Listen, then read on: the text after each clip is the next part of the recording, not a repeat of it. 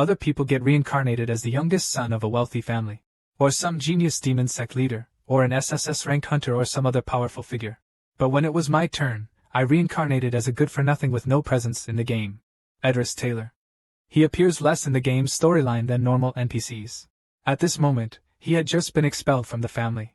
He was even kicked out of the school dormitory, and later would even be expelled from school, ending up on the streets as a beggar, though he hasn't been expelled from school yet. To prevent this from happening, he must change himself. The game's ending setting ensures that any student who graduates from Sylvania School is guaranteed a comfortable future. The first goal is to successfully graduate from this school. That way, I can live a life better than in my original world. For now, the most important thing is to solve my food, clothing, and housing problems. Considering the reputation of the body's original owner, finding a job is impossible. I can't return to the dormitory I was kicked out of either. I can only temporarily stay in this forest. There are just over 10 days left before school starts.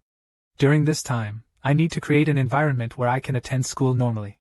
Ed slashes down a few trees with wind blades. Luckily, I can use magic. After using it a few times, I was exhausted, starving, and had to stew some tree bark. Chewing on it, I washed it down with some thin water. And so I endured until the third day. Due to prolonged hunger, Ed's face looked like a zombie's. He starved for a day, then had diarrhea for 2.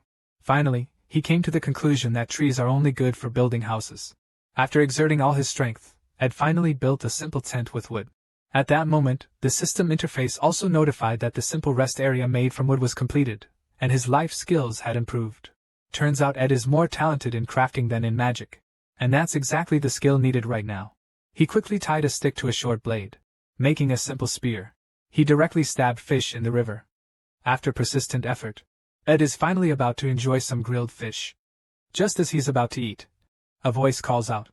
Lately, he's been so focused on surviving that he forgot something important.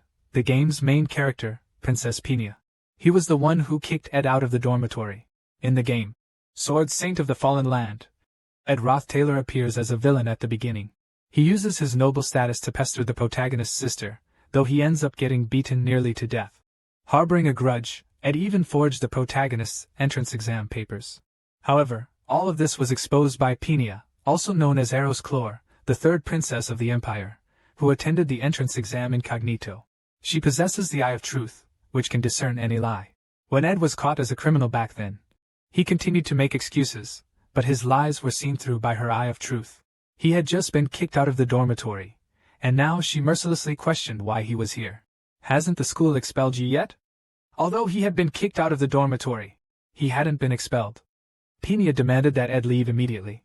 She would also request the principal to expel Ed. Because of Ed's actions, he nearly ruined another student's future. Although Ed wanted to argue back, he was already starving. However, this woman named Pina really had the power to get him expelled. In moments like this, he needed to stay calm. Ed immediately put on a different face. Being a noble princess, yet you come alone to this desolate forest. Don't you think it's dangerous? Are you planning to harm me? Ed stepped back immediately toward the princess. I have no intention of harming you. In fact, I want to thank you. Princess Pina was very surprised, because after activating the Eye of Truth, she didn't detect Ed lying. Of course, Ed wasn't lying. Ed's family, the Rosteler family, is one of the most powerful and wealthy families in this country. But they constantly abuse their power, exploiting people and even conducting all kinds of insane experiments on civilians. As a result, the entire family was overthrown, and all family members were either eliminated or imprisoned. However, Ed was exiled from the family, which is why now he doesn't need to lie to convince people. If Pina gets expelled from school, then the game would be over, starting from the point where they met Saint. The only reason Pina came here is because he has to complete the class division exam. Professor Klast's class division exam involves finding magical orbs hidden throughout the forest. It's rumored that his exam is extremely difficult. Naturally, the genius Princess Pina would want to enter Class A, wouldn't she? Are you just saying nice things? But without my help, you definitely wouldn't have gotten into Class A. Of course, if I'm lying, you can always expel me. Ed told him to go to the lake in the southeast of the forest, where there's a small island, right under the tree on the island. The gift I gave you. The princess looked at the magic orb in her hand. Ed Ross Tyler from 3 days ago was definitely a liar. Completely different from the Ed Ross Tyler just now. The professor asked everyone to take out their magic orbs. Found ordinary magic beads. Everyone has been assigned to Class A, while those who find beads with small magical power are also placed into Class A. So far, only 3 people have found beads with lesser magical power. They are Ziggs, Milo, and the one who found the rarest magic bead is Princess Peenia. Ed used a rough fish hook along with a tree branch to make a fishing rod again. He began fishing. During this time, Ed recalled Princess Peenia. Since childhood, she had seen through various layers of deceit. As a result, her observation skills were enhanced. Ed didn't have any other option but to give her true information, though that might lead to more chaotic events. The proud Princess Peenia will become a benevolent empress in the future. But that happened after he was assigned to Class F. It's part of the game plot that happens if he's assigned to Class F to temper his character. Without that, would there still be a merciful queen in the future? Although he doesn't have to drop out for now, all the main plot information in the game has become useless. At this moment, Ed still doesn't know that Princess Peenia has her eyes completely on him. A man who loves playing games is unexpectedly transported into the role of the tragic villain from a game. He wants to live a low-key, ordinary life. But he's caught the attention of the princess, and even the school's genius beauty is entangled with him. Even the strongest girl in the game world has to fight him for the bed. Today is the opening ceremony at Sylvania School. On the first day of school, he almost got expelled. It turned out he was called in for a meeting with the principal. Luckily, the yellow-haired girl, Peenia, didn't speak ill of him. As long as he doesn't deviate from the original game storyline, he'll do just fine. To fill his stomach, Ed had no choice but to hunt in the forest. At this moment, a girl was reading a book under a tree. She was none other than the top second-year genius elf, Yenika. Paloff was trying to avoid Ed, but Yenika took the initiative to approach him. After a brief self-introduction, Yenika mentioned that she often heard Meliorda talk about Ed doing all sorts of things in the forest. Meliorda is the guardian of this forest. In fact, Ed did cut down quite a few trees and also hunted several small animals. Faced with Yenika's approach, Ed blushed a little and, absent-mindedly, made a snarky remark. "That wolf is surprisingly soft-hearted," he said. Yenika then spread her hands, showing Ed the spirit she had just contracted with. If Ed wanted to get along well with Yenika, all he needed to do was cooperate. But Ed bluntly stated that he couldn't see spirits. "I still have to go hunting." He turned around and left, as the plot must not deviate from the original work. Only then could he get information in advance. In the original story, Yenika Pelev is a key character with significant plot importance. She is also someone one absolutely should not approach. After Ed left, Yenika spoke to the spirit behind her. "Marilda, just as you said, he truly is a strange person. He says he can't see you, yet knows exactly what you look like. I was clearly so kind to him. He still tries to brush it off, but now he must slowly get to know him. Ed lives in a forest far from the school. He has to leave at dawn every day just to make it to school on time, and the daily commute has surprisingly improved Ed's abilities to earn a scholarship. Ed is studying hard. After school, he returns to the forest to do laundry and cook, leaving him with only 4 hours of sleep a day. But what frustrates him even more is that Yenika follows him around every day.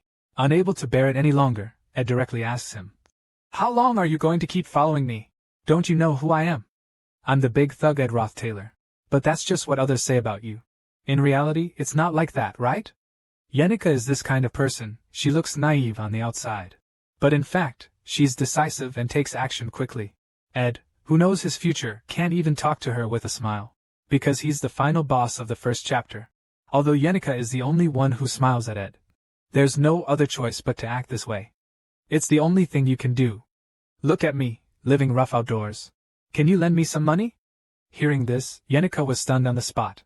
Although Yenika is excellent enough to win a scholarship every year, she is so poor that if she doesn't get the scholarship, she won't be able to pay her tuition. Shocked, Yenika apologized on the spot and left. 3 days passed like this. Although Ed felt uncomfortable to stay true to the original plot, when Ed returned to her simple tent after hunting that day, he saw someone even more important than Yenika. A character with more plot significance, Lucy Merrill, the strongest and sword saint of the Fallen Land. Ed completely doesn't understand why he's sleeping here.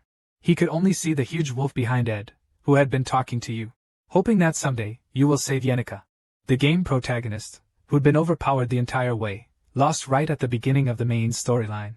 And the reason turned out to be a piece of meat. Princess Peenia, who should have entered Class F, ended up in Class A2. Yenika, the villain boss, was so endearing. This completely deviated from the game's original storyline. Just now, Lucy Melia pointed out that a giant wolf was speaking to Ed from behind.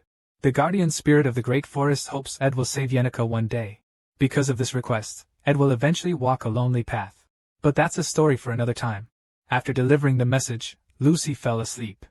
For 2 days straight, he used 5 or 6 advanced spells. He flew to Ed's tent to sleep. I have to admit, he's a genius.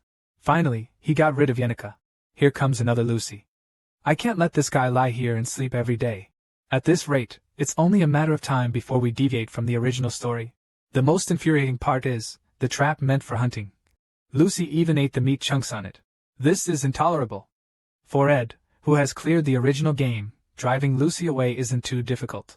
At this moment, Ed suddenly changes tone and says, "By the way, on my way back just now, a maid was looking for you." Upon hearing that, Lucy immediately loses her appetite for the meat. She freezes on the spot and, turning into a streak of light, runs away. Lucy, in order to avoid the maid who took care of him like a mother, hid every day. Ed originally intended to continue his leisurely life every day, until the day of the joint combat training arrived. The joint combat training is essentially a one-on-one simulation exercise. In order to avoid casualties, everyone must use non-lethal weapons. Even powerful large-scale magic and potions are prohibited. The participants of this joint battle include many key characters, such as the compassionate Princess Peenia, the Golden Daughter Lothar, the Grass Spear Jigs, and the Elven Warlock Yenica, Lazy Lucy, Gloomy Cleavels, and most importantly, the main character of the game, the Fallen Sword Saint Tay. But for someone like Ted who knows the outcome, he couldn't care less who wins or loses. After all, the winners are usually the freshmen. Except for one person, the second-year Elven Warlock Yenica. Ed didn't expect it, he was asked for a loan. And they still needed more people. Once again, he greeted Ed. The match schedule was out. "Aren't you interested?" "Not at all." Ed said this as he averted his gaze. "Don't you want to know your opponent?" Hearing this, Ed looked shocked. In the original game, Ed had already been expelled from school by this time. But he couldn't help picking up the list to take a look. God, his opponent was actually Princess Peenia. At this moment, the broadcast announced, "Terry McCloy and Lucy Merrill, get ready to come on stage." Finally, it was Terry's turn. He had to witness it properly. This was the protagonist's first victory. After all, when playing as a gamer, controlling Terry's body, he went from a tragic ending in the game to the true ending. None of the numerous world lines were easy to conquer. Ed silently cheered for Terry in his heart. At this moment, the broadcast sounded again, asking Lucy Merrill to come to the stage quickly. Upon hearing this, Ed immediately headed backstage. He found Lucy, who was slacking off. After all, this was about the protagonist's first victory with a sword. He couldn't let the battle end like this. Lucy asked if there was any more of that meat from earlier. She was hungry. Ed urged Lucy to go fight first. Everything else is negotiable. In the game of Sword Saint Terry, is the protagonist born with the fate of a sword saint. The first time Terry grips a sword, during the duel with Lucy, she cuts through Lucy's magic. Facing Terry up close, Lucy is so scared that she uses the ultimate magic, Lorelei. Terry, although being pushed down, still doesn't fall. Using ultimate magic was a violation, which led to Lucy being disqualified. Terry becomes the first person to defeat Lucy Merrill. This is one of the iconic scenes in the game. Lucy yawns and enters the stage. The match is officially announced to begin. Terry, with fists raised, charges at Lucy. Lucy simply raises her hand, casting a simple spell. Terry is directly knocked into the wall by the spell. At this point, everyone thinks the match is already over. Terry McCloy's life has been filled with endless hardships. A dropout from a farming family, he never received a good evaluation in school. No one ever acknowledged his abilities, and now everyone believes this match is already decided. Only Ed believed that Terry could win. He gripped his sword and charged at Lucy again. But Lucy didn't follow the game's storyline and use electric magic. A wind dragon soared into the sky, like a tornado sweeping across the arena. This wind magic sent Terry flying 3 stories high. Ed was too shocked to speak. This completely deviated from the game's plot. Lucy Merrill won amidst the cheering crowd. Did Terry really lose like this? Lucy Merrill, the strongest in the world. Despite being protected by the wind spirit, just a gust of wind blew the original protagonist, Terry, sending him flying 3 stories high. He suffered a crushing defeat. Ed ignored Lucy, who was asking for meat pieces, because the wind spirit had made a pact with the strongest Lucy, already the strongest in the world, and now with the support of a high-level spirit. There was no interaction between them in the original work. Their interaction started from Ed's tent. At this moment, the broadcast announced the names for the next duel, Ed Ross Taylor vs. Peenia. Arrow's Crower, in his hurry to find Terry, didn't even hear Princess Peenia's words. He must help Terry regain his confidence. He feels responsible because it was all his fault. It might all be meaningless, but it's better than doing nothing. Terry McCloy, this school will throw many trials your way. This time you did well. It's just that your opponent was too strong. Terry Ney is someone chosen by the gods. You can't give up here. If the protagonist of the game falls into despair, then it's always the side characters like me who suffer in the end. The classmates watching the match all think Ed is just a thug who uses his noble status to bully commoners, mocking Terry even at a time like this. Emperor Clore was the first to discover that Peenia possessed the true eye. An eye that could discern lies and schemes, having witnessed countless intrigues in the palace. She saw through their filthy hearts. Yet she had to pretend not to know. This was the noble and compassionate Princess Peenia.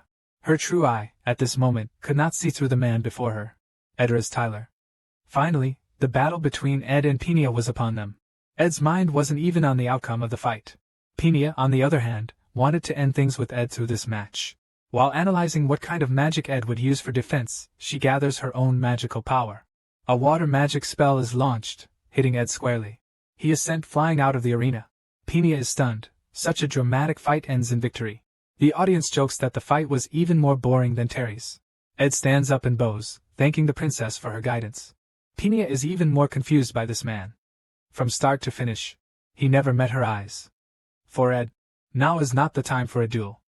Meeting Peenia requires caution, fearing it might interfere with the original plot. In fact, it's more than just interference. The world line has already changed. After the match, Ed rushed to find Terry. Princess Peenia, gasping for breath, found Ed. She questioned Ed about what was really going on. If this is about a duel, thank you for your guidance? Screw your guidance. Do you look down on me, just wanting to leave the duel quickly? I'm busy cramming my studies every day and also trying to prevent cunning merchants from taking over the school. Professor Chrysler is still throwing a tantrum. And the servants keep nagging about manners. Who do you think you are? My head is all tangled up. Ed didn't expect that Peenia had built up so much pressure. Ed put his hands on Peenia's shoulders. He softly told Peenia to take deep breaths to calm down. As Peenia calmed down, she blushed and covered her face, asking Ed to forget what she had just said. She really wanted to run off and find Terry. Seeing Peenia in this state again, Peenia calmly admits that she has a bad habit. Even though she could directly ask, she constantly guesses the other person's thoughts, possibly from watching too much scheming and intrigue.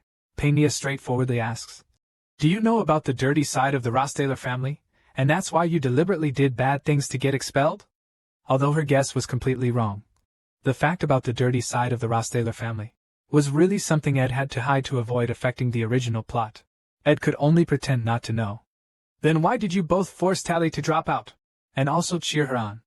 The question was too sharp, so Ed could only avert his gaze, vaguely saying he wanted to improve everyone's impression of him. Peenia asked Ed to look into her eyes and answer. In the end, though, she saw through him with her eye of truth. Ed kept insisting it was true, but there was no evidence. The two wouldn't back down, arguing endlessly. Neither could convince the other. In the end, Peenia noticed Ed's gaze constantly shifting to the door, so she let him go. Looking at Princess Peenia, whose head was about to explode from all the matters at hand, Ed reminded her that this wasn't the palace, but the Sivenia Academy. Even she could relax a bit sometimes. At that moment, Princess Peenia, who had seen through countless people, was seen through by someone else for the first time. Although too much time had been wasted, she still found herself wanting to comfort Terry very much. Not knowing how to start, at this moment, the original heroine Triss stood in front of Terry. Although there were tears in her eyes and she looked timid, she still spoke up, asking Ed not to bully Terry. Seeing this, Terry stood up again. At this moment, he was even more surprised that Ed hadn't been expelled, directly protecting Aira behind him. No matter how strong the opponent is, it won't shake his resolve to fight. This is Terry McCroy, the protagonist. As long as the heroine is by his side, he will surely stand up again and again. Knowing that Ed had regained his confidence, he has no reason to stay here anymore, just leaving the main character and heroine a cool departing figure. A super-rich second generation known as the Golden Daughter actually has to pay to buy 2 hours of Ed's time. Ed doesn't want to interact with him because he's known as a rookie killer in the game. Just now, seeing Terry regain her confidence, Ed also breathed a sigh of relief. Even though everything he does seems unnecessary, Ed thinks he only needs to focus on surviving. Anyway, Terry will save the world. Leaving the protagonist completely dumbfounded, with the heroine complaining. What was that guy trying to act cool for? On the way back to the training grounds, Ed hears a rumble. A roaring noise echoes from ahead. Then a burst of flames shoots up into the sky. It's a battle between the Golden Daughter, Rotel, and the elf summoner, Yenica Pale Rover. A showdown of ice and fire. Both of them are using ultimate magic. Though the battle is different from the original story. But the ending is destined. The main characters, Terry and Ai. You have to take a good look. This is the first challenge you must face. The ultimate boss, Yenica Palev. At this moment, she is being praised by everyone in the crowd. In the entire second year, only Yenica defeated this year's freshman. She defended the honor of the second year. Yenica's gaze passed through the crowd and saw Rotel being carried on a stretcher. This made Yenica, who couldn't control her power, fall into self-blame. At this moment, someone in the crowd shouted, Yenica is our second year's pride. This incident planted a seed in Yenica's heart. For a while, we probably won't see her around the tent. As long as you get involved with the main characters of the original story, nothing good ever happens. That's what Ed thought. After the joint internship training ended, 2 weeks had passed smoothly. Without interference from the main characters, Ed focused all his energy on studying and survival. After making a fishing net, Ed's food and hunger problem was basically solved. With long-term survival training, Ed had already developed a perfect physique. A young girl was secretly peeking at him, covering her eyes. At that moment, Ed noticed the blushing Yenica and asked her why she came again. Yenica replied that it felt like a secret base here, and she really liked the feeling of adventure. Seeing the troubled look on his face, Ed had already guessed what the issue was. Yenica told Ed that she injured a classmate during their joint internship training. Of course, Ed, who had played the original game, knew. The other person had used an ultimate magic spell first, so she was forced to defend herself. This incident caused the kind-hearted Yenica prolonged inner torment. Ed wasn't sure how to respond to Yenica so as not to change the course of the original story. Offering advice from a third-party perspective, he said, "If you feel guilty, just go and apologize to him." At this moment, Yenica had a relieved expression on her face. Yenica's friends were all unconditionally biased towards her, supporting her, and persuading her that there was no need to apologize. The more they did this, the more uncomfortable Yenica felt. So, she turned to Ed, who wouldn't take sides. Though he seemed like a naive and sweet person, Yenica understood that last time when she borrowed money from him, Ed subtly told her not to get too close. This actually made Yenica feel more at ease. If only everyone in the world could be like you. A few days later, Ed was desperately escaping. Because something big had happened. Even though Fallen Sword Saint is a masterpiece, players who stick with it to the end often have bad experiences right from the start. For example, during the event, a female classmate downstairs was attacked, and thus discovered the fate of the Golden Daughter. She will directly arrange someone to assassinate the protagonist, Telly. In the death ending where monsters are defeated, the plot will not allow you to team up with the Golden Daughter. The female protagonist, Aira, will fall off a cliff. If Telly saves Aira, who fell off the cliff, it will interfere with the duel between the Golden Daughter and Yenica. In the end, they will burn to death. In the ending where Ed tries to run away from her all the way, he is eventually stopped by her. Official debut, one of the 4 great swordswomen, the only daughter of the super-rich Echhorn. Ratel Kehoan. Nickname: Golden Daughter. Old Senpai, I want to buy your 2 hours. As the opening boss of the game, Yenica Palov finally reveals his abilities. Knowing the dark side of this world, Yenica easily dismisses the rookie killer Ratel with a single line. Just now, Rotelcon said she wanted to buy aid. 2 hours left. Aid knows this girl named Rotel is an unplayable hidden heroine. Although she was initially seen as a villain, in reality, she's a troubled and lonely girl. Sooner or later, players will face a crossroads between choosing Penia or Rotel. Ed turned around and left right away. He didn't want to follow Router's lead. Entering the main plot, Router became even more persistent, pestering Ed. First, he praised Ed for still studying hard in such a tough environment. Of course, Ed wouldn't fall for something like that. Until he pulled out 3 gold coins. Straight to the point. "You're pretty close with Senior Yenica, right? If you introduce me to her as a friend, this is just a deposit." At the level of the Golden Daughter, can relationships really be bought with money? Knowing that Ed was short on money, Router grabbed him and stuffed the coins directly into his pocket. Ratel intuitively sensed that he would have a conflict with Princess Penia in the future. To seize control of the school, he preemptively used gold coins to find allies for himself.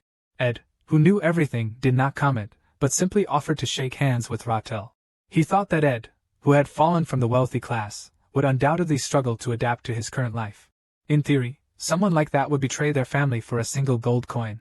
Even their pride, but theory and reality are different. Ed rejected the offer again. Just as the two shook hands, Ed returned the gold coin to Rattel. Then he turned and left. With that money, indeed, some of the pressure could have been alleviated. He couldn't even imagine what terrible things would happen if Yenica and the novice killer were put together. It's essential to avoid the possibility of disrupting the aid. Ed's attitude made Rotel even more intrigued. That same night, Ed's refusal didn't discourage Rotel, who decided to go directly to see Yenica. He deliberately wore a long dress, draped his hair, looking pitiful, even exposing the spot where Yenica had previously injured him. He also apologized for using ultimate magic during the joint training. He wanted to see how strong the second year's top student truly was. Yenica coldly inquired of Rotel. "How's your injury?" Rotel smiled and replied it would be better soon, no need to worry.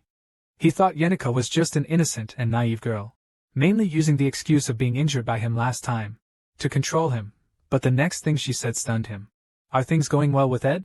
I usually try not to discuss others' privacy, but the spirits are so talkative.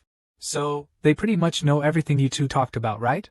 Although you weren't shy about spending coins just to befriend me. I'm really touched, but true friendship can't be bought with money, you know." He said he was busy with signing a contract with a high elf recently. So he left first. Rahel even reevaluated Yenica. She is definitely not the type to panic in situations. In the end, he didn't forget to apologize for injuring her badly last time, hoping sincerely for her quick recovery. Only Rahel remained, looking confused. In the dimly lit room, Yenica recalled what had just happened. It was really quite precarious, but it felt good to be relied upon. It truly was a great feeling. In the great forest, Ed had just hung his clothes out to dry and was preparing to lie down and rest. After a while, a maid carrying a basket arrived. It was the same maid who had driven him out of the dormitory. "Belmania," the maid said. "I often hear Yenica talk about her lover, but I didn't know she was living like this. At least there's been some change. That's a good thing too." Ed's gaze remained fixed on the maid's basket. The maids of Ophelis Hall were all elite maids, and the basket was filled with high-quality ingredients collected from the great forest. These were things not mentioned in the books. Recalling that Belmia had no impact on the plot, Ed thought he could get along with her. Then the maid Belmia introduced various edible things to him in detail. Fruits, mushrooms, herbs. In the meantime, Ed made a fishing net for farming. He also stored some grilled meat, so the food problem was completely solved. The proficiency of the two basic spells of the guild quickly reached level 10. Following the maid's method of making tea, Ed combined wind magic and fire magic to brew some herbal tea for himself. After finishing all this, Ed saw that the sun hadn't set and clearly felt his work efficiency had improved. Sipping his tea, he sighed about how much he liked this kind of life. At that moment, a meteor streaked across the sky. The more I looked, the stranger it seemed. It felt like it was getting closer and about to fall. With a loud bang, a cloud of dust suddenly rose. Even Ed was blown away by the massive impact. As he regained his senses, he realized something even more terrifying. What on earth was that? It had completely collapsed his tent. As the dust settled, a young girl appeared in front of him. It was none other than Lucy. Meryl has finally started the first chapter of the final mission, the Glaska Siege. This was caused by Yenica Fila's failed summoning of a dark elf, which led to the elves going berserk, and he was controlled by the spirits, becoming the boss of this chapter. Not long ago, Ed's house was smashed by Lucy, who fell from the sky. He kept muttering that he was going to die, and indeed he almost did. Ed knew full well that the person before him was the world's strongest mage. Lucy said she was nearly killed by the maid Belmea, even though she was just slacking off as usual. Recently, Belmea had suddenly become more sensitive, approaching her with a fist clenched tighter than usual. If hit, it would probably hurt a lot, so she teleported away immediately out of fear. Lucy then asked Ed if he had any more meat. Annoyed, Ed gave her a smack on the head. What kind of lavish life is this person even living? Lucy was hit, covering her head in pain. Ed didn't expect that there was no protective magic. At this moment, Lucy said her magic power was completely drained. Hearing that Lucy's magic was depleted, Ed felt like he could handle it now. This was to avenge his home, and it's for the gentle maid Belmire. Lucy's cries echoed through the forest. At this moment, in the library, Ed was looking up information to build a sturdier wooden house. A voice called out to him. Ed immediately apologized. "Sorry, I didn't realize it was already closing time." The voice politely responded. "It's okay. This is the first time I've seen someone study so diligently like a senior. I also want to be like them. The person in front of me is Elka Isa, a first-year student. He is the hereditary librarian." Elka's sparkling eyes hinted at Ed. quickly say his name. Ed turned his head and replied that he was Ed. Rose Taylor, having heard this, was shocked by Elka's reaction. His face changed, which was to be expected, as Ed's notorious reputation had not yet faded. Elka quickly composed himself and smiled. Not quite what the rumors said. He had finished reading them in just a few days. Books of elements he couldn't even understand. Rumor had it that Ed had a bad temper. It seems one can't believe everything. Elka also knew a few people like Ed. I'll cheer for you, Elka said as she was about to leave. At that moment, a sudden strong tremor occurred, causing both of them to lose their balance. The bookshelf, shaken by the tremor, toppled towards Elka. At the same time, a loud roar shook the ground. The final mission, the Battle of Glaska, began. Terry and his group met at the Student Council's temporary base. Just 2 hours ago, an unexpected disaster occurred. The heroine, Aira, mentioned she had read about it in a magic book. It was a summoning circle for the most powerful dark spirit, Graken. Princess Pena spoke again, saying that only one person, with the strongest spirit-sensing abilities, could summon the most powerful spirit, Graken. And you will become everyone's enemy. He is precisely the culprit behind the Dark Elf's rampage. Second-year top student, Yenika Pailroff.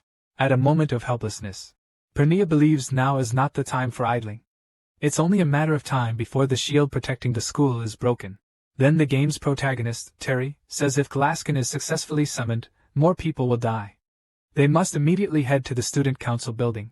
The captain of the Royal Guard believes the situation outside must have already been discovered, and the Royal Guards and teachers will intervene shortly.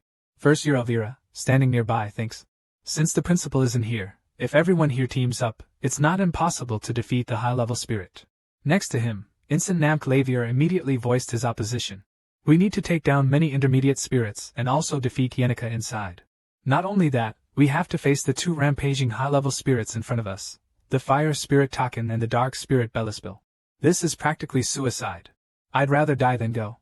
Lauder questioned, even for a second-year top student, it's impossible to summon so many spirits, not to mention summoning Graska. The protagonist, Aira, explained that most of the power comes from the dark spirit Bellispil, and Yenika is just the medium that made them appear. The dark spirits, the natural enemies of spirit summoners, are too powerful. They are uncontrollable, and they can even manipulate the spirit summoners. This is also part of spirit history, the reason for keeping one's heart pure. We still don't know how Lowspill managed to control Yenika, who knows more about spirits than anyone else. At this moment Giggs spoke up. That doesn't matter right now. What's more important is our next course of action. Only one person can make this decision, and that is Princess Penia. Looking at the deadlock situation, everyone was waiting for her to decide. The thought crossed her mind. If I could occasionally let that man relax, how nice that would be. Penia immediately ordered his guards, and the top students from each grade along with Class A students who were strong enough would resolve the issue with Yenika. The others should stay prepared. So she had to bear the responsibility alone. At this moment, a student arrived at the Ophilis Hall and the potion storage, both deciding to shut the doors and wait for rescue. So they can't reunite with them. Huang, clutching her head, said that if there were no other students, only a few of them could act. At this moment, a student who had just left the library mentioned the librarian Elka and a second-year student. Hearing the librarian call for Elka, Giggs anxiously sought him out for details. He believed that the fragile Elka couldn't possibly protect himself. After confirming the situation, Giggs decided to go rescue Elka alone. Princess Penia and Rotel stopped Giggs, telling him to stay calm. Isn't there a second-year student with Elka? Why don't we trust him for now? Just then, a student from the library suddenly started stammering. Giggs grabbed him and shook him furiously. When pressured about what he was hiding, under Giggs' intimidation, he admitted that the person was Eder Ross Taylor. Everyone was shocked to hear that Arka was trapped with that scoundrel. Their faces turned pale, and Giggs became more determined to rescue Arka. Princess Penia stopped Giggs again, asking him to trust Eder. Everyone thought trusting that person was impossible. Even Penia fell silent. Giggs seized the opportunity and dashed out. An enraged Giggs shouted, if anyone dares to harm a single hair on Arka's head. He was beaten to a pulp. Ed finally decided to get involved in the main storyline. He found Princess Pena and the others, and proactively asked to lead a team.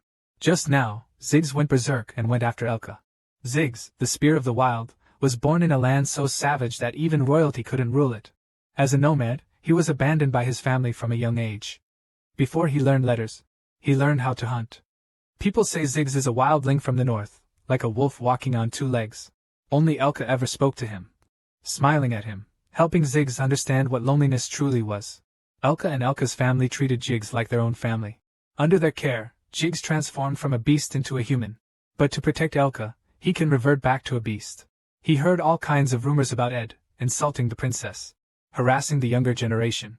He must protect Elka. Jiggs found the injured Ed outside the library. He directly questioned him about Elka's whereabouts. From Ed's mouth, Jiggs learned that Elka was in the third library. He rushed and found that Elka was safe. Feeling relieved, he noticed a bookshelf nearby that even adults couldn't lift. It was surrounding Elka, and even the curtains were tightly closed. This was clearly to block the view of the rampaging spirits. Jiggs also found writing on the wall left for Elka. It told him not to panic when he woke up, to ensure his own safety, and that everything would be over by dawn. He also found bloodstains on the ground, which clearly weren't Elka's. It was Ed, who was covered in injuries while protecting Elka. Ross Taylor. Ed also felt fortunate. Due to the ground shaking, when the entire bookshelf fell on Elka.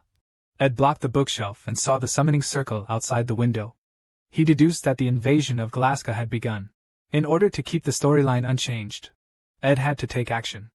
First, he used the bookshelf to block the entrance to prevent the rampaging spirits from entering. What made Yenneker special was that she had a strong understanding of spirits, and an acute sense of them. Being able to see spirits was a talent in itself. For those who couldn't see spirits, improving their spirit affinity was impossible. At this moment, the physical spirit summoned by Yenneker charged in. Ed had no intention of letting this chance go by. After unleashing a barrage of attacks during the experience boost, his fire elemental magic reached level 12. His elven magic also increased to level 7. Once elven magic exceeds level 15, he could make a contract with the elves. If he keeps pushing this hard, he might just change the storyline. Giggs, who had snuck out behind Alka, noticed Ed and asked what he was doing here. Ed looked confused. Was the fact he was covered in injuries making the other person feel sympathy? Giggs said he had come to understand Ed a little more. Because this is just the kind of person you are. He bowed to Ed and expressed his thanks, saying that he owed Ed a favor. Ed also recalled the setting that Alka was Ziggs' lover. Since the game's launch, Ziggs has always played the main character in the game, Terry's friend role. Ed asked Ziggs if he had abandoned the student council to come here. Now that Alka's safety is confirmed, hurry up and do what you need to do. Just help Terry a bit, follow what she says. Everything will be resolved. That Terry McCloy? You're giving him too much credit. Ziggs said he's never even spoken to Teddy. Ed explained it's not overestimating him. It's a matter of symbolism. Only that guy can break through the advanced fire spirit Kaka's defense.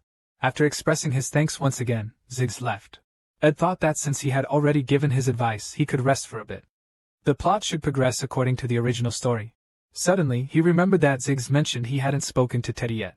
According to the original story, the two of them fought in a duel, where Terry learned elemental/magic and earned Ziggs' recognition. The two became friends, but this might have been caused by the fact that the battle in Loscan happened a month earlier than in the original story. In other words, Ziggs and Terry are not friends yet, and Terry hasn't learned elemental/magic. That means the current expedition team has no one who can break Taken's defense. The plot has already fallen apart. At the student council base, Jiggs apologized to everyone, saying that he would definitely atone for it. The princess spoke. The first time the expedition entered Yenneker's room, they failed, even with you there. It would have ended in defeat anyway. The injured royal guard captain said, "You go ahead, I'll catch up later." He once again requested the princess to retract the order to mobilize the public. The princess refused again. Although they successfully retreated this time, they lost Claire's strength. The princess asked the group if there was a way to take him down first. The group said they didn't have time to defeat Taka, and the summoning ritual was about to be completed. At that moment, someone appeared in front of everyone. The female lead, Era, immediately stood in front of Teddy. Even the princess was surprised by her appearance. Although this was the situation she wanted to avoid the most, it was unavoidable. She was none other than Edro Styler. She proposed splitting the expedition team into two groups, with her leading one. Edo was now about to intervene in the game's plot. Facing an unbeatable high-level elf, this man actually threw a cute girl at him. After she broke through the defense, he even wanted to finish off the weakened enemy. He even took the last blow. Just now, Edro proposed splitting the expedition team into two groups. Everyone was shocked by this proposal. The Grim Clavel interrupted Ed. Jig stopped the Grim Man. He let Ed continue, saying that to deal with Yenneker, they had to bypass the fire spirit Taken. Everyone had just tried, but no one could break through Taken's defense. So, one team needed to distract the fire spirit Taken, while another dealt with Yenneker. Rotter raised an objection, saying that the fire spirit was completely different from their combat training. If the group handling Taken failed, they would be facing 2 high-level spirits at once. This is too risky, Ed explained. And there's no use in subduing Yenika Taken.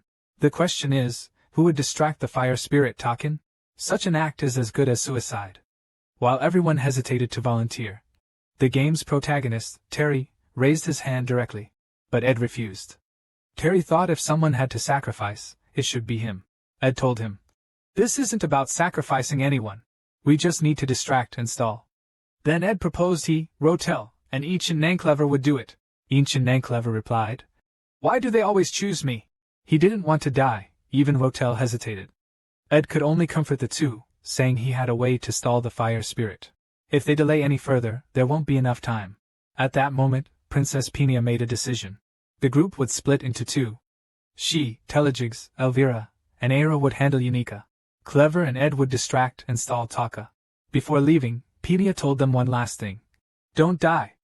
The room where the fire spirit Taka was located. Ed told the two, as long as they followed his instructions, everything would go smoothly. They believe in him, everyone is sure to win. The 3 of them charged at the fire spirit Taken. In the final moment, Ed encouraged Claviel, telling him not to worry about the gloomy guy. Although Claviel is timid, he's still the top first-year student. As long as he believes in Taken, everything will be fine. It shouldn't be too hard, although they were tricked once by Princess Peenia before. Now, he's no longer fighting alone. He has his companions with him. Thinking of this gave Claviel the courage. At that moment, fire spirit Taken breathed a blast towards him. Claviel turned his head, anxiously asking how they should attract its attention. He realized that his 2 teammates had fled, leaving him alone to face the fire spirit Tarkan, utterly bewildered. At that moment, the fire spirit Tarkan appeared warmly behind him. The only thing he heard was a massive roar from Tarkan. Claviel was so terrified that he ran off at full speed, all the while shouting in anger at them. And cursing the world as well. Rotel once again questioned Ed's plan. If it's just a matter of sacrifice, Claviel's behavior was unethical. Ed explained that guy was the top of the first years, tough and durable. "Don't worry," Ed reassured Rotel. "To ensure the princess and the others can pass through the room smoothly, we must deal with Yenika. He still needs to land the final blow on the fire spirit Taken." After hearing the plan, Rotel felt that Ed was quite different from the rumors. At this moment, the gloomy man, Clavier, was dodging all of Taken's attacks with agile movements. Outside the room, Rotel had already charged up an ultimate spell. He blasted a large hole in the room where the fire spirit Taken was. The princess and the others were speechless at the sight. Rotel urged the princess and the others to hurry inside. He thought Ed must have seen him using the ultimate spell during the previous training battle against Yenika. That's why he was responsible for blasting open the entrance. Edris Taylor truly is an interesting person. At this moment, the fire spirit Taken, chasing the gloomy Clavel, also rushed out. He was still shouting that he wouldn't let Ed and Rotel get away. He wanted to kill them. Then Rotel began charging up another ultimate spell. Clavel saw his teammate and apologized while running. He cried out for help, saying that normal attacks could hardly break through Taken's defenses. But with immense power, you could forcefully break through him. Rotel through the previously charged ice wall. But the fire spirit Taken shattered it with a single blow. At this moment, Ed has found the sleeping Lucy. Since his tent was destroyed by Lucy, Ed can only sleep on the dorm roof. According to the game settings, Lucy shouldn't appear at the expedition station. Ed wakes Lucy, saying, "How can you sleep at a time like this?" Maid Belmea has been on edge due to the rampage of the elf summoner Yenika. She's been chasing Lucy every day, so Lucy has been sleeping in a state of magical exhaustion recently. Smelling the aroma, Lucy's eyes immediately open. It turns out to be the meat Ed prepared. Ed stuffed all the meat chunks into Lucy's mouth. He grabbed Lucy by the back, preparing to throw her. Poor Lucy still had no idea what she was about to face. Ed's target, of course, was the fiery elemental Taken.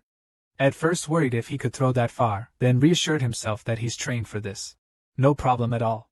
Lucy flew through the air with meat chunks in her mouth. Just as the fiery elemental Taken was about to attack Rotel and Clavier, Lucy, flying through the air, cried out with tears. "This is too much. Way too much." This was the moment that decided victory. Lucy, who was thrown into the fray, cast a high-level lightning magic spell, Heaven's Punishment. A purple lightning bolt descended from the sky, lighting up the night. Lothar, affected by the lightning, immediately cast a barrier spell. Even Ed was almost blown away by the explosion from the lightning spell. The reason why the high-level fire spirit Taken is so powerful is because of its thick hide, but now, it has been pierced by the high-level magic spell, Heaven's Punishment. Now, any attack can deal fatal damage to it. Ed doesn't want to miss this opportunity to gain experience, so he charged at the high-level fire spirit Taken with all his might, aiming to land the final blow. The previously unremarkable playboy actually managed to defeat the high-level fire spirit, Kaka. They also found the final unstable factor. The game's protagonist, Terry, successfully awakened as a sword saint. He defeated Losber and Graska. Yenika's mother was proud of him since childhood. Being friends with him was also an honor for his classmates. The teachers believed Yenika was the hope of the second year. Unable to bear everyone's expectations, Yenika was controlled by the dark elf Graska. Princess Peenia and Terry successfully made it to Yenika's room. The controlled Yenika tried to force a smile but couldn't. At this moment, she had been completely controlled by the dark elf Glaston. Yenika could barely move her hand. The dark elf Glaskin suddenly erupted with powerful energy. Terry stood at the front, not backing down. Ed was racing against time, trying to land the final blow on Taken, as the mission would end when the sun rose. Meanwhile, gloomy South Clavier was still being chased by the fire spirit Taken.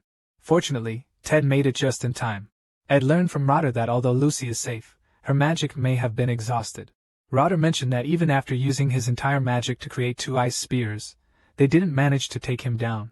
Lucy actually created a barrier to form a protective shield and was rolling around asleep inside. Ed told Rotter that the only way to defeat Taken was to sever his head, but Rotter thought it was impossible. He suggested sending Claver instead. At that moment, Claver was still running for his life. That was even less possible. Ed bet his life on Rotter, asking him to create an opportunity to take down Taken. Even Rotter thought Ed was risking his life on him. This is a high-stakes gamble. Ed said this is not a gamble. This is an investment. Rotter smiled because investment is what he does best. Rather than being controlled by Peenia, Rotter preferred to follow Ed's lead. Rotter thought that since Ed had staked his life, he should also bet his life on Ed. Ed charged toward the fire sprite Taken. At this moment, the fire elemental is already at its limit. But it still spews flames. Still as fierce as ever. At this moment, Ed just wants to close the distance with the fire elemental. Ed also conjured a fake magic attack. At this moment, a giant arm fell down. It almost hit Clavel, who trembled in fear. Ed immediately recognized it as the right arm of the dark elf Graken. This meant Teddy and his party were in a final battle against Graken. Though the timing wasn't ideal, everyone's attention was focused elsewhere. But they had no choice but to brace themselves and charge forward. At the same time, a huge ice spike was sent flying towards the fire elf Taken. This was Rotel's support. Rotel's timing was absolutely perfect. Of course, it's the same for Ed. He has already rushed directly below the fire spirit Taken. He has performed this charged blade strike thousands of times.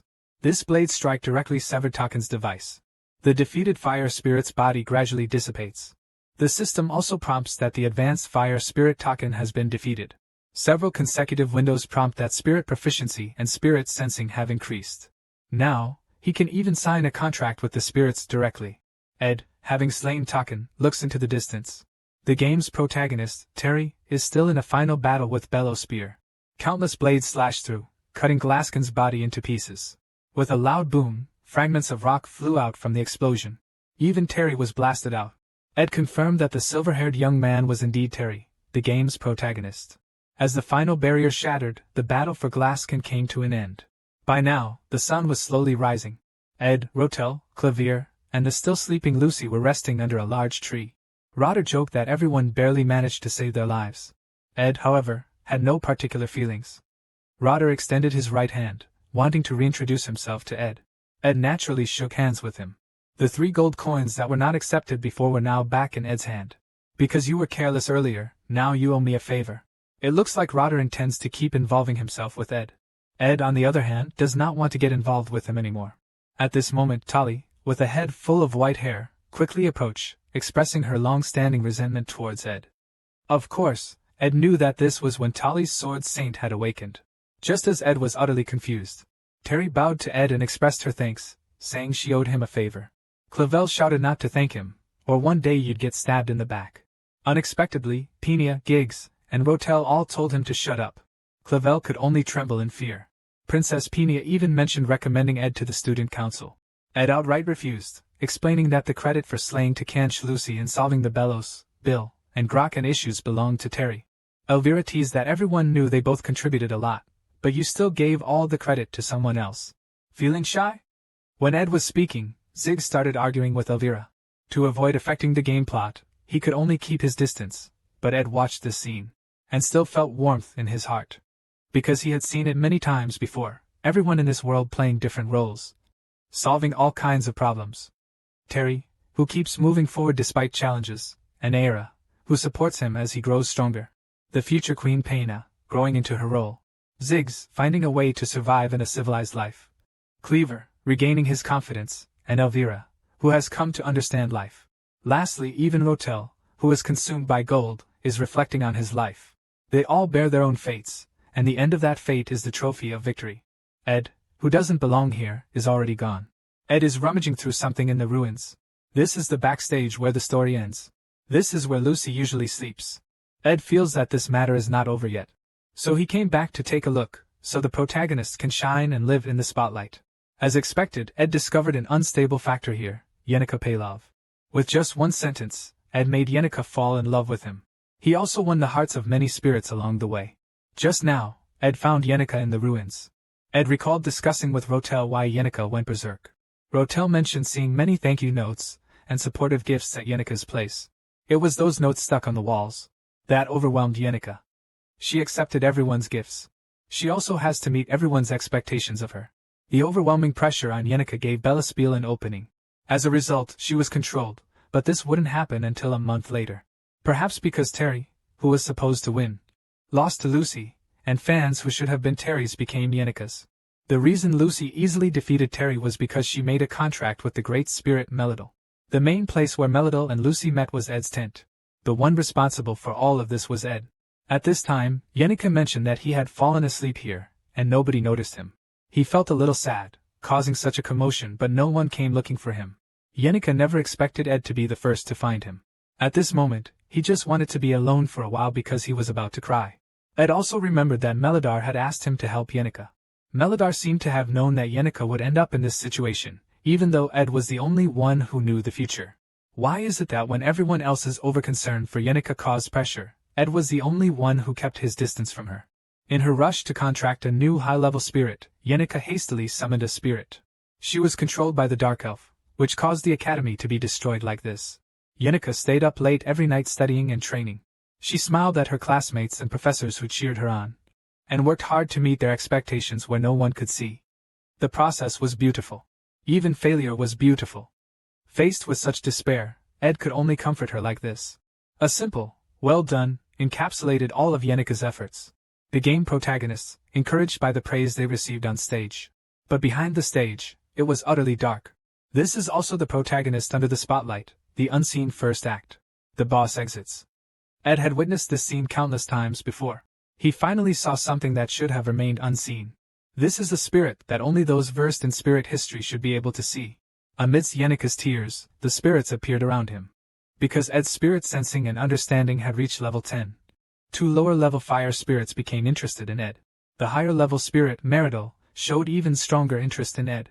10 days later at the academy, Yenica, who was on trial, admitted to all charges, and expressed willingness to accept any punishment. However, the professors and friends all stood by Yenica. During the second trial, Peenia also announced that she wouldn't pursue charges for Yenica's harm to the royal family, and proved that she was controlled by dark elves. It wasn't something she did intentionally. Rotel compensated for all damages and offered to fund the restoration of the academy for free. Of course, Rotel also proposed that his family's trading company would sell educational supplies at the academy, with the tax rate halved. In the end, Yenica was stripped of her position as second-year chief.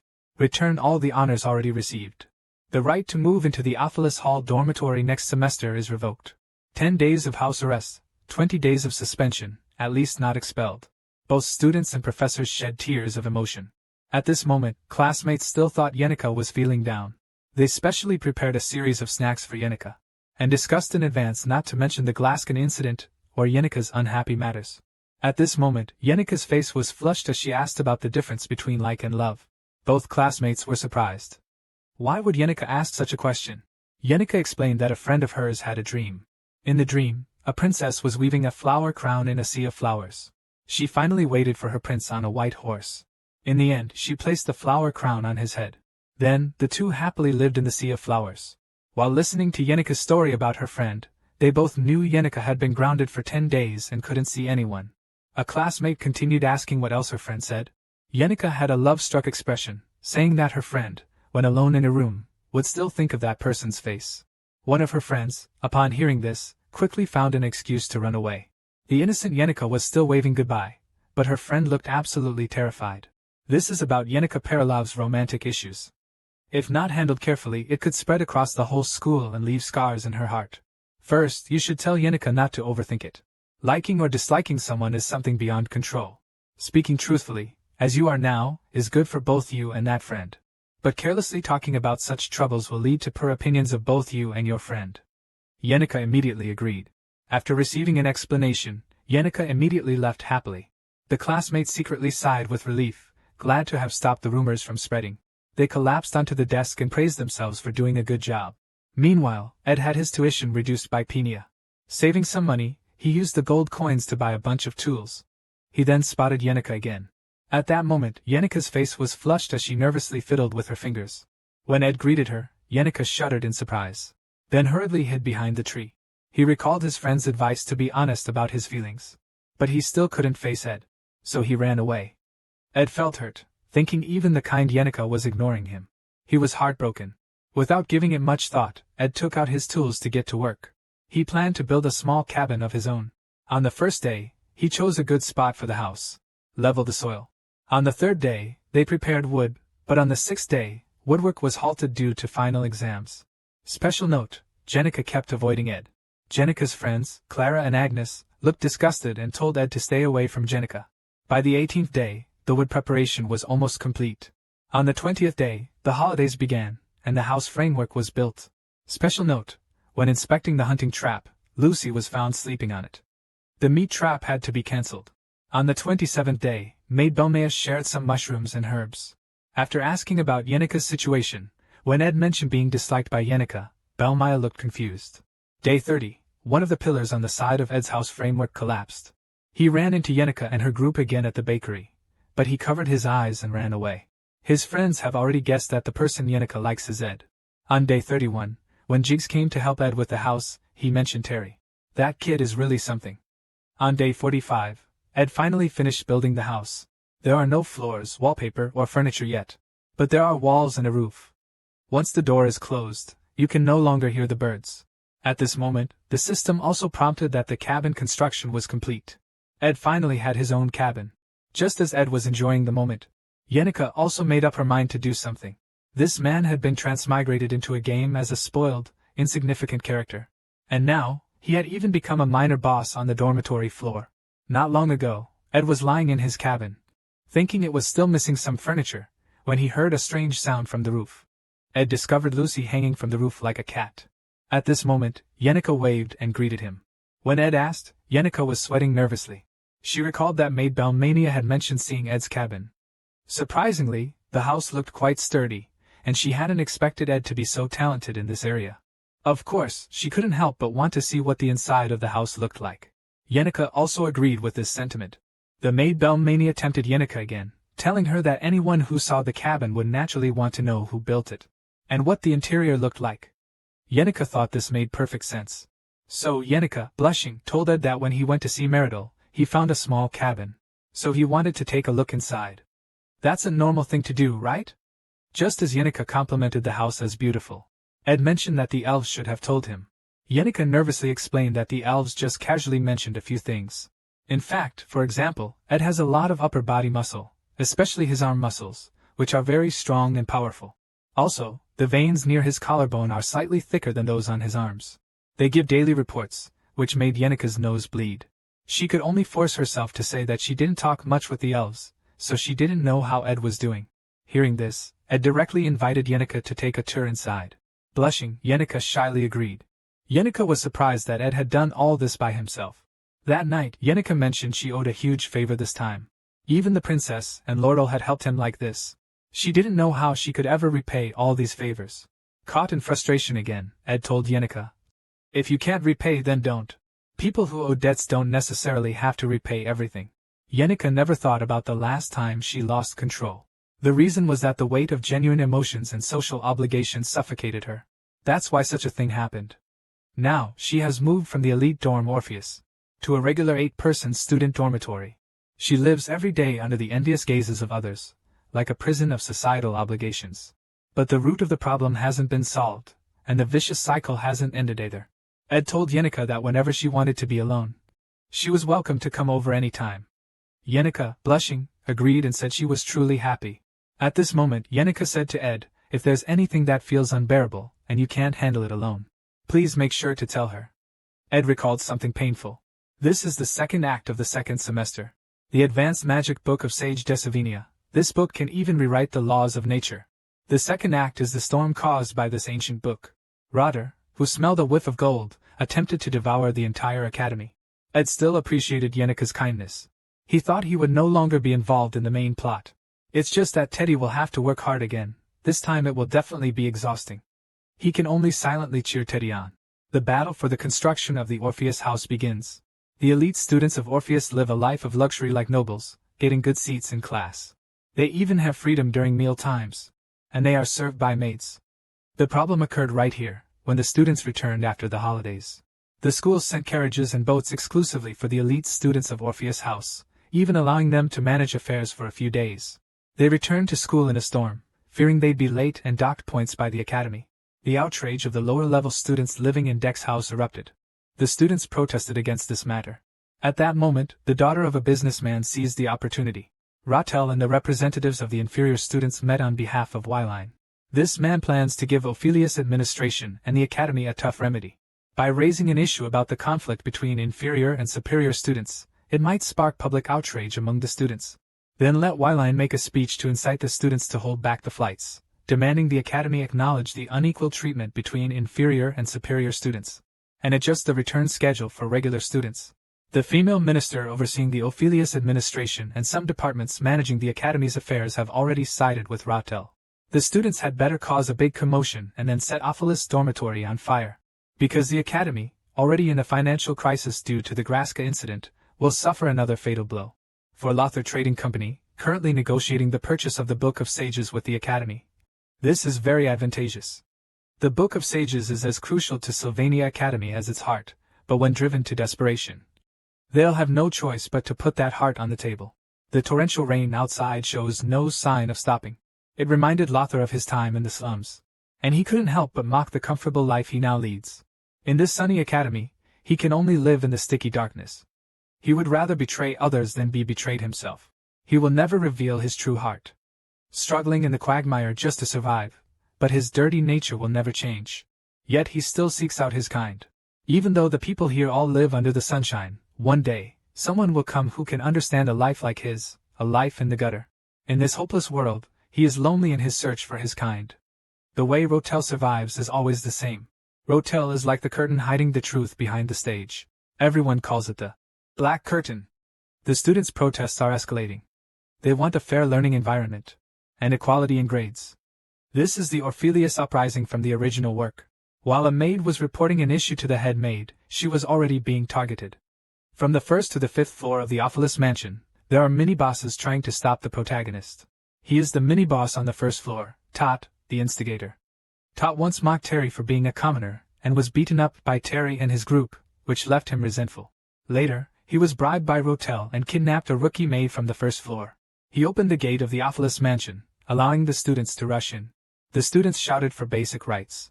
After passing through the 1st floor, they blocked the protagonist and his group from entering the Ophelis mansion.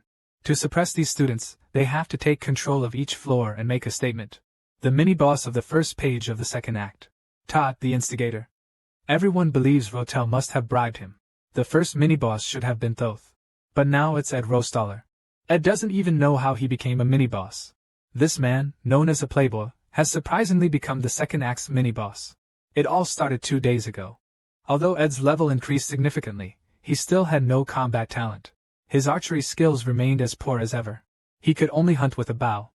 After word spread that Ed was living in the forest, people started coming frequently. Some strange people, like the maid Belmea, or Jigs the Grass Spear. Even royal guards came. Among them were 3 particular people. The guest is the genius magician Lucy. He doesn't have a fixed visiting time, and asked Ed to make him a back door. Ed just threw him out.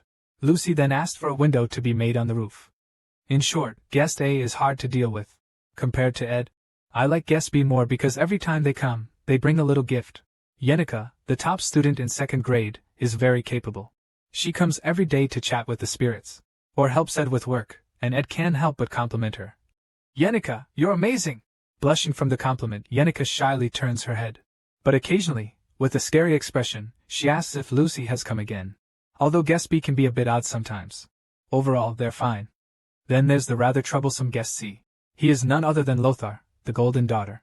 As the boss of the 2nd act, he is trying to incite the rebellion at the Orpheus Pipe.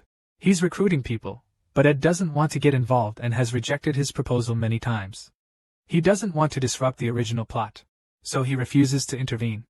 Lothar mentions that Toad has fallen, so he has no choice but to ask Ed for help. Ed is shocked that things aren't going according to the original story. He hurriedly asks Lothar what's going on. How did Toad fall? The reason is that Toad believed that Terry, born of Earth, could never defeat Glasgown. According to the original plot, Terry just needed to beat Toad up, and that was it. Toad followed the storyline and said that Terry was even worse than Ed. Like a lowly worm, he was severely injured by someone with a single punch. And that person was Jiggs.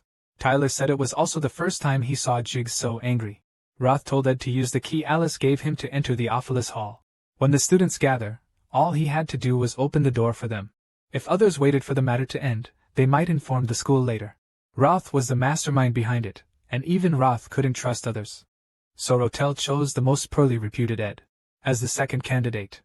Rotel asked Ed, "Weren't you kicked out by Ophilus? Don't you want some revenge?" Although Ed didn't want to, in order to follow the original story, he had to help Rotel.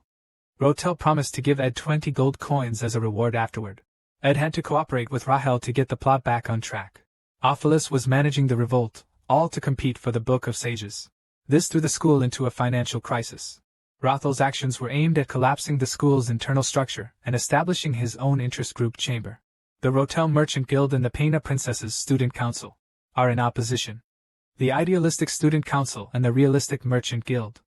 More importantly, the faction chosen by Teddy will ultimately win. Ed just needs to sit back and observe which faction wins, then follow that faction. At that moment, Yenica rushed over, soaked in the rain. Yenica mentioned she was moving out of the Ophilus Hall. Dex Hall was much smaller than expected, so she had to throw some things away. She asked Ed if he needed anything, like a blanket, an electric clock or lamp. Besides that, there are various living items, many consumables. It would be a waste to throw them away, and it's troublesome to dispose of them. But the furniture belongs to Ophilus Hall. It can't be taken out. Ed watched the smiling Yenica. Of course, he didn't refuse. Yenica happily said that she would move her things when the new semester started. At this moment, Yenica mentioned Lucy again. Isn't Lucy like this often? Lucy's extraordinary strength is not without a price. Using laziness as an excuse, she finally got the life that belongs to her.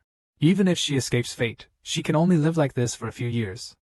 Every rainy day, this carefree girl also has to think about her own life. Ed explained that she shouldn't mind Lucy. He doesn't pay attention to her at all.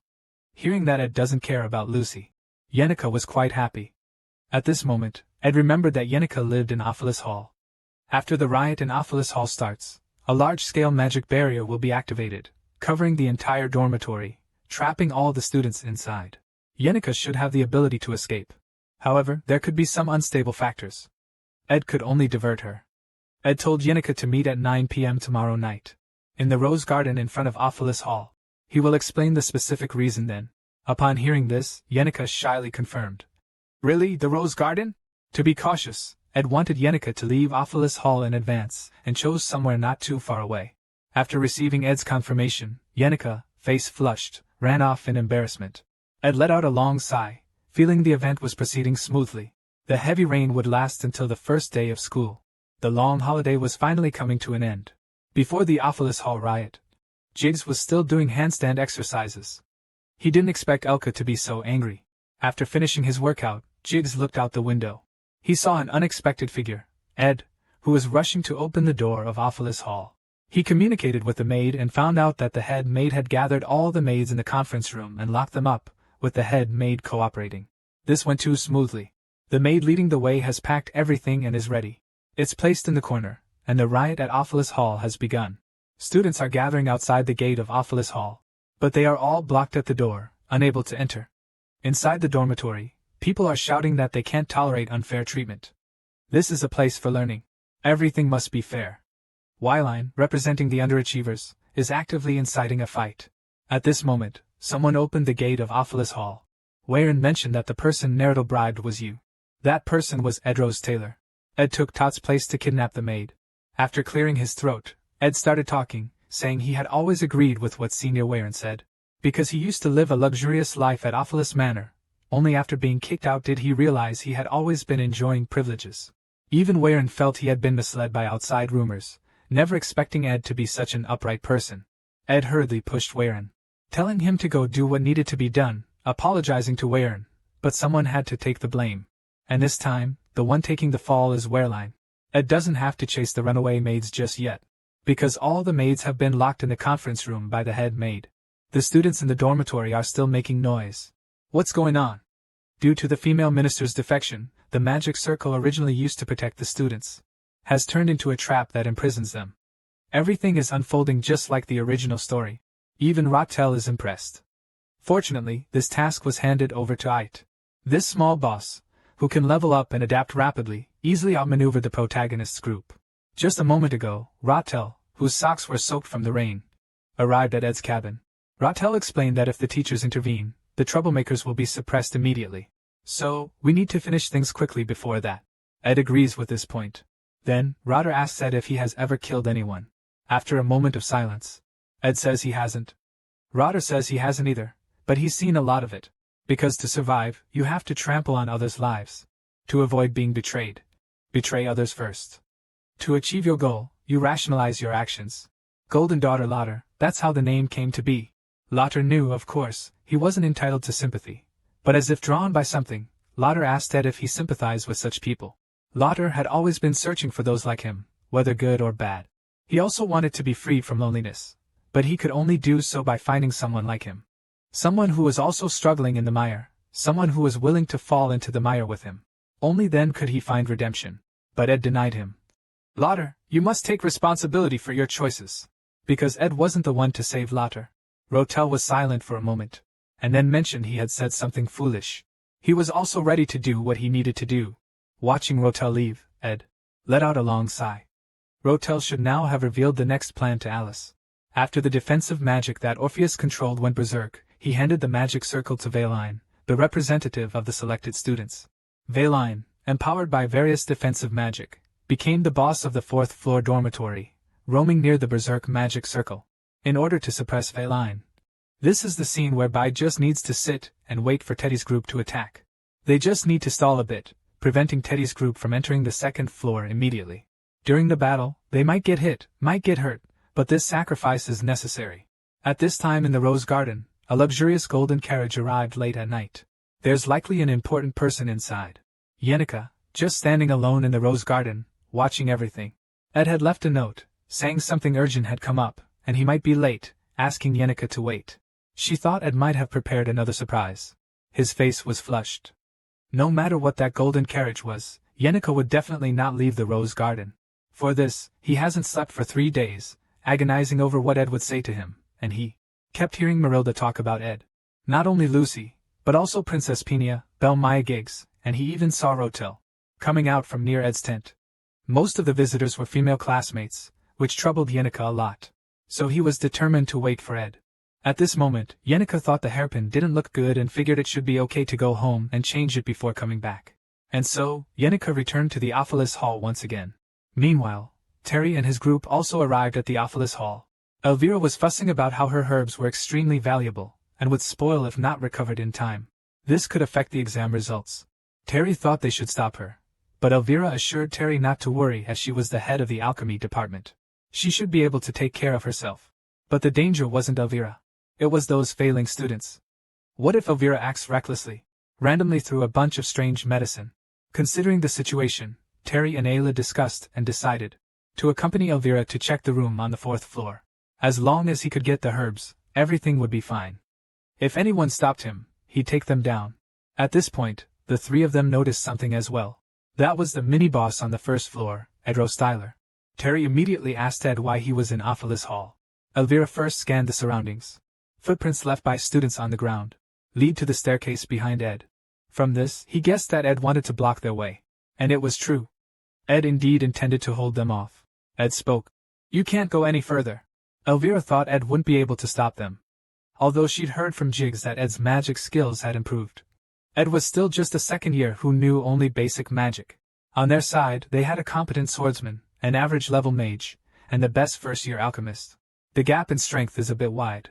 Terry directly asks Ed what his purpose is. Ed remains silent. Unexpectedly, Terry charges at him, preparing to use force to make Ed speak. Ed throws a chair straight out. Terry slices the chair in half with one sword strike. Ed charges up for an attack. Wind magic. From the flow of magical power, Elvira determines that Ed is using basic magic.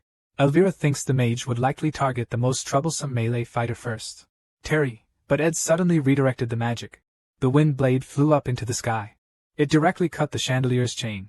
The chandelier fell straight toward Terry. Caught off guard by the sudden attack, Terry was knocked away. Meanwhile, at Ophelis Hall dormitory, Clavier was still unsure what had just happened due to the earlier shock. Amidst the dust, Tyria, Elvira, and the others confirmed their safety. Afterward, Elvira told Tyria not to worry about him.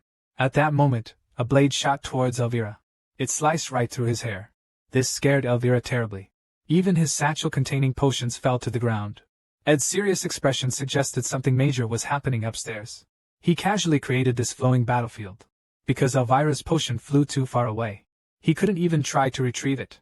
Ed gave him no chance at all, casting another ignition spell to surround him. The potion was cut off by the flames. In the midst of this fire, the two began to battle. Elvira didn't expect Ed's judgment to be so swift and precise. Why didn't Ziggs tell him everything? This appearance isn't just ordinary magic. His proficiency must have improved. He felt a distinct sense of discord when he received the note. Ed once said he had something to deal with. From Ed's life skills to his actions at Glasgow, it's like he can do anything. Now Yenica realizes that her simple thoughts have led to this outcome. Yenica once said that if Ed ever faced difficulties, she would surely help him. But Ed didn't ask for her help and even left a note telling Yenica to leave the dangerous place. Meanwhile, he fought desperately, bleeding. Although not sure what exactly happened, Ed went to great lengths to keep him out of trouble. Yet, he's still concerned about his outfit. At this moment, Yenica saw the injured Ed. She was very angry, and Terry hurriedly explained that Ophelis was attacked by classmates. Fortunately, Senior Yenica wasn't dragged into this. But Ed has been stalling for time, surely with another motive. Elvira shouted for Telly to snap out of it. Yenica is the enemy. At this moment, Yenica slowly opened her mouth. I'm not interested in what you're trying to do at all. Yenica emanates a strong surge of magic. The floor cracks. Ed tries to call out to Yenica. Yenica says it's okay. Elvira, seeing this scene, is terrified. The glass bubble is shattered by the approaching wave of spirits. As the first bird-shaped spirit appears around Yenica, countless spirits are summoned at once. He asked Ed to wait just 1 minute. Elvira analyzed that Yenica is the ultimate spirit historian and summoned both high-level and low-level spirits, and the number is practically legion-sized. Elvira captured Aira and Terry and was ready to retreat. The three of them couldn't even defeat the fallen noble Ed, let alone fight the top second-year student.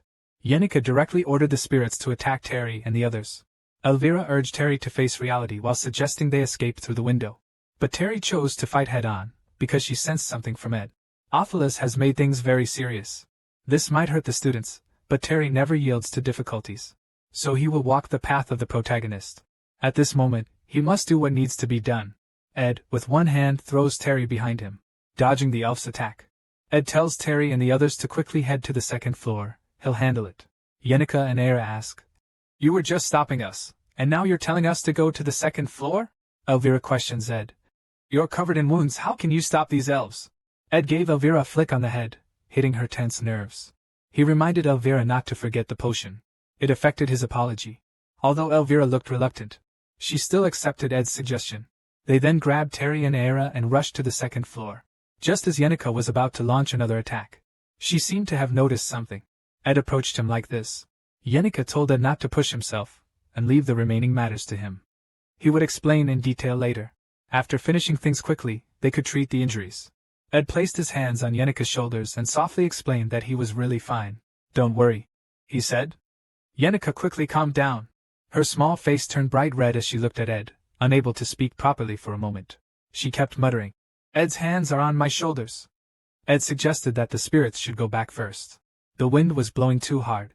He could barely stand, and Yennefer immediately reacted. She sent the spirit away and kept apologizing, calling herself a fool. Teddy and his group were very shocked. They hadn't gone far. Ed really made the spirit disappear. Ed also gestured. At this moment, Ed was already exhausted, and collapsed right in front of Yennefer. After that, Yennefer questioned Ed. Why didn't you tell him something like this happened? Didn't he say to ask for his help whenever you faced difficulties? Ed explained there were reasons for not telling. He'll tell him next time. Even though she doesn't know the full story, Yennefer feels Teddy and his group were too much. If something like this happens again, he definitely won't let them off. And he made a promise with Ed. He agreed not to get hurt again in the future. Although things didn't go according to plan, Ed has now fulfilled the responsibility of defeating the first floor boss. Now he can live in peace at the camp. Yennefer suddenly mentioned that she saw an enormous golden carriage at the Rose Garden. The carriage with the golden crown, that's a symbol of the head of the Ite Trading Company. He's also Rotter's adoptive father. And he's the one who killed Rotter's biological father. At the end of Act 2, during the battle for the Book of the Sage, after losing to Rotter, the fake boss, Golden King Ite, disappeared. He arrived at the academy earlier, which means something must have happened without Ed knowing. At this moment, in the 5th floor corridor of Ophelis Hall, Rotter tells Alice that Ed has dumped him, which Alice didn't expect. Rotter likes Ed's type. Rotter explained that it wasn't Ed's appearance that attracted him, but rather the same aura he sensed in Alice. He couldn't help but say some emotional things, and Ed made him take responsibility for his choice. Then ruthlessly dumped him. Rotter sarcastically said, people like us can only hear things like this our whole lives. The Alice before him is a senior head maid who has worked at the Ophelis Manor for 20 years. An elder-level head maid. From a young age of knowing nothing to becoming an intern maid, the school recognized her abilities. At a young age, she became the head maid of the Ophelis Manor. So, in order to make Alice submit, Lordle spent a large sum of money, even resorting to bribery. This created a significant hole in the financial ledger. Lordle felt fortunate to have Alice by his side. He believed the money was well spent since he found someone just like him. Someone who abandoned their beliefs and values for money. Lordle only felt free in their presence. He once rummaged through the garbage heap in the slums for a single gold coin. Now, all they need to do is make Verlaine, who's occupying the 4th floor management office, go berserk, then hand over control of the defensive magic to him. Rotel mentioned that Verlaine wouldn't want to recklessly destroy Ophelius Hall. So they need to take action. Alice thought that the person in front of her was indeed a villainous slave. Rotel was also preparing to hide in the warehouse as planned, playing the role of an innocent, kind-hearted student. Even Alice felt that the girl in front of her was too pitiful. But he still did not hesitate. He drew his sword. Alice placed the sword against Rotel's neck. She solemnly told Rotel that he had never loved anyone. Nor had he ever opened his heart to anyone. Nor was he one of her kind. So he would die alone. During this time, Terry and his group had reached the 2nd floor. They were trying to capture the 2nd floor boss, the Gloomy Cravels, to make him join Team 3. The tower bosses made Kelly couldn't stop Terry. They quickly reached their target, the Orpheus Hall on the 4th floor. They all thought the difficulty on the 1st floor was too high. At this moment, defensive magic was attacking the students. This was exactly the 4th floor boss, Verlaine, controlled by the defensive magic. The crystal ball of the defensive magic management system was placed in the center of the control room. All of this was part of Alice and Rotel's conspiracy. Verlaine is wreaking havoc in the Orpheus Hall. Terry and his group were forced to defend. The students were all wondering what was happening. Was the dormitory building about to collapse? At this moment, the students were no longer calm. Each of them used their own methods to escape from the Ophelis Hall. The conspiracy was gradually coming to an end. Terry asked if there was any potion like the one on the 1st floor. That sealed magic. Elvira explained. That kind of potion has no effect on the engraved magic circle.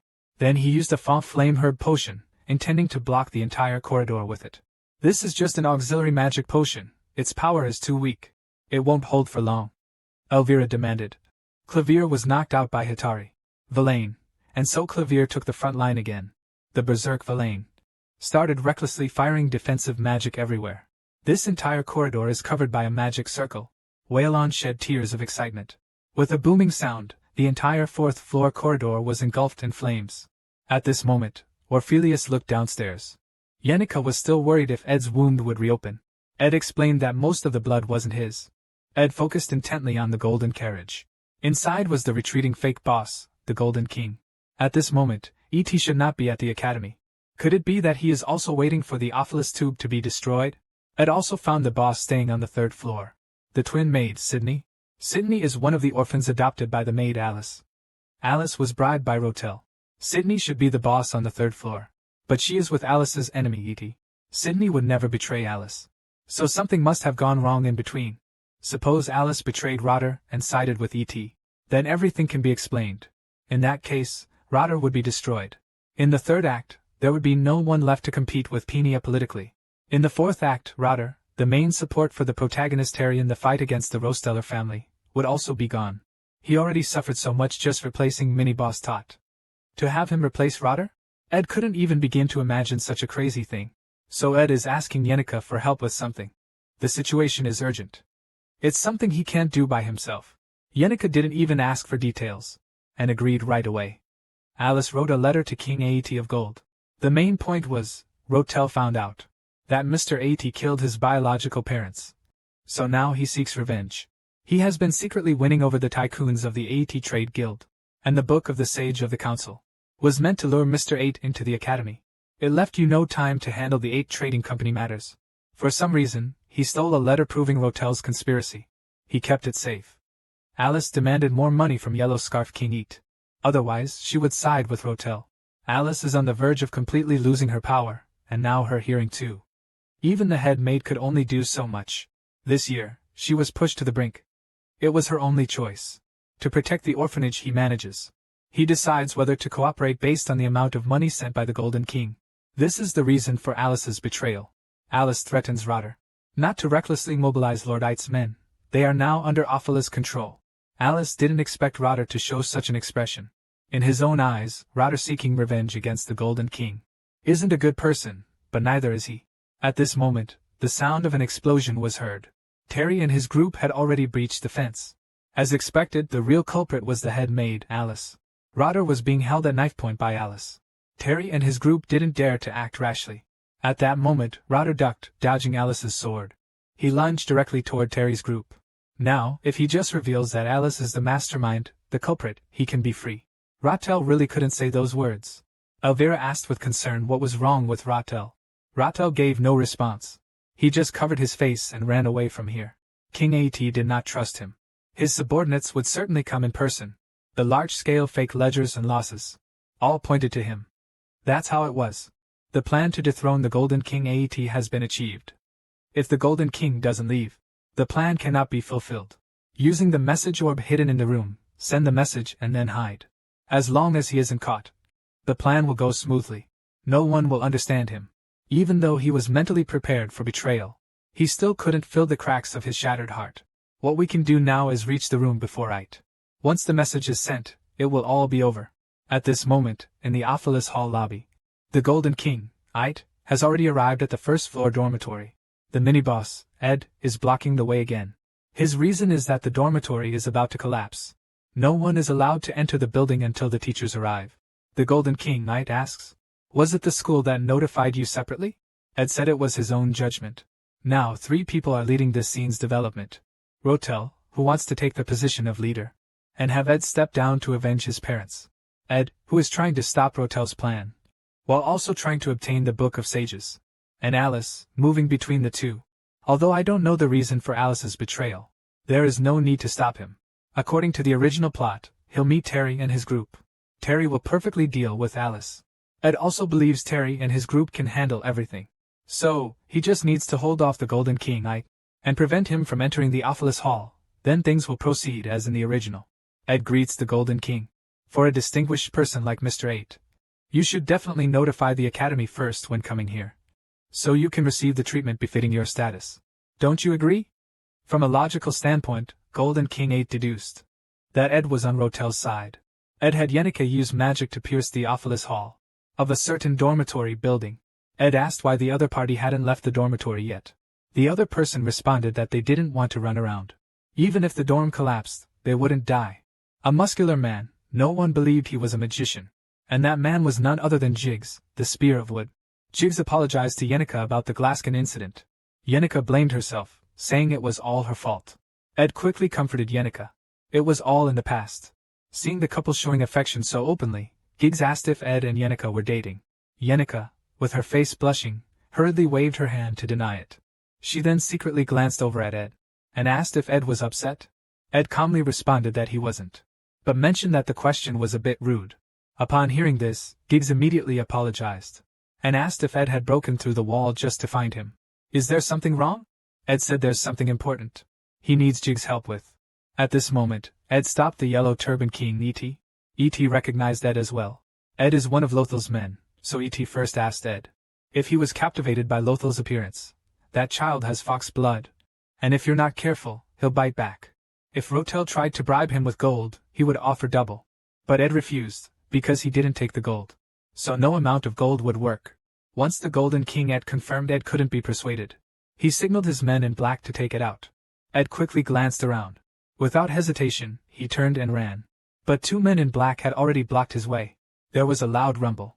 2 men in black were blasted away by a spell. It was Jiggs and Yenica who had laid in ambush here. Ed had asked them to stall for time. He went upstairs to check the situation. They'd settle the favor later. Jiggs insisted that he was the one who owed a favor. The Yellow Turban King, It, wasn't being careless. Direct all subordinates to crush the opposition with full force. Ed must go upstairs to find Ritter. Ed quickly finds Ritter.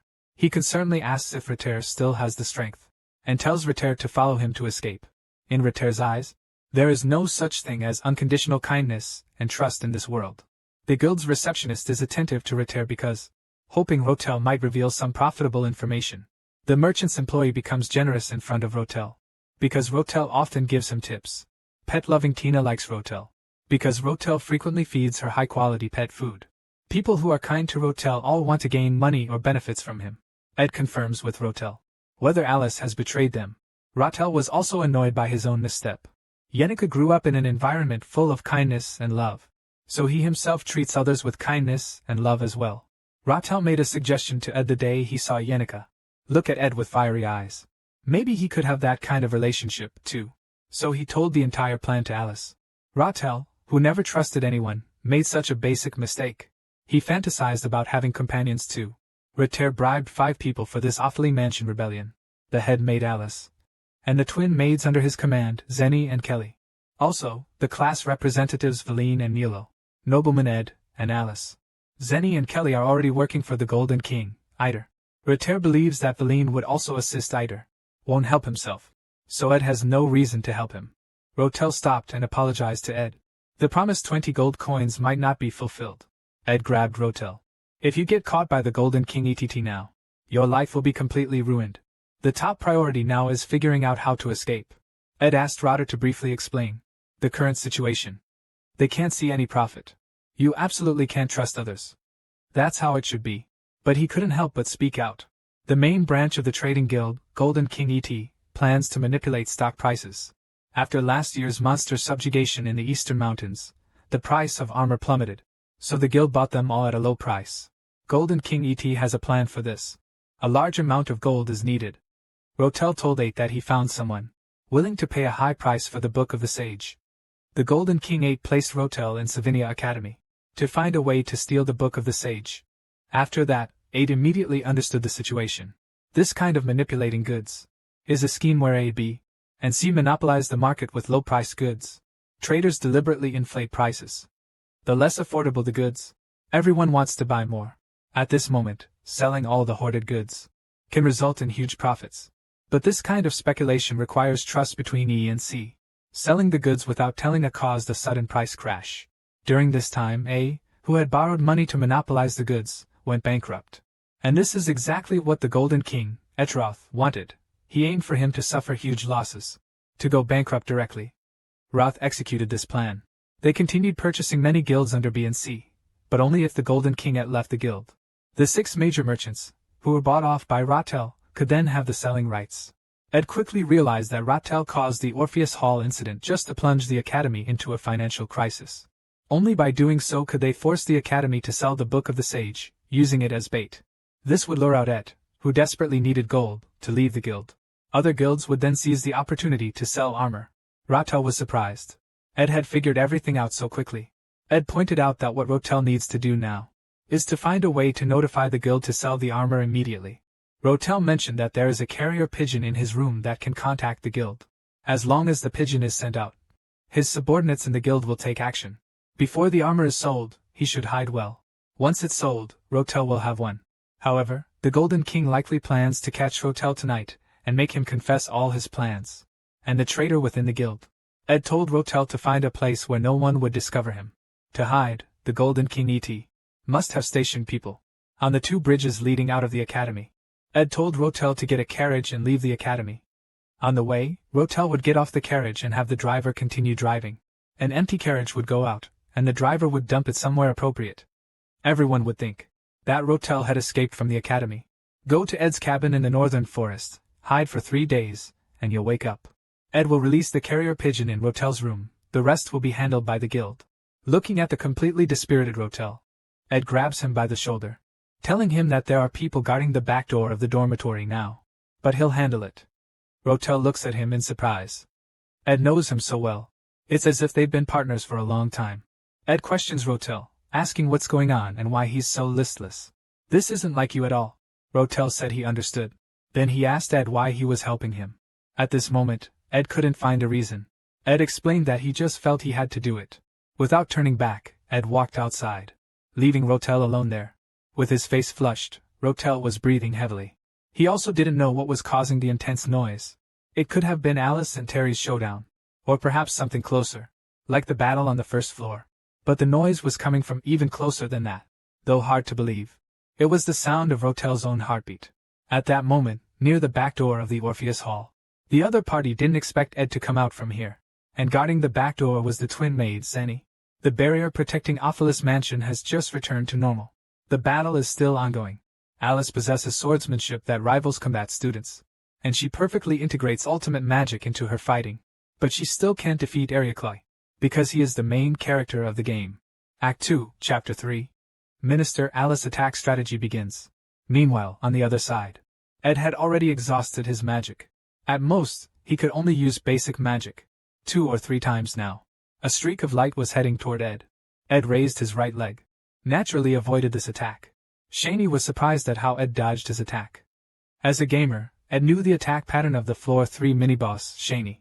He reacted right before Shani made his move. Ed first stepped on Shani's sword, pinning it to the ground. At this moment, Shani prepared to pull out the knife strapped to his leg. Of course, Ed saw through this as well.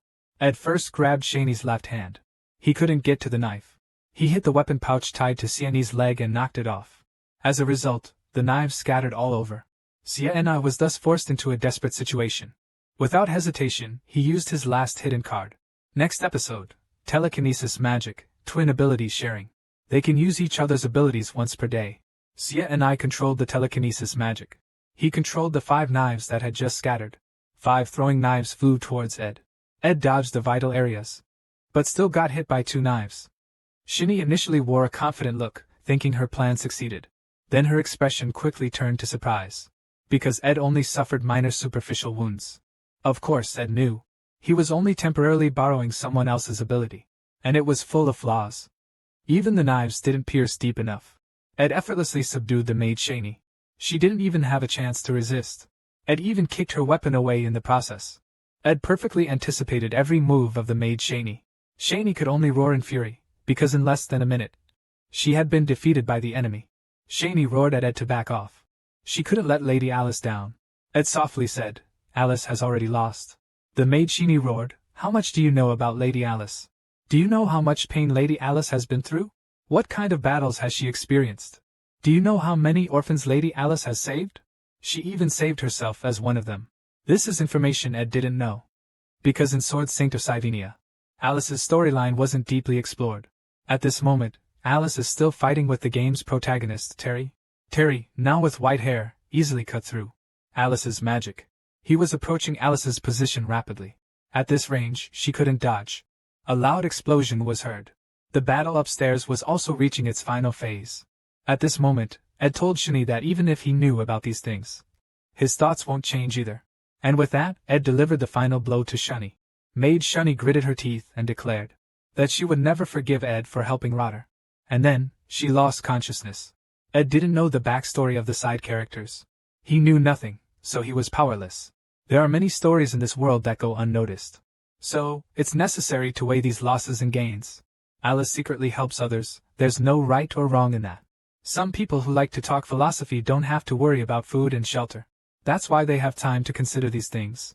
Ed took the maid Shirney to a safe place where she wouldn't get wet in the rain. He has more important things to do now. And after Ed crossed over into this body, the action plan and ultimate goal are all about survival. At this moment, the system prompts that the cutlery maid, Shani, has been defeated. A new skill, Endure Pain, has been learned. Temporarily lose the sensation of pain and delay stamina depletion. Ed first smashes the room's glass window with a stone. Then he enters the room through the broken window. And this luxurious room happens to be Rotel's room. It's here that Ed discovers something about his personality. Ed wrote a letter.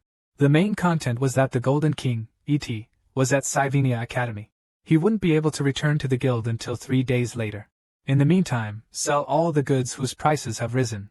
And so, the message flew off into the night rain. At this moment, Ed was severely injured. He could only pray in his heart, hoping the wounds would close and heal. Without the help of Jiggs and Yenica, Rotel would most likely have been captured by AET by now.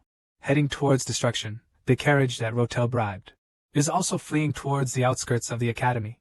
Even if the coachman gets caught, he'll learn that Rotel hasn't left the academy. But it will be too late. As long as the pigeon released by Ed reaches the Merchants Guild, the Golden King AET is doomed. Ed also believes his plan is flawless. Just when he breathed a sigh of relief, Rotter approached him head-on. Ed still felt that Rotter was so kind. She came to pick him up, but then he thought something was off. She was the golden daughter, Rotter. The 5 people he had bribed all knew. Rotter was the mastermind behind it all. After the fall of the Golden King AET, Alice could only rely on Rotter. The twin maids, Shani and Kelly, would follow Alice. Just like last time, Wyline can be bribed with money. But from Rotel's perspective, Edrose Taylor can't be bought. The variable lies in this deserted, remote forest. As long as Ed is eliminated, it's the perfect crime. Rotel Ken is essentially the mastermind. He's the type to treat people as disposable tools. At this moment, Ed's desperately pushing to survive. But his mind and body can't keep up. At this moment, Rotter lunged at Ed with a small knife. Ed thought he was done for. But Rotter cut open his own clothes. He used the torn fabric to bandage Ed's wound. Rotter started speaking. He hadn't expected the situation to be so dangerous. Supporting Ed, they made their way to the cabin. With tears in his eyes, Rotter said, "The rain has stopped. Let's light the bonfire and warm ourselves up first." Ritter helped Ed back to the camp smoothly. After lighting the bonfire, Ed asked Ritter if the plan went well. Ritter confidently said that the stableman promised him, even if it costs his life, he will try to buy as much time as possible. Ed thought, could Ritter have taken the stableman's family as hostages? Ritter mentioned that as long as this plan succeeds, he could become a real power holder in the IT trading company, so it's worth owing a favor. This is a very good deal. But Ed is completely unfazed by it. As he continues to stoke the fire, Rotel says he'll never forget Ed's kindness. Ed reminds him not to forget the promised 20 gold coins. Rotel asks if Ed has a good relationship with Senior Yenica. Ed admits this is true. He even mentions that Yenica is a good person. Rotel openly agrees that Senior Yenica is kind and a good person. He had great respect for him. Ed clearly sensed that Rotel was about to say something. After a moment of thought, Rotel said that he wasn't a good person. At the same time, Ophelis, who was guarding the Golden King AET, suddenly received a report from his subordinates, and hurriedly left, as if he had no interest in the current Ophelis Hall. Even Giggs, a battle maniac, found it extremely difficult to deal with several mercenaries at once. But at this moment, the mercenaries were being utterly defeated. The remaining mercenaries are about to be wiped out. Rather than stopping the mercenaries, it's more important to stop our allies now. Just a moment ago, Yenica was full of concern. But suddenly, she became violent. For everyone's safety, Jiggs decided to stop Yenica. Jiggs asked Yenica if something had happened. Or did someone make you angry? Because the bird-shaped spirit reported to Yenica that Ed was flirting with Lordle. Yenica denied it with a horrified expression. Jiggs said he hadn't been angry for days, because the school uniform had become all tattered and uncomfortable to wear. When Jiggs lent Ed a school uniform for class, he also filled him in on the current situation at the academy. As expected, Villain took the blame. All the charges for destroying the Ophelis Hall. The captured head maid Alice said nothing. Ed was relieved to stop the plot. An important character, Lotel, exited the stage. There's still no movement from Etna, the Yellow Turban King. It seems Lotel's battle plan worked. The previous battle left Ed in poor physical condition, causing full body soreness, unable to do heavy physical labor. In the previous battle, Ed's life level was also enhanced. He unlocked an advanced skills slot. He can learn and pair spirit magic together with other spirit techniques, spells, and the technomagic skill that lets him create utility boxes for everyday life, as well as combat tools. Ed doesn't plan to waste the slot on spirit magic or spells. For now, he'll just casually contract a summer spirit. At that moment, Nyanika arrived, saying she had been feeling very troubled recently. So, I came to the forest to unwind a bit. And to take a break. Ed thought. Yenneker might have gotten hurt while helping him last time. Yenneker laughed, and denied it. Then immediately asked how Rotel was doing. Upon learning that Rotel was resting in the cabin, Yenneker was very unhappy. Although the Ophilis incident had successfully concluded. But Rotel still has a lot to do. He needs to convince former Minister Alice again, and prepare a concrete plan to buy the Book of Sages. During the 3 days waiting for the ET Chamber's reply, Rotel could only anxiously hide in this small cabin.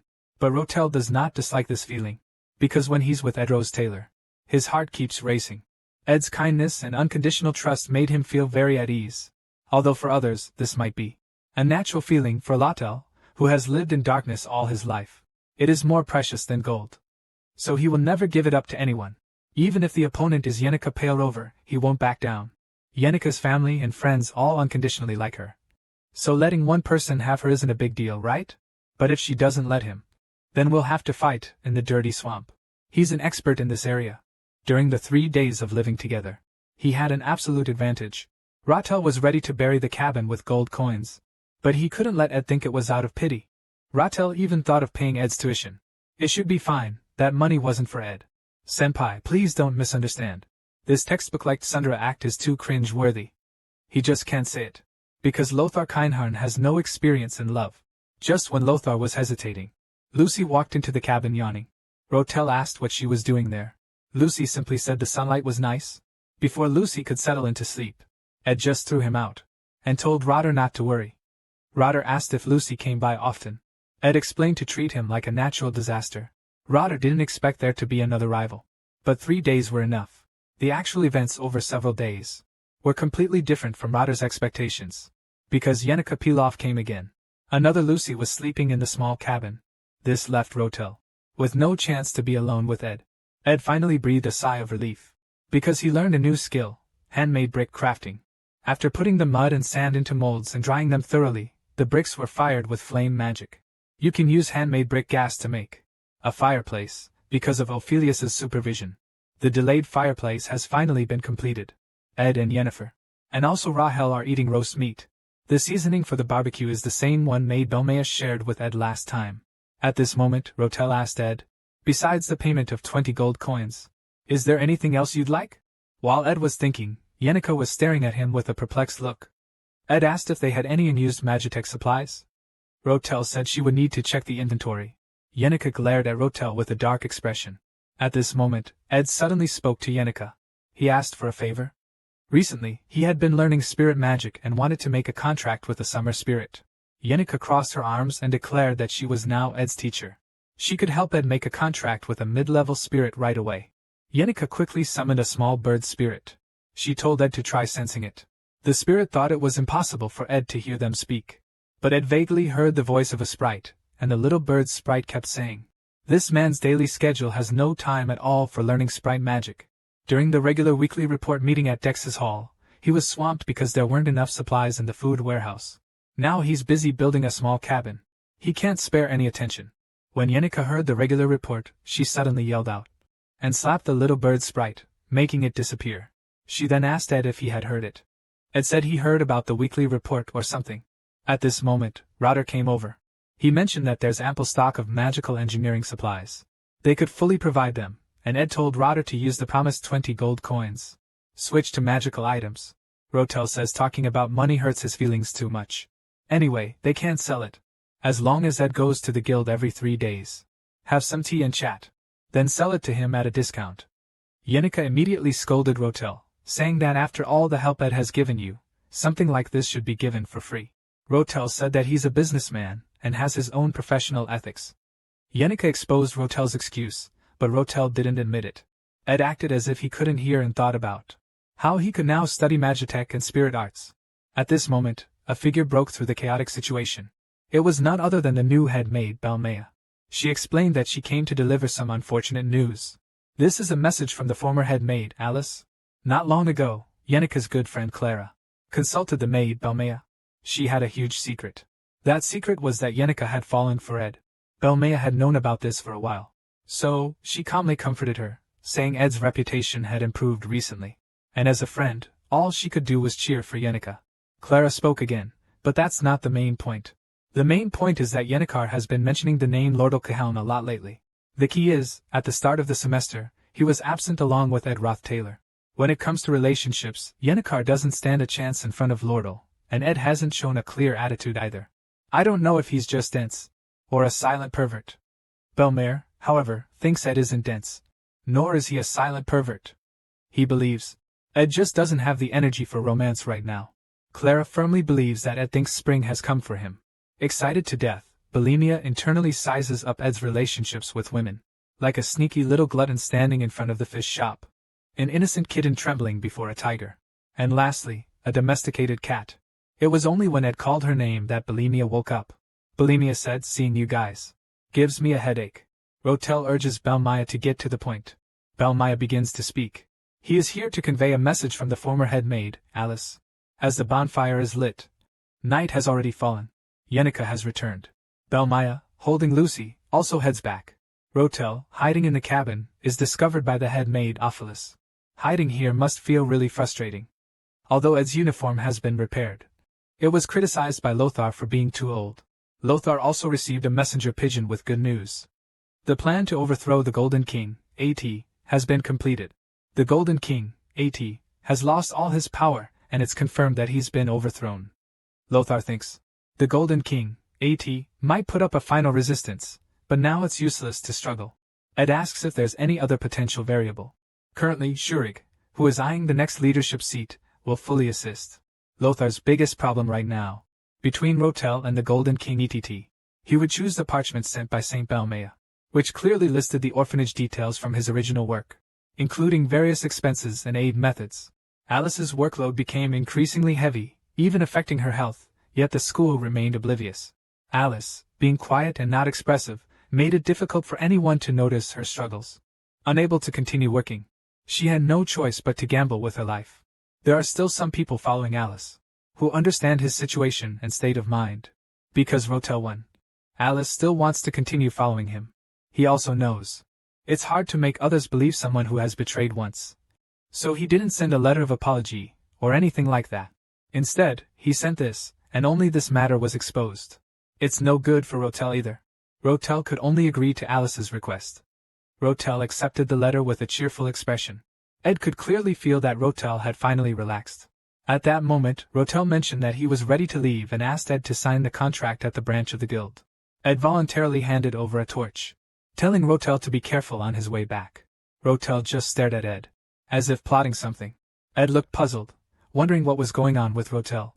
Rotel muttered to himself, "I didn't expect Ed Senpai to be this tall. Although I'm a little anxious, if we want to speed things up, we'll have to take a bit of a risk.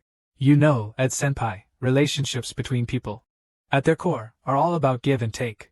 Like how your tie is a little crooked right now." Ed, with a nonchalant attitude, asked if his tie really looked that bad. Lothal explained that keeping a neat appearance wasn't a bad idea. After all, even in Sylvania they could laugh at this. Just as Ed hadn't yet reacted, Lothal grabbed Ed by the tie. Lothal also stood on tiptoes, in front of Ed's small cabin. Lothal stole Ed's first kiss like that. After it was over, Lothal asked Ed, "Weren't the raspberries at dinner delicious?" Ed also told Rotel not to cross the line. Rotel said she was very upset. If a girl pushes too much, she'll come off as annoying. So next time, Ed Senpai, you should take the initiative. She said this, then calmly turned around holding the torch. After creating some distance, Rotel panicked and started to run in a hurry, then quickly vanished into the forest. Ed felt that he needed to practice how to turn people down. In theory, I should avoid all the main characters, but in reality, what happens seems out of my control. The stars are beautiful in the forest at night. The moon is bright, and the sound of insects is constant. There's also the crackling of a campfire. But the game's plot seems to keep changing, unrelated to Ed's own thoughts. Suddenly, there's a dissonance, like being pulled into the center of the story. I initially intended to watch the plot conclude from the outside, just taking what rightfully belongs to him. This plan hasn't changed. Ed has no ambition, he just wants to get his graduation certificate from the academy. Soon Ed will realize how reckless this seemingly simple plan is. And how difficult. And just like that, summer ended. Autumn arrived. Taken flicked his tail. And the periodic report began. The spirits told Yenica that the fire fox Rotel kissed Ed. Yenica didn't even realize it, and this bird-shaped spirit kept persuading that things couldn't go on like this. If she didn't take action soon, Ed would be taken away. At that moment, even Taken said he saw it too. The kiss was passionate. That fire fox always played with emotions. Yenica finally couldn't hold back and asked what Ed's reaction was. Taken said that Yenica had asked the main question. Taken thought Ed had clearly rejected the other person, even though they had already kissed. Ed's expression didn't change at all. Even Taken couldn't help but sigh, as Ed rejected the other person with that cold expression. It made the elf feel pity, and Taken speculated that Ed might be a eunuch. Or maybe he didn't see her as a woman. Upon hearing this, Yenica finally breathed a sigh of relief. At that moment, Taken suddenly shouted. But putting aside the conditions above, men are very weak in defense, based on my own experience. There are those crazy fire foxes around. It's definitely not a good thing for you. The berserk Taken is being restrained by the gorillas and elephants, still saying. Do you want Ed to be taken by that fire fox? Weren't you going to teach him elf magic? So next time when you're alone with him, you should kiss him too. At this moment the violent elf tells Yenica. Don't listen to Taken. Just act naturally. Then suddenly Taken pops up again and says, it's not bad to highlight your innocent and naive side. The brutal spirit asks Yenica, when you're with Ed, have you ever had those moments where you feel nervous and your heart races? At this point Yenica blushes shyly, and mentions how they once fed each other. Meanwhile on the other side, Ed is feeding Lucy. Lucy suddenly looks upset, and yells, this tastes awful. Lucy keeps complaining. Don't treat me like a taste-testing machine. Ed says there's not enough seasoning, so it's hard to flavor properly. For now, they just need more ingredients to improve their cooking skills. Focusing on improving only one skill is inefficient. So, we can only balance the improvements. The key issue is that Ed is too busy. After school starts, the time spent on wilderness survival decreases. Even if sleep is reduced, it'd only be 5 or 6 hours. While considering survival efficiency, we also need to monitor the story's progression. Usually, we focus on the academies for major characters. Terry belongs to the combat division. Although her presence is rarely seen, she has grown up smoothly. Isla, as Tally's spiritual pillar, has perfectly fulfilled her role. The benevolent Princess Peenia also seems to be doing well. Her conflict with Rotel is about to happen soon, so continued attention is needed. The Golden Daughter, Rotel, walks on thin ice. We need to keep an eye on Golden King Aet's early downfall. Not sure what changes will occur. Putting aside the matter of Golden King Aet, Ritter still wants to obtain the Book of Sages. Recently, Ed indeed needs more time. He now has to start observing the Professor's Tower, because the final boss of Act 2 is Professor Clyst. Just now, Professor Clyst suspected a mastermind behind the Orpheus Pipe incident. Assistant Claire Elfin also came to submit the documents. Professor Clyst reminded him solemnly not to forget the new research paper. Shortly after, in Assistant Claire's office, Claire, who had returned to the assistant room, breathed a sigh of relief. The specific information about the Orpheus incident had been delivered. Claire, dragging her exhausted body, looked at the documents. The incident is over, but he still feels something is off. Then, Assistant Claire sets her sights on the fallen noble Ed. Meanwhile, on the other side, Rotel still tricks Ed into going to the 8 trading company. Rotel claims he's too busy and forgot to prepare the contract. He asks Ed to come back next time. Ed also noticed that Rotel's outfit was unusual. Rotel even deliberately watched Ed's reaction, casually flicking her hair. Ed asked if something important was going on, which left the shy Rotel speechless. She could only explain that there was a little something. Rotel then mentioned that Ed's cabin was complete. Need furniture? Ed said the items sold by the Ike Chamber are all high-end. He can't afford any. Rotel directly used magic to break the chair leg, then told Ed that the chair was already broken. There's no way it could be sold now. Ed could only express his thanks. Even though Rotel had gone to such lengths, he noticed Ed's expression still hadn't changed one bit. She even sat directly on the table next to Ed. Clearly, she had already played her trump card. Rada bluntly pointed out that Ed didn't see her as a woman, but she considered Ed as a man. Rada again expressed that helping Ed Senpai was out of her own selfish desire. She wasn't expecting a direct response from Ed Senpai now. Besides, you still act indifferent for now. But one day, I'll make Ed Senpai restless. Rotel's confident smile is the same. Whether he's certain of victory or trapped in despair, even though his body honestly trembles, he can still hide his inner weakness. Ed, who left the trade guild, returned to the academy. Yenica officially began teaching Ed the spirit sensing course. Yenica first summoned a summer spirit, and then handed it to Ed. In the next episode, the fire spirit Mog salutes Edward, introducing itself as the contracted spirit selected during the regular report meeting last week. It passed the first registration and then aced the second interview with top marks. After that, it passed the third spirit meeting, and finally cleared the fourth qualification verification. It even earned the highest score during the internal magic efficiency internship in the Northern Forest. At the same time, it proudly states that, among the lower-ranked spirits of the same level, it has the best communication skills. Although its body is already burning fiercely, it is determined to devote its entire blazing will to assist you, my lord. In his previous life, Ed had learned elven skills while playing as a sword saint in Sylvania. But it was always about fighting alongside the elves with smiles, encouraging each other. It almost felt like they were companions. The current situation seems a bit different from back then. Ed asked Yenica what was going on, and Yenica explained. Ed asked him to recommend a spirit, so he found the most efficient one. Although during the selection process, they encountered a small problem, about the size of a fingernail. In charge of this selection is the senior fire spirit, Taken. Ed receives the fire spirit Mog from Yenica. Yenica explains to Ed that based on the intensity of the spirit's response, you can feel the spirit's physical strength, or the power of its magic. In other words, the size of the flame is adjusted according to one's spiritual sensing ability. Ed excitedly looked at the fire sprite Moshe, because for Ed, this was a portable heater. Thus, Ed successfully signed a contract with Moshe the fire sprite in the next episode. Now Ed can even learn ultimate magic. Sprite sensing, sprite understanding, sprite manifestation, and sensation sharing. Ed believes that Moshe the fire sprite is a very useful tool for survival at the moment. You don't even need matches to start a fire, seeing Ed so happy. Yenica tells Ed that if he follows her lessons, he can quickly make a contract with the ultimate spirit. Later on, the spirits also need to undergo combat training, but that will have to wait until they can borrow the combat practice room. At that moment, Yenica says she has many videos on improving spirit sensitivity efficiency. Yenica said she would bring it to Ed next time. Suddenly, she covered her mouth. Ed also noticed something was wrong with Yenica.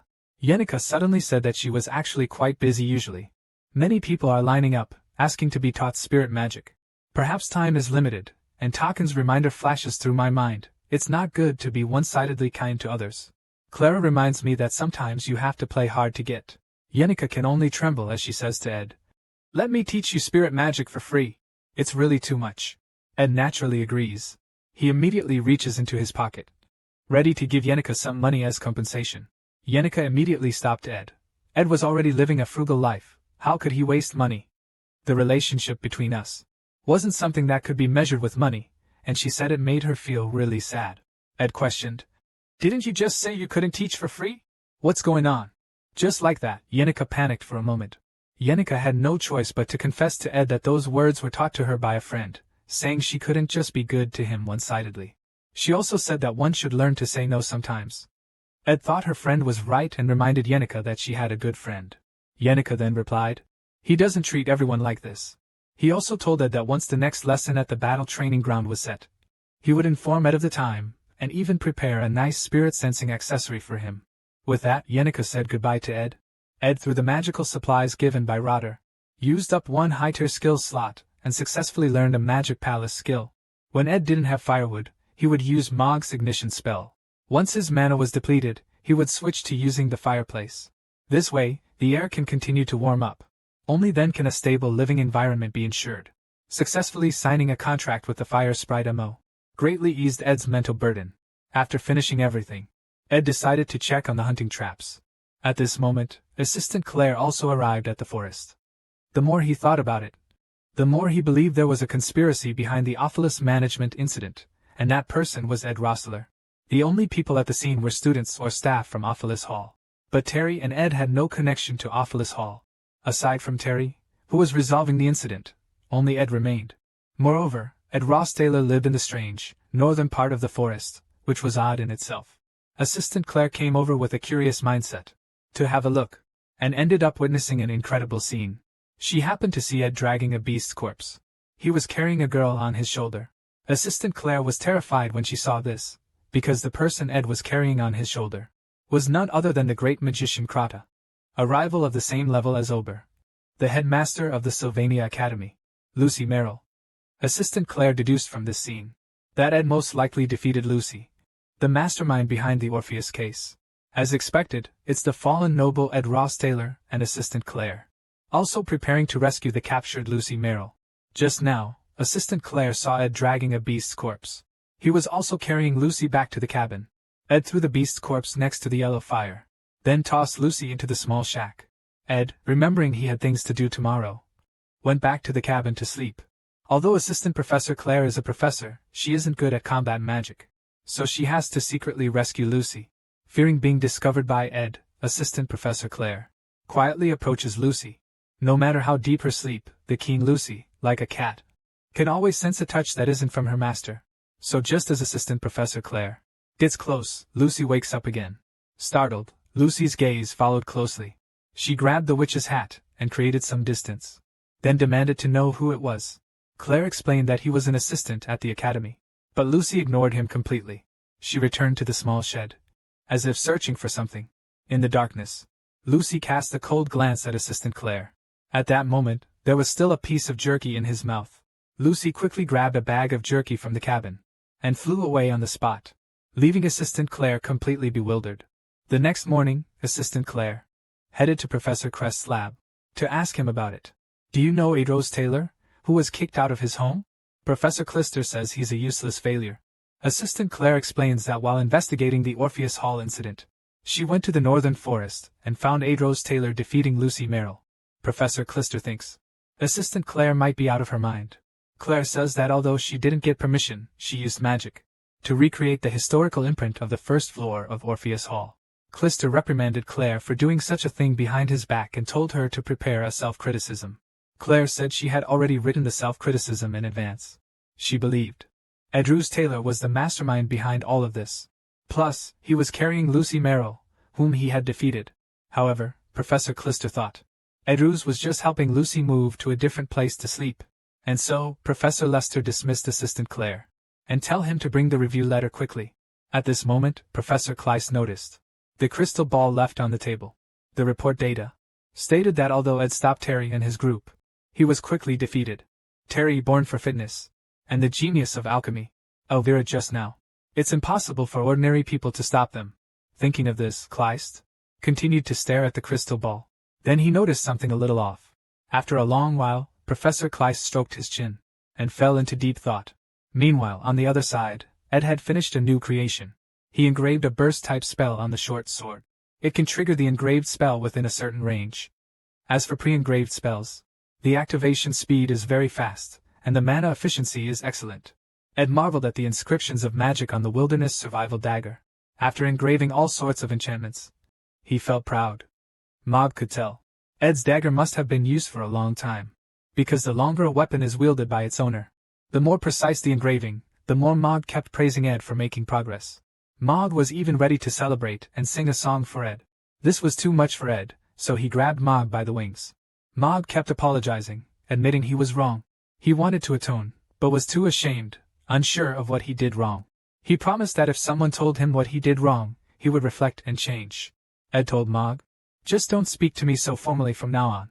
When a spirit and a spirit master form a contract, the master gains magic power and their level increases. A powerful spirit master like Yenica can even contract with lower-level spirits. For them, that's already something to be grateful for. But Ed himself is a novice spirit master, so spirits shouldn't be this respectful towards him. Ed immediately questioned Mog, asking if he had received any favors from Yenica. This left the lower-level spirit Mog speechless. Ed pressed further, forcing the trembling Mog to confess honestly. Unable to withstand the pressure, Mog quickly admitted it and formed a contract with Ed. One can gain advanced magic power by staying near Yenica. This will allow them to grow several times faster than other lower-ranked spirits. Ed immediately asked if there were any other secrets being withheld. Mog explained that it was said Ed had a strong desire for control, which is why he always tried to please him. Because in the spirit world, the hierarchy is very strict. Some spirits, relying on the fact that they were born earlier, act arrogantly. Ed said not to be so polite to him, as everyone is just trying to make a living. But Mog still insisted on using formal language. In this way, Ed had no choice. Regarding Ed's combat skills, There was still no progress at all. Ed, who had grown physically stronger, was already a match for any adult man. Ed's warehouse was filled with meat and vegetables, as well as spices. He had basically left hunger behind. As for the remaining schoolwork, it could be dealt with just a bit of time and effort. Just reduce your sleep, and force yourself to cram the material into your brain through hard work. Ed fell asleep just like that. Ed, who was asleep, was suddenly startled awake. It turns out it was Yenica who woke Ed up before he fell asleep. Yenica told Ed not to push himself too hard. While it's good to be diligent, health is the most important thing. Ed received 3 letters today. The first one was from the principal. The second letter is from the Chamber of Commerce. Neither of these 2 letters contains anything important. But for the third letter, you must pay close attention while reading, because the content of this letter proves that this story arc has changed significantly. Originally, the battle for the Sage's Book was between the Academy and the Chamber of Commerce. But because the Golden King commissioned Rosedale, who bought the Sage's Book, was interfered by the Griffin family head. It's now turned into a conflict involving the Academy, the Merchant Guild, and the Rosedale family. Griffin Rosedale needs the Sage's Book for researching immortality. Griffin Rosedale is the Sword Saint of Sylvania. He is the boss, appearing only in the 4th phase. He's too strong. So strong that Teddy can't defeat him right now. Fortunately, his current target is only the Book of Sages. As long as he gets the Book of Sages, he will leave. Ed doesn't even know what the Act 4 boss will become after obtaining the Book of Sages. In that case, Ed, who relies on his intelligence advantage, will completely lose his information. He might not even be able to clear the level. The content of this letter describes all of Griffin Rosetaler's actions, and the suspicions about him. In the end, they even wanted to ally with Ed. The person who wrote this letter is Princess Peenia. Because Principal Albo found Princess Peenia, he said Sylvania's finances were in crisis. Since Sylvania is a private academy, the royal family can't just sponsor them, but if this continues, the merchants will get the Book of Sages. It would be disgraceful if the Academy's symbolic Book of Sages were sold. So Principal Albert secretly sought help from the royal family. Peenia asked Griffin Rosedale how he knew the current condition of the book. He even wanted to buy it. The royal guards analyzed that it might have been Aid, trying to return to the Rosedale family, who reported the matter to the family. At this moment, a voice refuted him. The owner of that voice was Rotel. Peenia didn't expect Rotel's arrival. Rotel and Peenia discussed the matter of the Book of the Sage. They debated, and Rotel explained. The reason Tryphon Rosedale got involved in the Book of the Sage wasn't because of Elder Ed, but because of his own father, E.T. When Peenia asked what was going on, Rotel explained that Tryphon Rosedale had once commissioned his father, E.T., to purchase the Book of the Sage. Although his father had fallen from power afterward, the plan to buy the Book of the Sage remained unchanged. After all, the guild has spent quite a bit of time and effort on this. Peenia asked, if the guild plans to sell the book to the Rosedale family, shouldn't their interests align? Why have they become competitors now? Roder answered he doesn't intend to sell the Book of Sages to the Rosedale family, because he dislikes the Golden King's clients. Peenia asked why he was sharing such insider information. Roder explained, the enemy of my enemy is my friend. Princess Peenia can hold back the Rosedale family, and I can obtain the Book of Sages. Moreover, I'm also worried that this matter might involve the innocent Ed. That's why I mentioned all of this. And he had already been kicked out of the family, and started a new life. Now people are even suspecting that he has defected to the Rothtaler family. How unjust. Even Princess Peenia is suspicious. Lothar is worried that Ed might have some ulterior motive.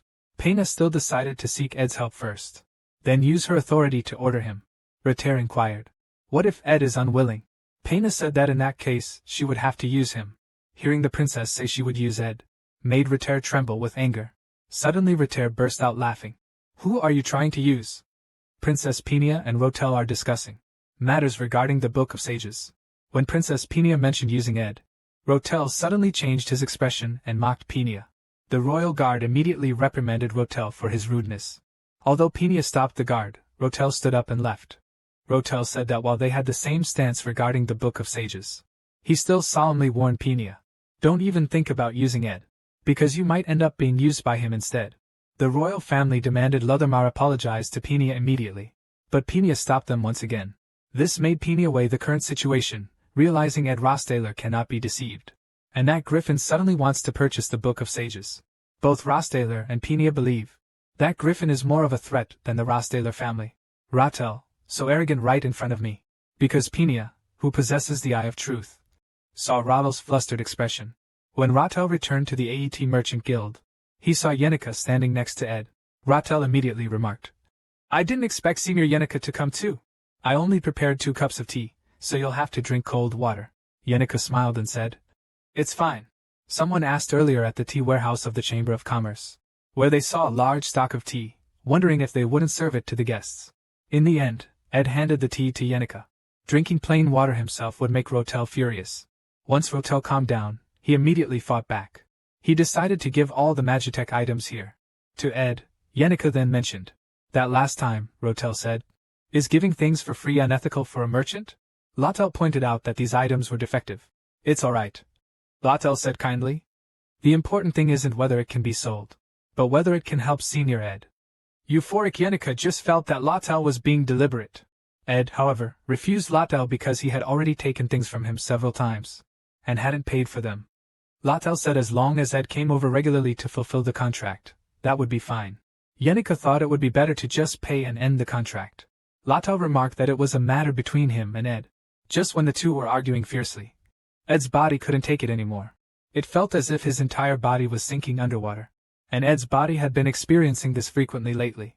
In the upcoming battle for the Book of Sages in 10 days, he had to be wary of Griffin Roth-Taylor. But for now, what's more important is to make a mattress for the bed. Preferably one stuffed with lots of fluff. Still need to deal with the guide caught the day before yesterday. And clean the cabin. The chunks of meat haven't been prepped for the roll yet. Just like that, Ed gradually faded away. In a daze, Ed could even hear someone calling him. The ones calling him were Jenica and Rotter.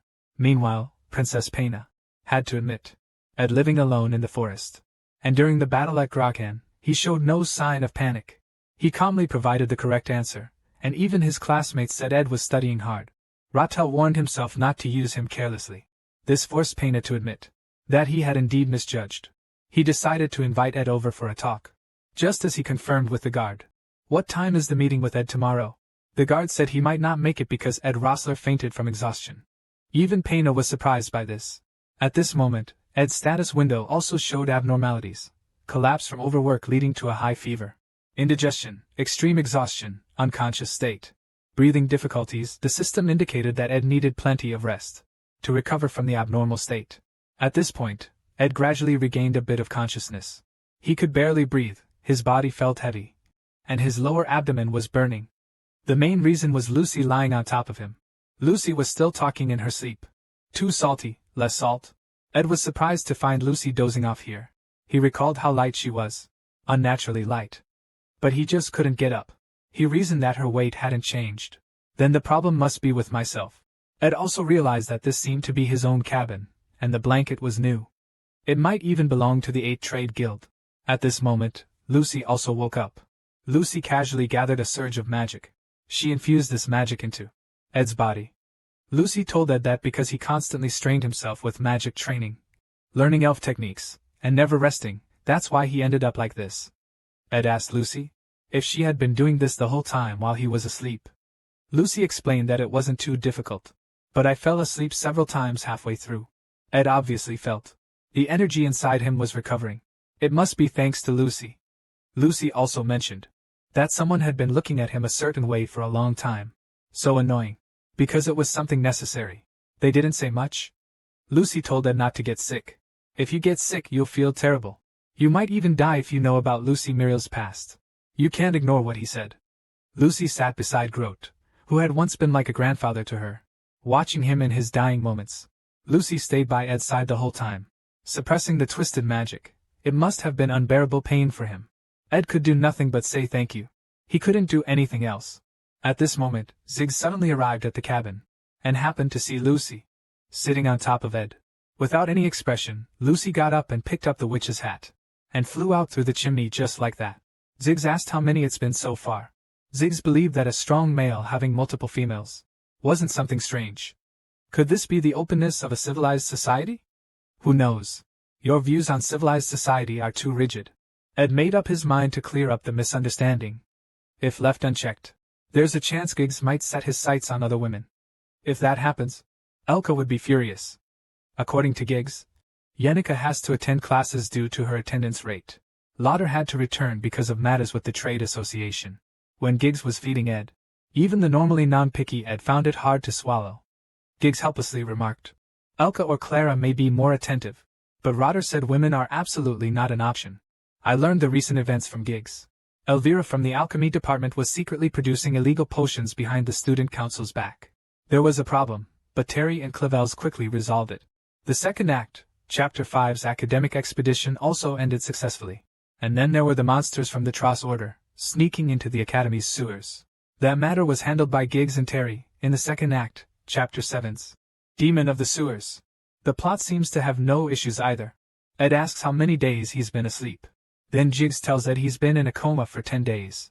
Hearing this, Ed hurriedly grabs the bowl from Giggs' hands and gulps down the soup in one go. He couldn't believe he had been out for 10 days. Ed asks Giggs for help. "Immediately send a message to Rotel on your behalf." The day after Ed woke up, the battle for the Sage's Book officially began. The participants were Princess Peenia, Merchant Guild representative Rotel, and someone who absolutely shouldn't have shown up according to the original plot. That person was the final boss of Chapter 4, the head of the Rosteller family, Cliffin Rostaler. Just now, Princess Peenia met with the head of the Rostaler family. Cliffin apologized to Princess Peenia for the trouble caused by the unruly Ed when he enrolled. Princess Peenia no longer minds it at all. Cliffin Rostaler and Ed Rostaler share the same bloodline, but Cliffin is different. It said he is noble and refined, the gentle and wise Duke family. From the way the servants attend to his every move, one can sense their respect for Cliffin. But Peenia, with the eye of truth, knows this man is a villain. Cliffin also noticed Rotter nearby. Rotter naturally stood up and introduced himself. And they said as long as there are profitable goods, the IT Trading Company would follow along. At this time, Griffin still didn't know that he had already fallen into Rotel's trap. Then, the auction for the Book of the Sage officially began. The Academy had both parties bidding for the book write down their highest offer. In the end, the highest bidder would win. Because the headmaster didn't want more people to know that the Academy was selling the Book of the Sage due to financial difficulties, he came up with this discreet method. They also invited Princess Peenia as a witness. The principal claimed illness and was unable to attend. In the end, Vice Principal Rachel acted as the auctioneer. The rules are simple. The two bidding for the Book of Sages write down their highest price, and the one with the higher bid wins the book. Peenia, who had prior knowledge of the trading method, also researched similar book transactions. The Book of Order was once auctioned for 8,100 gold coins, and the royal family's Book of Indolence was also sold for 6,730 gold coins. Grand Magician Clot's mobile phone is priced at 7,020 gold coins. Peenia analyzes Rotel. He had long since understood the value of the Sage's Book. He must have also researched the market trends and pricing of such magical books. Rotel and Griffin. Everyone has written down their bid. This price was quickly submitted to Vice Principal Rachel. There's no upper limit for the Sage's Book. It's a one-time bid. As long as you know the other party's upper limit, you can win. Rahel said before.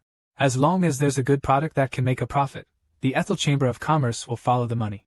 Rahel has already made his stance clear. I buy things for profit. If Rotter was trying to make money, he wouldn't bid higher than 8,100 gold, the highest price ever paid for a historical book. Because anything over that, and he risks losing money on it. As long as Griffin bids just a little higher than 8,100 gold, Rotter's implied maximum. The Book of the Sages is his. The vice principal announced the bids. Griffin Rostaler, 8,500 gold. Rotter Kehian, 9,400 gold. The Book of Sages was finally obtained by the Atre Merchant Guild. Even Princess Peenia was surprised. Wasn't Rotter's goal to make money? Although Cliffin was annoyed, he still left with his men, because he knew he still had a chance to get the Book of Sages. Only Peenia was completely bewildered. What was going on? She even tried to guess. Rotter's purpose. It's to stop a villain like Griffin from getting the Book of Sages. He quickly felt it was impossible. Because even as the Crown Princess, I couldn't find any evidence of Rosteller's dark side. He then suspected this might be someone's request or order. If someone was manipulating Rotel behind the scenes, then this person must know Griffin Rosteller's dark nature. And the only person who knows Griffin Rosteller's dark nature is one person, even if he was kicked out of the house and thrown out into the wilderness in the middle of the night. Even if I collapse from exhaustion, I have to keep going. I still want to fight the Rosteller family.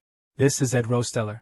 Thinking of this, Princess Peenia almost lost her footing and fainted. She reproached herself for nearly expelling such a person from the academy. Meanwhile, Rotter was signing A contract with the Academy to purchase the Sage's book. He'll make a killing. If he sells the Book of Sages to Cliff Gripestone, he'll get at least 8,500 gold, maybe even 9,400. Even if he loses 900 gold on the purchase, it doesn't matter. He won't sell it to Cliff. That was a lie from the start. No matter what happens, the Book of Sages is Rattle's to do with as he pleases. Once he has the purchase agreement for the Book of Sages, Ed will agree to any of his terms. For 900 gold, he'll have Ed at his beck and call. This price is really cheap. And when he thinks about how he can ask for anything, Rahel can't help but feel a secret joy. If Princess Pena saw this expression, she would definitely cough up blood. Meanwhile, on the other side, Ed learned from Giggs that Rahel had won the final bid. Ed now also knows that Rahel likes him. But now I have to focus on dealing with the Rostai family. I feel a little bad for Rahel. Yenica arrived. Giggs asked her, seeing it wasn't even noon yet. Why are you here so early? Yenica replied that her morning classes had finished, and she came to check in. Ed immediately told Yenica that he'd caused her a lot of trouble recently. Yenica waved her hand dismissively. Then Giggs suddenly brought up how Yenica had been running around the school crying, and there were even rumors that he had a broken heart. Yennefer yelled at Jaskier to stop him from continuing. Yennefer summoned a bear-like earth elemental, who covered Jaskier's mouth. She warned Jaskier that it was cold, and he should be careful if he wanted to catch a cold. At this moment, the fire elemental, Mog, popped his head out from Yennefer. Mog knelt on the ground and apologized to Geralt. He didn't realize Geralt had been forcing himself. Geralt asked what was going on. Mog explained that he wished he could rush out and kowtow to apologize. But he was afraid that a sudden appearance would drain Geralt's magic, so he was currently using Yennefer's magic to appear. Geralt didn't think it was a big deal. Then Jaskier mentioned that Geralt had been unconscious for 10 days. That was a big deal. Geralt then remembered that he had been unconscious for 10 days. During the 10 days he was unconscious, all the venison had gone bad. My fishing net is torn because I haven't mended it. With no food left, Ed has to start over.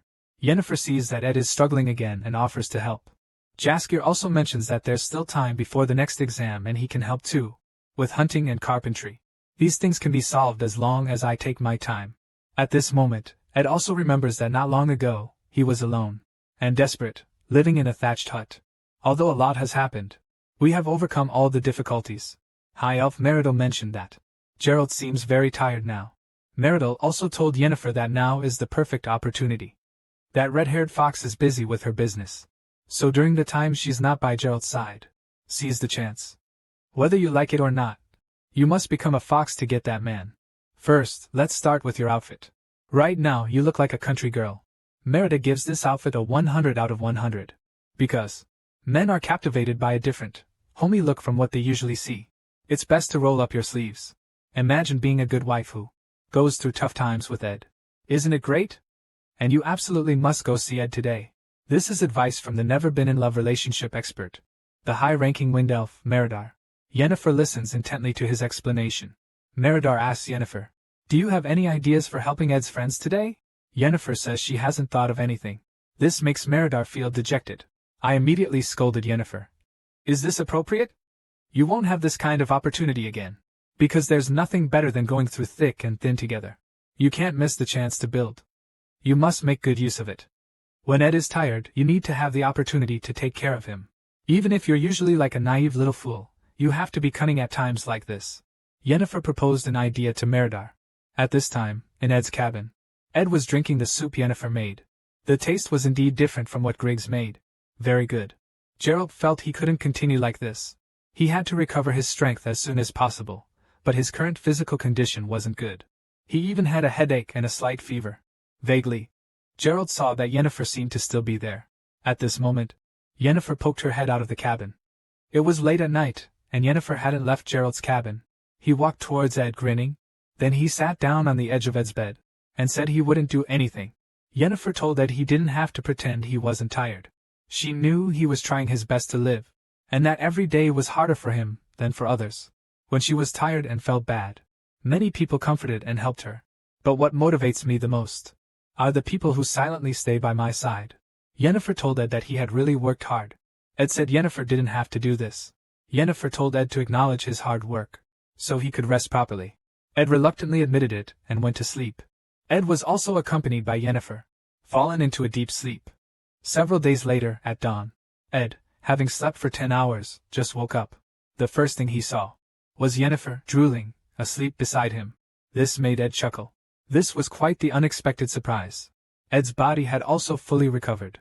He also discovered that in the past 10 days, his skills hadn't developed according to his plan at all, especially his research on maziology. Ed could only assemble and learn it by himself, because most maziology creations are rewards from main storyline quests.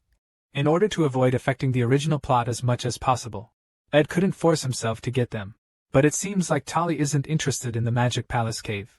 Ed, possessing memories of his past life, is preparing to use those memories to acquire the Magic Palace cave, a main storyline drop, in advance.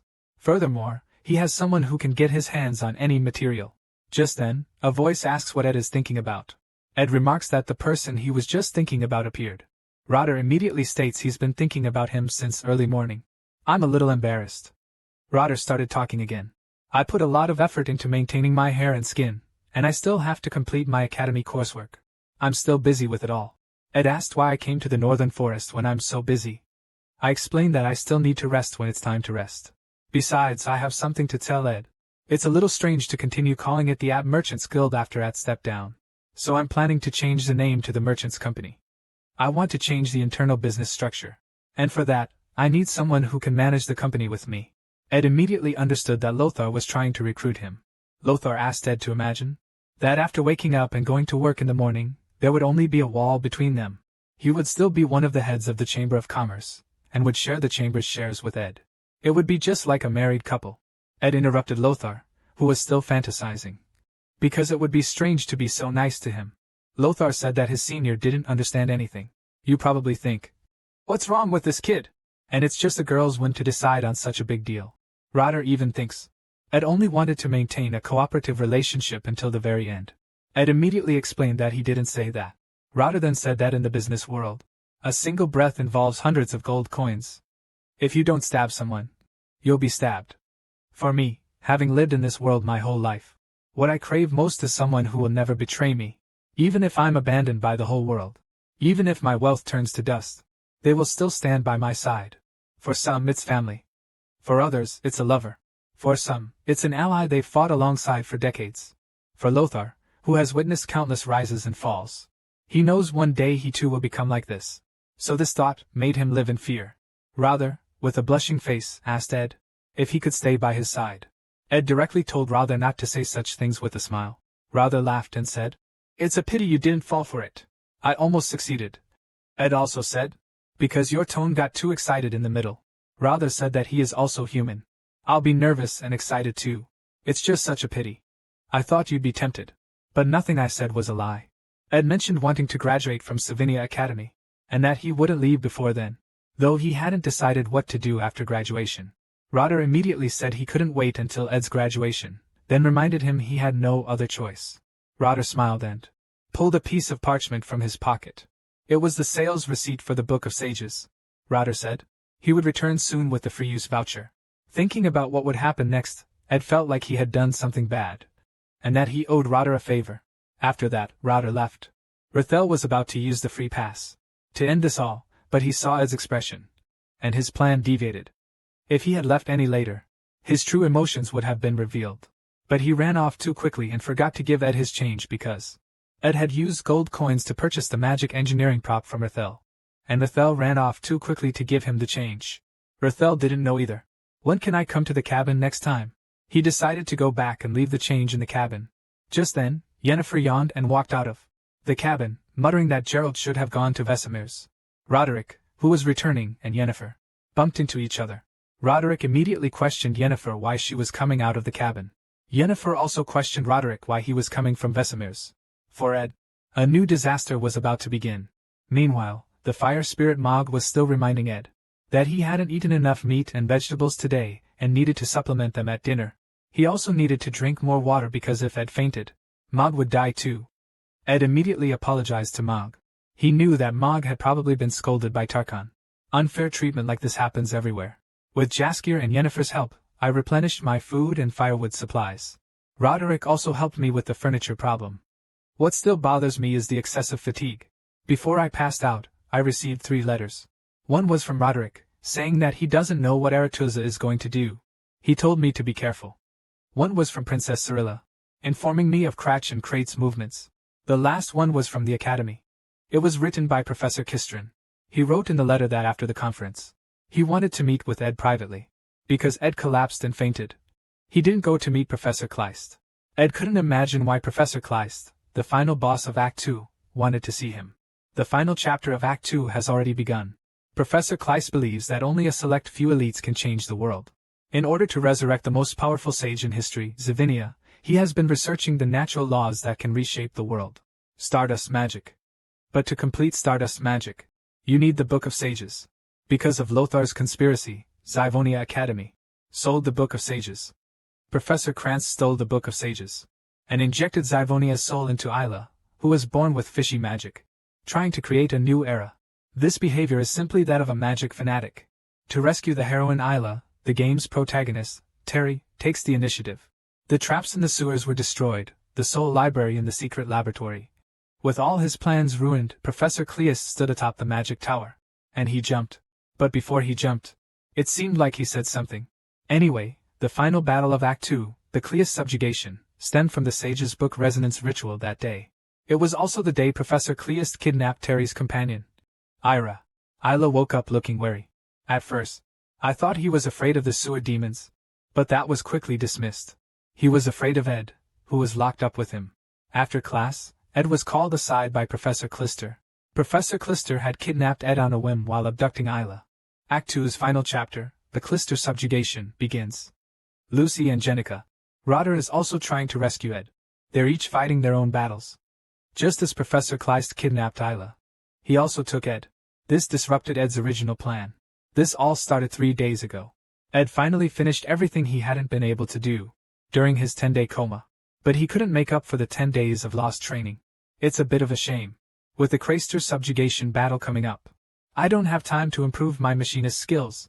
Ed suddenly thought of a place where he could quickly improve his machinist skills. That is, the secret laboratory in the Craster subjugation battle. There are 4 battlefields in the Craster subjugation battle. The most difficult one is the secret laboratory. But the boss of this level, Lena, is very strong. Without Terry's Sword Saint, I can't beat her. And Ed needs the books from this research institute. The key is there. There's also a lot of information on machinist crafting. Ed decided that going alone was still a bit dangerous. He turned his gaze towards Jenica, who was making tea. At the academy, Professor Kleist announced the female lead of the game. Isla from Class C and Adele from Class B will transfer to Class A next semester. Class A currently has only 3 students, but from next semester, it will have 5. It is said that for years, there hasn't been a Class A in the grade Professor Kleist is in charge of. Rothel in Class A suddenly spoke up. Neither Isla nor Adele are outstanding. At this moment, Gibbs also questioned Professor Kleist. What exactly are the standards for Class A? Wouldn't this discourage other students who want to join Class A? Some students complained. Professor Kleist said it was his business. He didn't want to waste his time on uncertain individuals. Jiggs added that Professor Kleist despised the existence of ordinary students and belittled their efforts. Faced with Jiggs' accusations, Professor Kleist calmly apologized to Jiggs and explained that the most effective way to destroy a person is to cheer him on and prevent him from seeing his true strength. Hearing this, Rotter sighed. Before attending Sylvania Academy, he had investigated the Academy's professors. The reason for Professor Kleist's obsession with talent might be because of his daughter. Professor Kleist's daughter was an average mage, but because she was a magic student at Sylvania Academy, she readily participated in a monster subjugation battle, and then died young. He was utterly talentless, yet he firmly believed he had talent. This created this tragedy. That's why Professor Kleist is so obsessed with talent. After this, Kleist kept researching Stargardian magic. But he wasn't actually pursuing Stargardian magic, but the person who created it. He's the legendary Great Sage Savinia. Rodel speculated that he transferred Aira to Class A most likely to research new phase magic. Then Professor Kleister told Rodel that he wanted to speak with him privately. Rodel guessed. Professor Kleister wanted to discuss everything about the Sage's book with him. Meanwhile, on the other side of the academy, Professor Claire was giving a lecture. Ed has also devised a strategy for Act 2. That is, to follow the game's protagonist, Terry, and pick up the equipment he drops after defeating bosses. Ed has even made a detailed list of what he needs, especially Glockter's Eye in the 3rd stage. And the Delheim Hourglass, those are a must. These things are useless to Terry anyway, so it doesn't matter if I take them. Besides, I can enjoy watching the protagonist Terry's playthrough. It's the perfect plan. Just wait until the day of the Crestfall battle. And tell Yennefer that I dropped something in the sewers and ask her to help me find it. Seeing Yennefer's enthusiasm, Ed feels a little guilty again. Just as Ed is admiring his perfect plan, a voice calls out to him. And that person is none other than Assistant Professor Claire. He asks Ed to go to Professor Crest's lab. Since I was unconscious last time and couldn't see him, I think Professor Crest might have something important to say. Inside Crest's lab, Aira is on guard. Ed hasn't done anything yet, but she's already like this. It's because Ed and his relationship are too intertwined. Ed asked, and it turns out tomorrow is the Crest raid. It was the day Isla was kidnapped. How could he be here? Ed's mind raced, suddenly realizing something. Ed frantically searched through files and research notes, quickly reading their contents. Since Ed knew most of it, he could roughly assess the current situation. Ed was still at the desk. He found a report about himself. Ed guessed it was Assistant Claire, who submitted it to Kleist, detailing what he did during the Orpheus incident. As Kleist's footsteps got closer, Ed immediately pulled out his knife and got ready. Isla looked scared and cried for help. At this moment, Professor Kleist returned to the research lab and witnessed the scene. Isla ran towards Professor Kleist, seeking his protection. Professor Kleist immediately activated his new position. The magic spell, Time Prison. Isla was imprisoned just like that. Professor Kleist didn't hesitate. Attacked Ed directly. Ed reacted immediately and launched an attack on Kleist. Ed called for Mog to attack. Because the knife was engraved with burst magic, there was a loud boom, and the lab exploded. Professor Kleist, unharmed by the explosion, praised Ed for understanding the situation so quickly, and his reaction speed is so fast. Kleist also wondered how Ed could guess his intentions, just by looking at a few files. At this point, Ed mentioned that they had already caught Isla. Ed stated that he could keep his mouth shut, and wouldn't say anything. Kleist explained that he had his own plans. Ed analyzed that even if he escaped from here, Kleist won't let me off the hook either. It might even affect the plot of Act 2. If I get kidnapped here, I might even be locked up in the Act 3 prison. I think I'll just let him kidnap me. I walked right out without a care in the world. Kleist thought. I had some new plan. He still activated the time prison. He captured Ed and Aira like this. At first, Kleist doubted that Ed, who had been living in the wild, could achieve such results. He couldn't imagine how hard Ed had worked. Assistant Professor Claire said not long ago that Ed might be behind the scenes, or even the mastermind. But, when she saw Ed's fighting style through the crystal ball, he could see that Ed's fighting ability was unusual. But it was clearly the fighting style of the weak. Perfectly analyzing the opponent, using every possible means to win. This is how the weak win. This isn't achieved through talent, but through hard work. This scene reminded Professor Kleist of his daughter. The initial plan was only to kidnap Isla, and Ed's involvement was on a whim. She even thought that Ed's social circle wasn't large, so even if he disappeared, it won't cause too much commotion for a few days. While Professor Kleist was off his guard, the fire sprite Mog darted out from Ed's sleeve and vanished into the sky like a shooting star. Meanwhile, at Ed's cabin, Yennefer was simmering chicken soup, waiting for someone to come back and taste it. Lucy happened to be napping somewhere in the cabin as well. Decades ago, there was a brilliant archmage. He traveled all over the southern continent, saw the world, and discovered many unknown magics. He felt that he was still unworthy of the title of archmage. He thought back to his master, the great sage Savinia, who died at a young age. The day he lost his master left him with only grief. Even after a lifetime, he couldn't help but miss his master. He was Lucy's master, Gedgekeet. What is lost will always be lost.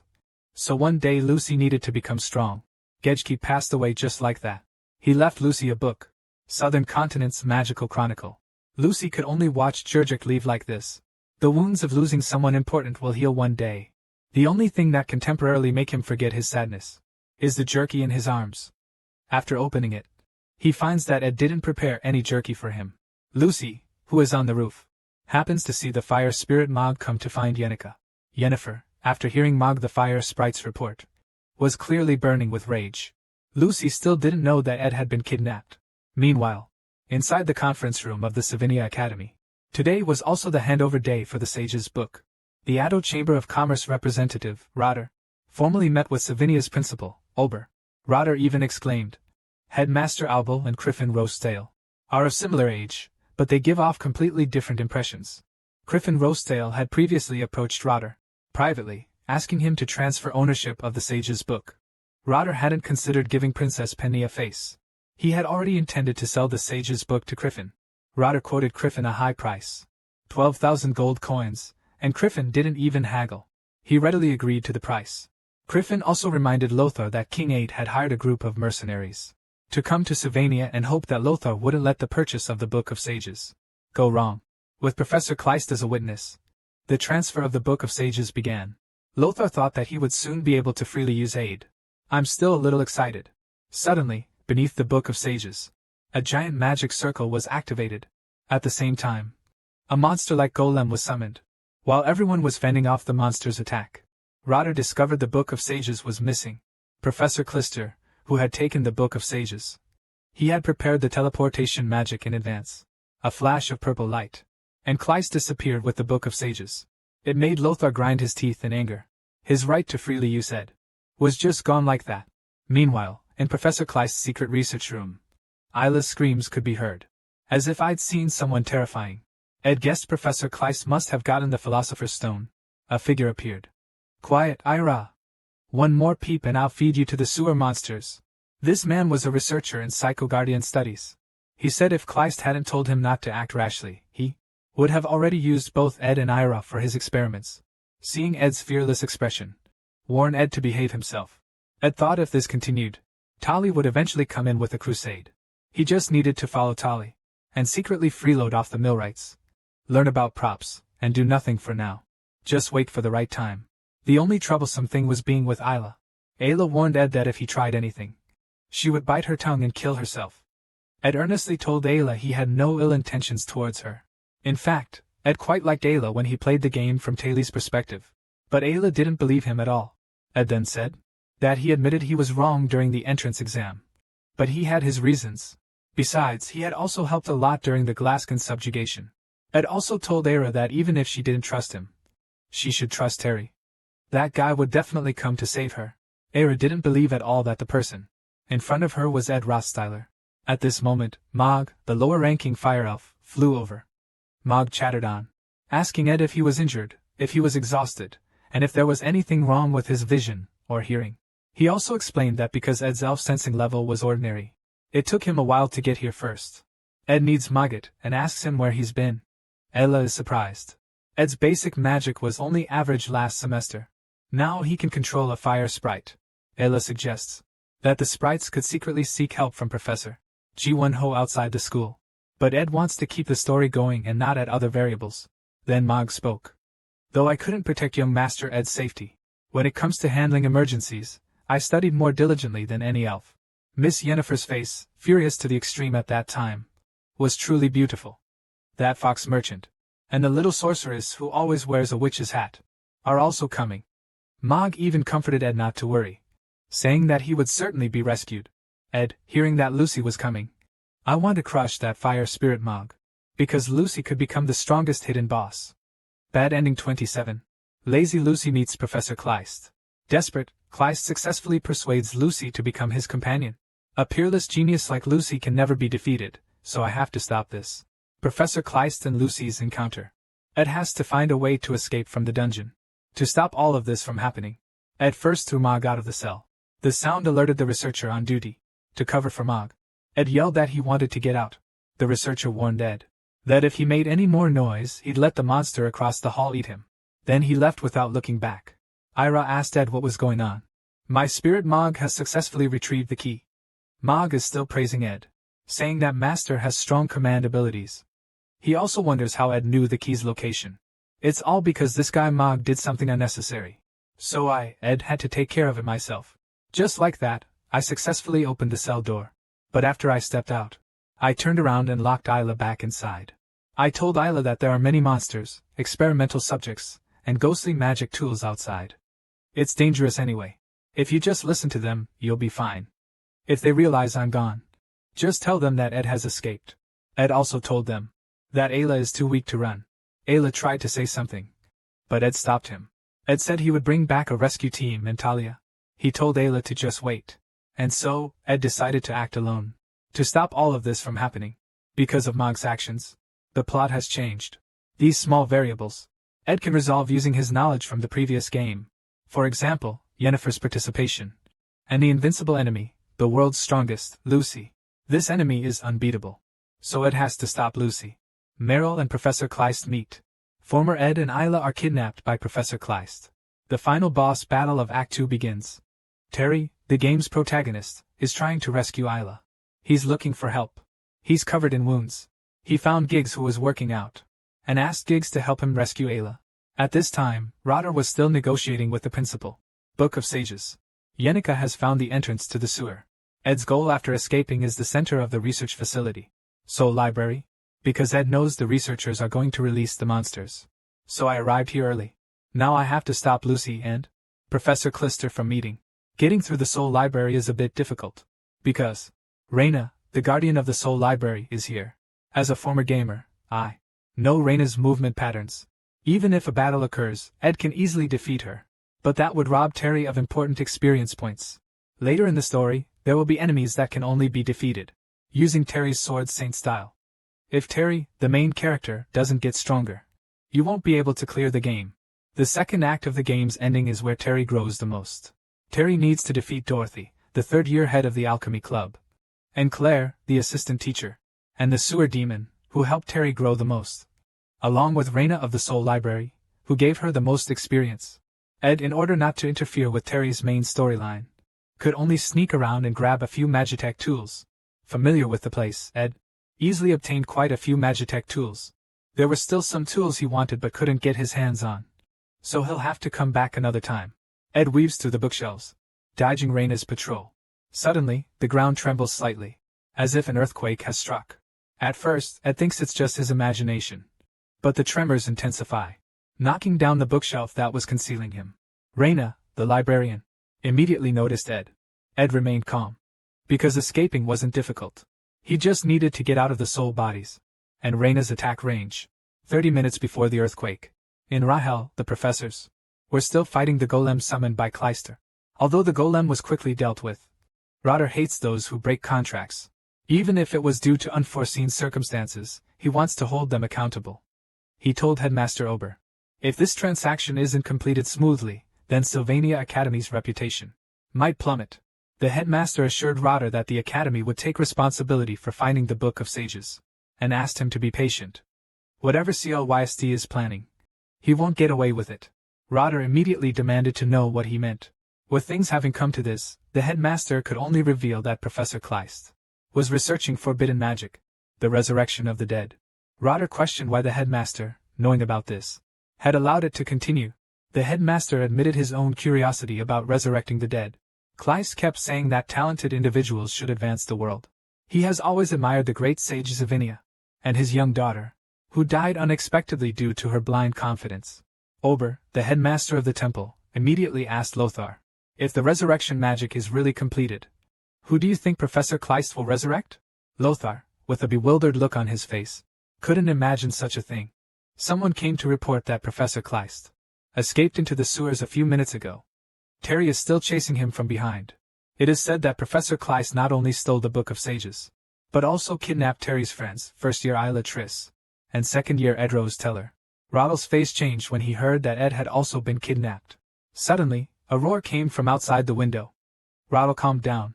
Rottel analyzed that Principal Ober is the most powerful magician of this era. He promised he'd retrieve the Book of Sages, and Ed will be saved. The smartest thing to do is just wait.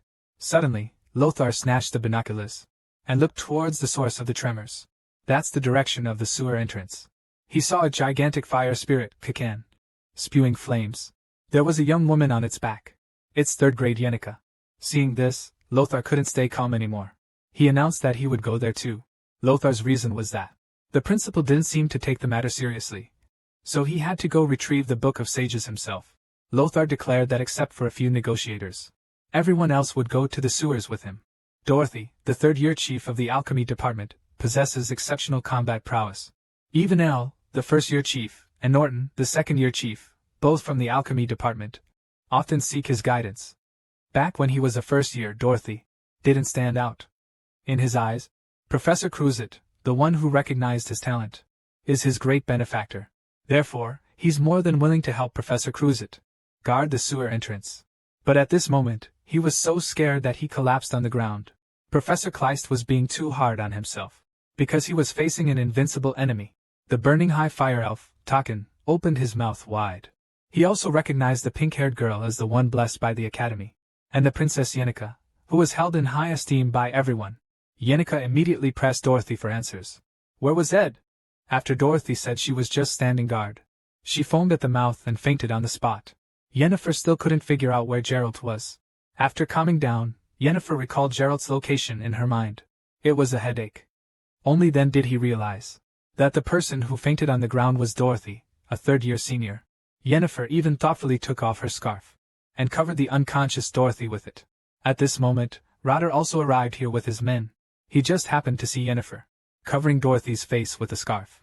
Rotter analyzed the situation again. Yennefer was the strongest fighter besides Lucy.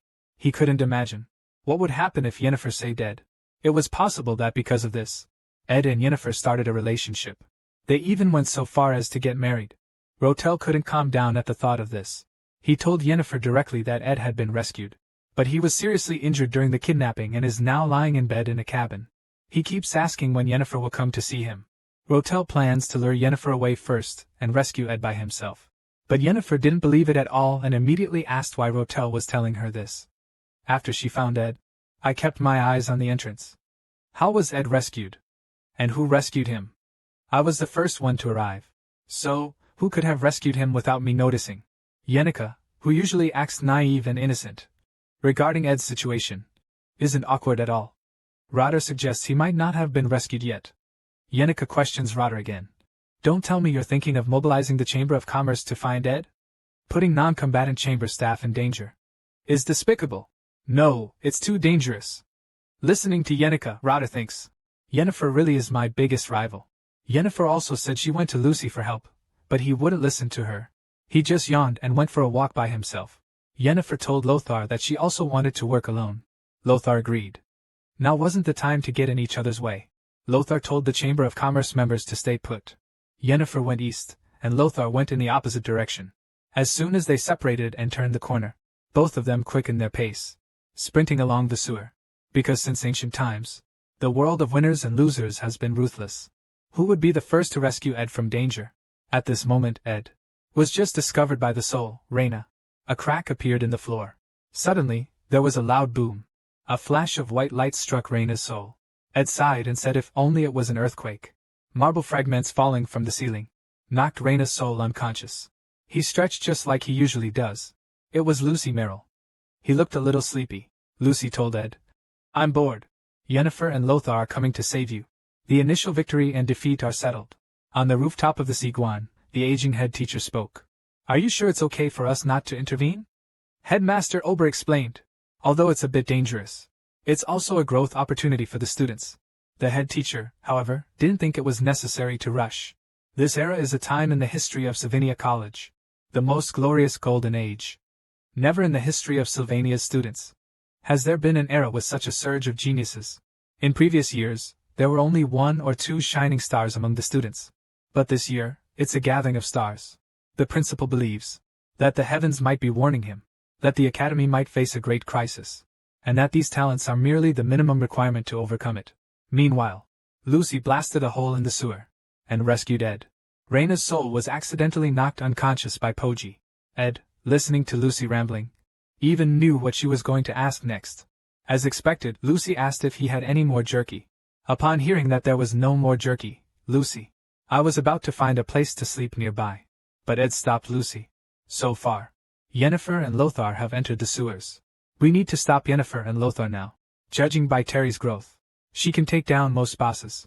Even if we skip a mini-boss, the plot won't have any major issues. The problem is that Lucy here might run into Professor Kleist. Ed puts his hand on Lucy's shoulder and firmly tells her not to go anywhere. Just stay by his side. Lucy asks why. Ed frantically searches for a reason. Lucy is like a stray cat wandering in the wild. No one can understand his thoughts or predict his actions. Lucy said there was no need to stay with Ed anymore, because Ed was safe now. Ed explained. Lucy, you're strong.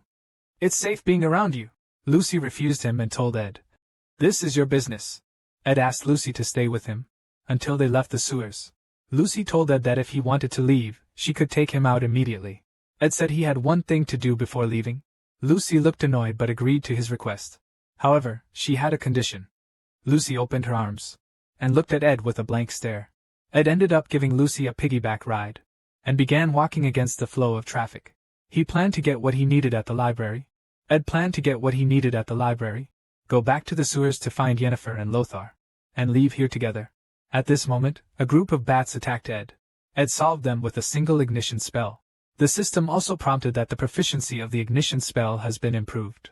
Ed lamented the exclusive experience of the game's protagonist, saying how good it felt. At the same time, he silently apologized to the game's protagonist, Teddy, in his heart. I only gained a little bit of experience. Meanwhile, on the other side, Rotel, relying on his extraordinary magic perception, found the entrance before Yennefer. It was a dead-end wall. He thought about how he was currently helping someone with the purest kindness. It's a relationship that can't be described with money. The thought made Rotter's heart race. Suddenly, there was a loud boom, and the wall exploded. Rotter immediately recognized the person before him. It was Ed, the one who had been kidnapped. Rotter, you came just in time, Ed said. Help me carry some things. Rotter first marveled at the high-level formula blueprints. After coming to his senses, he asked Ed, weren't you kidnapped? Ed confirmed that he had been, although I don't know how. It's been resolved. It was then that Rotter noticed Lucy on Ed's back. Rotter also knew that no matter how powerful a mage was, they couldn't defeat Lucy. So this was a competition he couldn't win from the start. Although Lucy didn't have romantic feelings for Ed yet, she was always hanging around him. Rotter sighed inwardly, thinking how dangerous this was. Yennefer was a coward, and wouldn't make any bold moves. He remembered the last time he stole a kiss from Ed. He rushed home, accidentally dropping his torch on the ground. He almost set the forest on fire. Every time before meeting Ed, he would put on makeup and constantly work on improving their relationship. But now, Ed was flirting with another girl right in front of him. Ed told Lothar to give him the scroll, and if the merchant guild had any materials he needed, he asked Lothar to prepare them. Lothar wanted to refuse. He thought he should take a hard line. I had the upper hand, but Ed suddenly approached me and said he could only trust me. Facing this unexpected attack, Roth thought Ed had crossed the line. Hearing Ed say that he could only trust him, Roth's ears turned red. Roth, with his head in a daze, asked Ed if he needed a receipt. Roth felt like a fool. Just then, a voice interrupted their conversation. It was a Chamber of Commerce employee. He came to inform them. Golden King ETT has arrived with his mercenaries. Meanwhile, a pair of students, led by Terry and Geddes, are making their way through the sewers. The gloomy Cleaver suggests they don't need to go so deep. Elvira, the head of the alchemy department, immediately rebukes him. Aren't you going to save Ayla? Cleaver yells back. I never liked her anyway. So why are we still saving Adrostellar? Tali, the game's protagonist, pleads with Clive once more, saying she wants to rescue Ayla. Jiggs also tells Clive they've come this far, and shouldn't think about retreating. One of their companions, who calls himself the Romantic Prophet, Adele, mentions something up ahead. Romantic Prophet Adele. He always says things as if he can see the future. He pointed to the entrance ahead and said, this time, the opponent is very strong. Suddenly, there was a loud boom, and the entrance exploded. A giant salamander emerged, holding a human figure in its mouth who was begging for mercy. The figure kept trying to explain that it was just a simple accident. This figure was none other than Claire, who was foaming at the mouth. Assistant Instructor Yennefer also wondered if she was lost. At this moment, he seemed to have noticed something as well. Fire Jin Taken looked over there. Yennefer even waved to them. Only Jaskier waved back kindly. Tia and the others looked at Yennefer in terror, because the fear they had experienced resurfaced. Tia and Elwira, even fully armed, ready for battle. Yennefer wondered what was wrong with everyone. If she had done something wrong. Jaskier asked Tia to calm down, but Tia only wanted to save Ayla. She wouldn't listen to reason at all. At this moment, a figure walked out from another entrance. This person was Ed Skenica. She asked with concern if Ed was hurt. At this moment, Terry and Elvira looked at Ed as if he were a formidable enemy. Elvira whispered Terry's name, but she thought they should retreat for now, because they had fought Ed before, and Ed was able to handle them with only basic magic and archery. His abilities were that of a tactical expert, although Terry had grown a lot since the Orpheus incident. If it were just Yennefer, I could probably break through. Right now, with Ed at the center, there's Yennefer and Lothar. Unfortunately, the difference in strength is too great. I estimate my chances of winning against them are 0. If Ed decides to block the way, then we definitely won't be able to get through. It was Ed who broke the tension. Calmly tell Talia that Isla is waiting for you. Ed, just like that, naturally passed through the middle intersection. Talia should follow the game's plot and capture Kleist. And I should resolve the variables in the game. Ed is also preparing to capture the Gold King, Eto. Just now, the Chamber of Commerce staff came to report that the Gold King, Eto, is attacking. In the game's story, Gold King Adolf, at different times, loses his power in various ways. He was supposed to be completely defeated in the original story, with no chance of a comeback. But for some reason, he makes a comeback. Gold King Adolf, taking advantage of the opportunity when Lothar leads everyone into the sewers, seizes the moment to strike. Ed, who lives each day to survive, has reached the finale of Act 2. The battle where Yenica occupied the Student Union building feels like it was just yesterday. Severnia has a total of 5 acts. And now Act 2 is about to end. Most of the plot hasn't changed. The Golden King, must exit the stage in this act. Ed told Giggs that this path would lead them straight to Isla. He said they could ask her for details after they rescued her. Telly looked incredulous. This part of the game could only be completed by Telly. She had to learn all the skills and grow stronger to clear this stage. The final boss of Act 2, Klost, would summon a magic tower to cover the sky. It was a pain unbearable for the human mind. The trial doesn't need Ed to explain it, nor does it need his encouragement. Tali will still defeat the final boss of Act 2. Ed, Yennefer, and Lothar ran towards the sewer exit. Lothar then mentioned Eder, saying he knew Eder had manipulated the trade deficit. If Eder captures him, he can ruin all of Lothar's plans and regain his power. Yennefer suddenly stopped Ed. Yennefer asked Ed if he was going to a dangerous place again. He just escaped from being kidnapped, and now he has to deal with the Chamber of Commerce. Besides, it's a Chamber of Commerce's business, and has nothing to do with Ed. She doesn't want Ed to get hurt again. Even when she's angry, Yennefer keeps her voice down.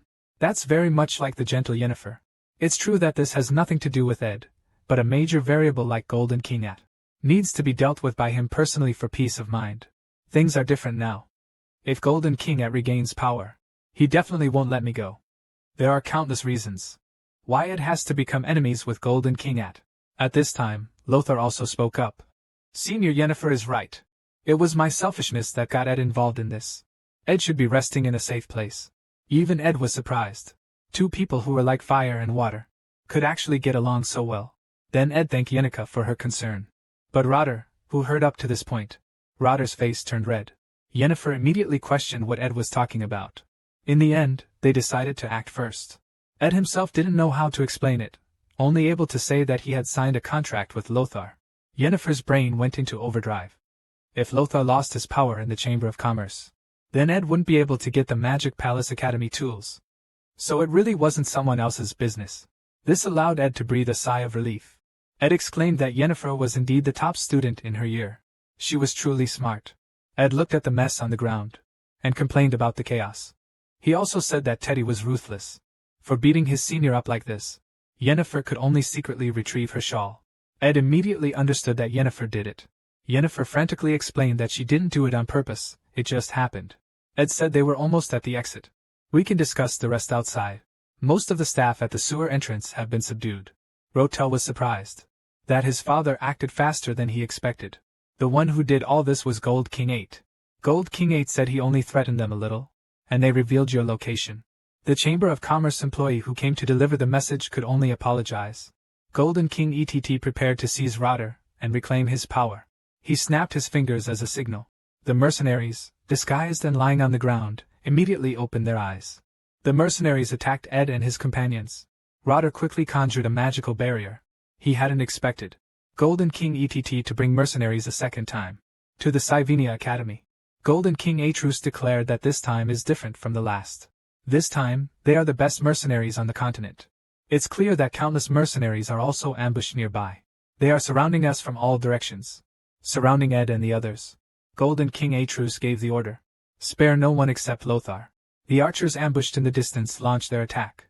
A volley of arrows rained down on Ed and the others. Yennefer raised her hand and snapped the arrows in midair.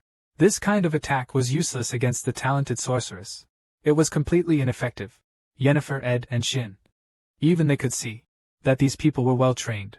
King Eth, having learned from his last experience. I've also prepared other trump cards. He pulled out a legendary magic tech item.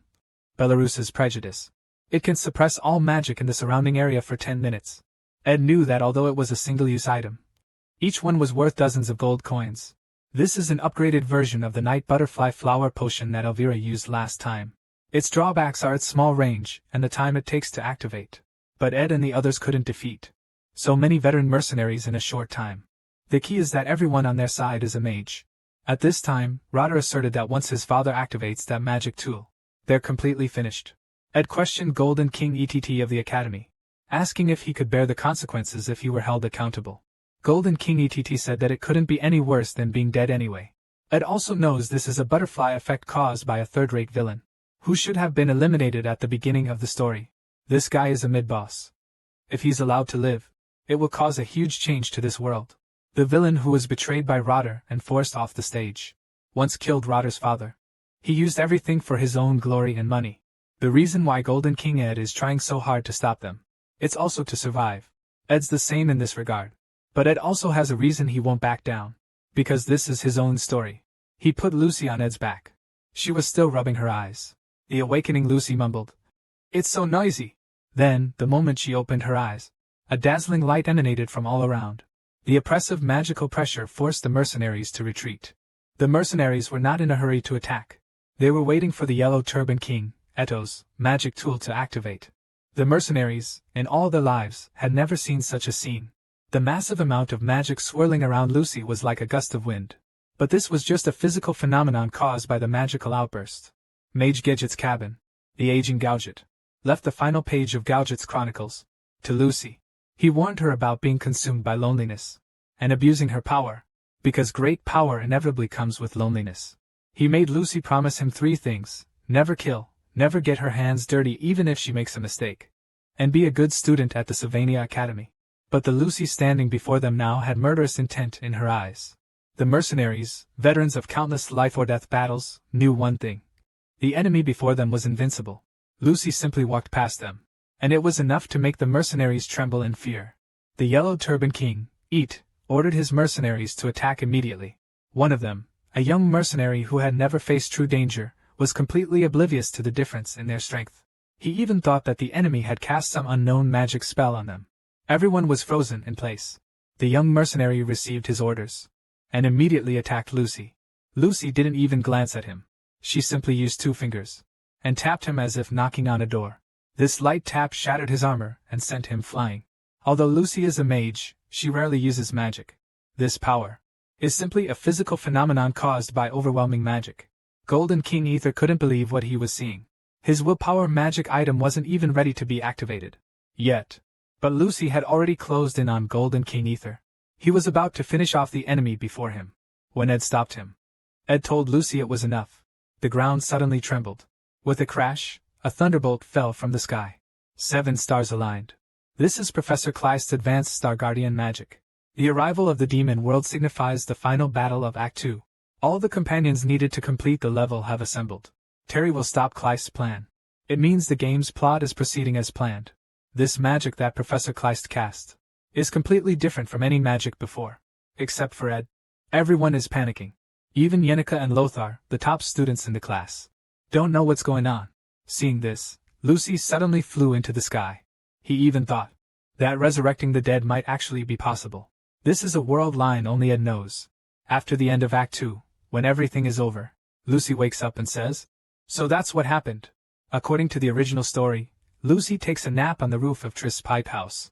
But if I include her as a combatant in the Act 2 battle sequence, a desperate Kleist suggests something to Lucy. The great man resurrected by the new locust magic wasn't Sibin, but his apprentice, Gregot. And with that, Lucy became the player's enemy. If they failed the game, Lucy would vanish into the sewers. The players spent hundreds of hours researching, but they couldn't defeat Lucy. So, Lucy in Act 2 is unbeatable. But Ed, knowing this, could prevent it all. The still persistent Gold King, Ed, also seized the opportunity. He activated the legendary Magitech item, Belarus's Prejudice. This item could temporarily suppress all surrounding magic power. He even thought his plan had succeeded. He then ordered the mercenaries to attack again. One mercenary lunged at Ed, but Ed turned and cast a spell. A sharp blade sent the mercenary flying. Because Ed was also an unexpected variable in the plot. At this moment, the yellow-turbaned King Eto had a look of disbelief on his face. He didn't even know what had happened. But Ed knew that the legendary magic engineering tool could suppress all the magic power around it. But it had its limits. Lucy's magic power was far greater than his. It was beyond the suppression limit. So as long as Lucy was present, this magic suppression was useless. At this moment, Lucy mentioned a place he wanted to go. The Golden King, Alt, looked despairing. Even he knew he was finished. Lucy cast his magic again. He prepared to finish off the enemy before him. But Ed stepped in front of the Golden King, Alt. He stopped Lucy from attacking Alt. Ed knew if Lucy's hands were stained with blood, there might be undesirable consequences. Because he promised the Great Wizard he wouldn't kill anyone. Lucy stopped her magic, indicating she understood. She turned and prepared to leave. She mentioned she was going somewhere. Ed immediately asked her where she was going. Every conversation between Lucy and Ed was like this. Ed asked Lucy again. Are you sure you won't regret going? Ed didn't expect Lucy to answer. Hearing this, Lucy froze. The last chapter of Grand Mage Gugute's Chronicles. Those who have passed away are gone. Those who have lost must be strong. Grand Mage Gugute described the end of life. On the last page of this book. Left it to Lucy. He seemed to respond to Ed before he disappeared. Then he just vanished into thin air. As Yennefer watched, the mercenaries retreated as well. They then discussed how to deal with the captured Ethelrot. She should end things between him and Ethel herself. Now Ed has something important to do. Trismegistus Tower is the tallest building in the academy. Exhausted Ed is sprinting with all his might at Zivine Academy. The dormitory leading to Trismegistus Tower is steep. Everyone in the academy is extremely busy. Ed easily sneaks into Trismegistus Tower. This is where the story begins. Where Kleist stole the sage's book. Where Terry began his adventure. This is also Ed's destination. Chris calls it the rooftop. This is where Lucy often takes naps. Ed found Lucy sitting on the railing here. Ed knew Lucy would come here. Because you can overlook the entire academy from here. The two of them stared at the magic tower in the night sky. Lucy then said he remembered the past. Lucy gestured for Ed to sit beside him. He then asked Ed if he had any more jerky. Ed explained that he had just said. It was all gone. The two of them were just like before, having a familiar conversation. Lucy then said he remembered something from the past, a very sad event that made him cry many times. But he didn't know when he stopped being sad. Ed followed up by asking. Lucy explained that maybe my mindset has changed after all this time. It's been so long, and reopening old wounds is something only an idiot would do. Even if I resurrected Grandpa with revival magic, he would still leave me someday. Grandpa was prepared to die when he passed away. If I were to bring him back, he might be angry. He might even die again. The great wizard Jejuto dedicated his life to the study of magic. Using forbidden magic to resurrect him would be an insult to him. The great wizard Jejuto lived a life of poverty, and donated all his life savings to the West Vinny Academy. And this academy's buildings are inscribed with Gorget's name everywhere. To Lucy, the academy is like a relic left by Gorget. Lucy also knows that resurrecting her grandfather is just her selfish desire. Knowing all this, Ed asks Lucy again. Are you really okay? From Ed's perspective, he hopes Lucy won't go. Lucy wants to resurrect Groot, at least she hasn't taken any actual action yet. But if Lucy changes her mind, terrible things could happen. At this moment, Lucy wants to say something. Ed thinks Lucy is going to ask if he has any jerky again. But Lucy just asks if she can borrow Ed's shoulder. Ed understands why Lucy wants him to sit next to her. Ed doesn't say anything, he just nods gently. There won't be anyone like Kleist again. Madly researching putrid magic. The magic to resurrect the dead is over too. The dead are dead. Those I've lost are truly lost. But Lucy's tears wouldn't stop. Ed knew that Lucy had to learn to accept her loss. So Lucy and Ed sat, shoulder to shoulder, looking towards the distant magic tower. At this moment, Terry is still in a decisive battle with Professor Clister. A golden giant is summoned from the magic circle. Professor Clister proudly calls it an ancient weapon created by magic. Ayla is trapped within the golden golem's heart. Savinia lands and witnesses the subjugation of Saint Clister. The final battle begins. Professor Clister manipulates the golden golem, attacking Terry and the others. Jiggs, the spear of the forest, used brute force to withstand the blow, and shouted for Terry to hurry up. Terry jumped over the golden golem and charged at Cress. Cress didn't even notice Terry at first. By this time, Terry was already swinging her sword at Cress. Cress' sudden sword strike hit her directly. Cress, due to years of reading. My eyesight is worsening rapidly. At this moment Kleist recalls the past. I used to be a teacher, calmly sitting in my research room, immersed in reading, copying the sage's book, and analyzing constellation magic. Students majoring in elemental studies frequently visited my research room. There was also a clumsy assistant who often caused trouble. Even the principal often came by for tea. However, all of this is in the past. Kleist took out the sage's book and directly activated the Starguard magic. This magic directly broke Teddy's sword. This is the Starguard magic. Minor time reversal. It can reset time. Heal wounds. Thanks to the power of the sage's book, Krister activated the multi-time prison again. No one reacted in time, and were imprisoned by the time prison. Even his last companion, Giggs, the wood and grass spear, was imprisoned. Only Teddy was left struggling to hold on. Krister, the professor, believed he was about to succeed. I'm about to get back what I lost. But Tali still hasn't given up. Kleist is also preparing to launch his final attack on Tali. The golden golem is fully charged. But in the next second, it's sliced to pieces. Kleist is shocked by the scene before him. This is Tali's sword saint. It was Clyst who directly activated the time reversal and restored the golden golem. But Terry and her companion's time prison was also reversed. At this moment, Clyst thought that it didn't matter even if he used up all his lifespan. But Terry and the others wouldn't give him this chance. They cast ice magic on Clyst. It was Giggs who reacted first. I unleashed my ultimate ice magic. My companions joined the fight as well. Kleist knew his end had come. With a loud boom, the golden golem exploded. I rescued Isla. Kleist gave a self-deprecating smile, acknowledging Talia's victory. Kleist, who swam into the Dun Grotto, leaped from the magic tower, and at the moment of his death, he called out the name of his daughter, Mira. With his remaining magic, he cast one last solace. A magical spatial jump. He vanished into thin air, the other side of the forest. This is where Kleister was teleported. His last escape route. His body in this state. Even magic can't stop the bleeding. Kleister never reappears in the original story. Ed can already guess his fate. Seeing this, anyone can understand. Professor Kleister is about to die. At this moment, Professor Kleist also noticed someone approaching. That person was Ed. He wanted to confirm something. Ka was responsible for getting the mercenaries off the island. Golden King Ater was also imprisoned in the Chamber of Commerce by Rotter. Rotter ran to check on Ed's safety. Along the way, Rotter spotted Ed waving to him. Beside them, Lucy was still clinging tightly to Ed's clothes. This made Rotter feel that Lucy was also in great danger now. The third-year chief, Dorothy, and the assistant teacher, Claire, just came out of the sewer. Ed politely asked how they were doing. Dorothy explained that she was very dizzy. He also vividly described how terrifying it was to fight with Yennefer. Eros and assistant Claire suddenly cried out. It turned out Yennefer had jumped down from Takan's back. Yennefer spoke of magic north of the forest. It seemed to be connected to Stargardian magic. Over there is where Yennefer and the elves held their meeting. But Takan said he sensed a magic power similar to the magic towers in the northern forest.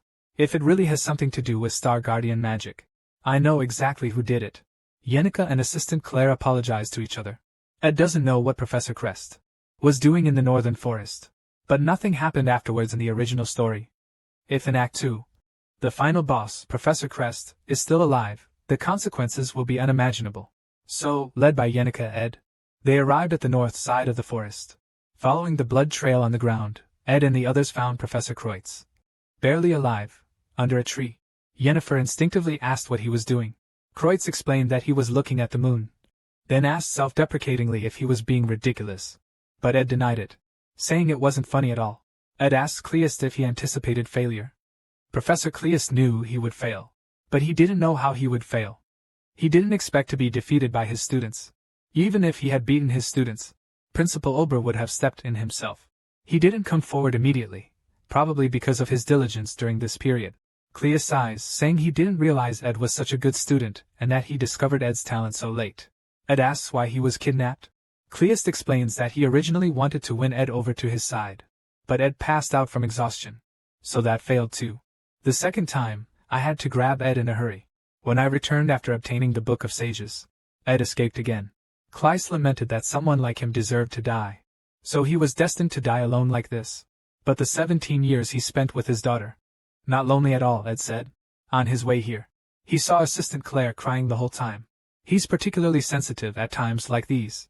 He also anticipated Professor Klister's fate. Although he doesn't know what Professor Clister did. He was the one who discovered him, his mentor. He's a guy who almost got his student killed. Now everyone knows he's a villain. So, Professor Kleist mocks himself, saying he'll die alone. But that's just his misconception. Claire, who became an assistant professor at a young age. Dorothy, the top student in the alchemy department. These are people who are considered to have no talent. Although Professor Kleist says they are worthless. But I still recognize their talents and help them blossom.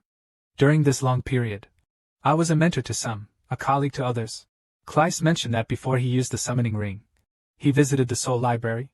All the advanced magic engineering scrolls were stolen, and they specifically targeted legendary scrolls. But that's the thief's own fault. Ed also sensed that there might be something else, because the thief has to personally reorganize the Soul Library. Professor Kleist gave Ed a key, and told him that under the table Reina is guarding, there's a secret vault. Once the cadets finish their investigation, he'll be yours. Professor Kleist lastly told Lucy, sometimes you need to look around. Lucy just held on tight to Ed, startled. It's just a pity that Ed couldn't see Lucy's expression. Professor Kleist closed his eyes just like that. Professor Kleist, leaning back in the moonlight, looked as if he had fallen asleep. Ed and the others gazed at him for a long time. The second act came to a complete end. The Dean of Discipline is interrogating Ed. You were at the Bofels case during the Glaskin incident. You were also involved in this Book of Sages theft. Why are you always at the scene? Is this just bad luck?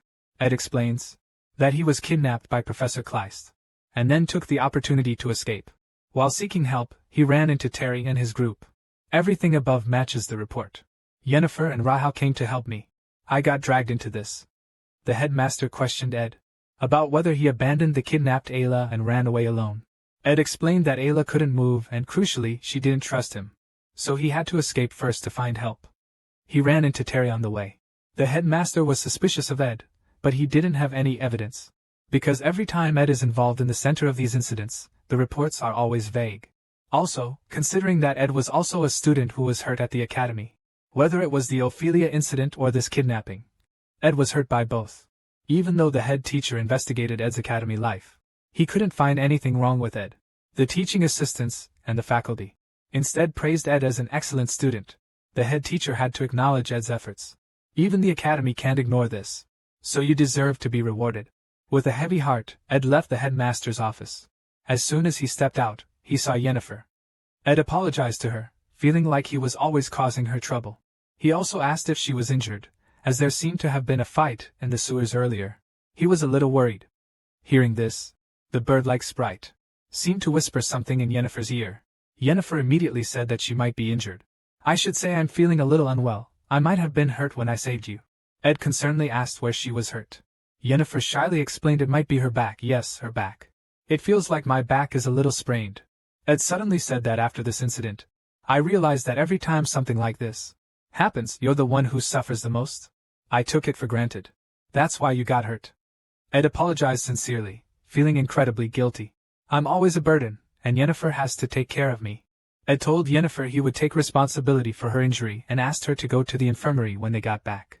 Since Yennefer's scholarship was cancelled, she's probably struggling financially.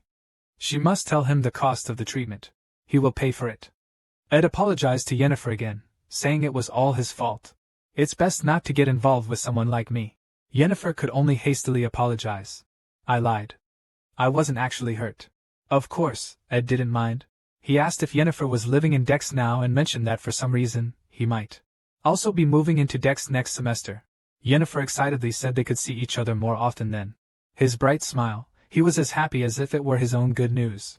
The second act was finally completely resolved. Ed also remembered the headmaster telling him he had been granted permission to live in Ophelia Hall.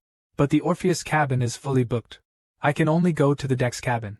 Ed also wants to build a fence around the cabin, grow some vegetables and reinforce the cabin. He felt a little empty thinking about leaving soon. He sighed that his camping life might be over. Ed pushed open the cabin door with a nervous heart. Thump! Lucy fell from the roof.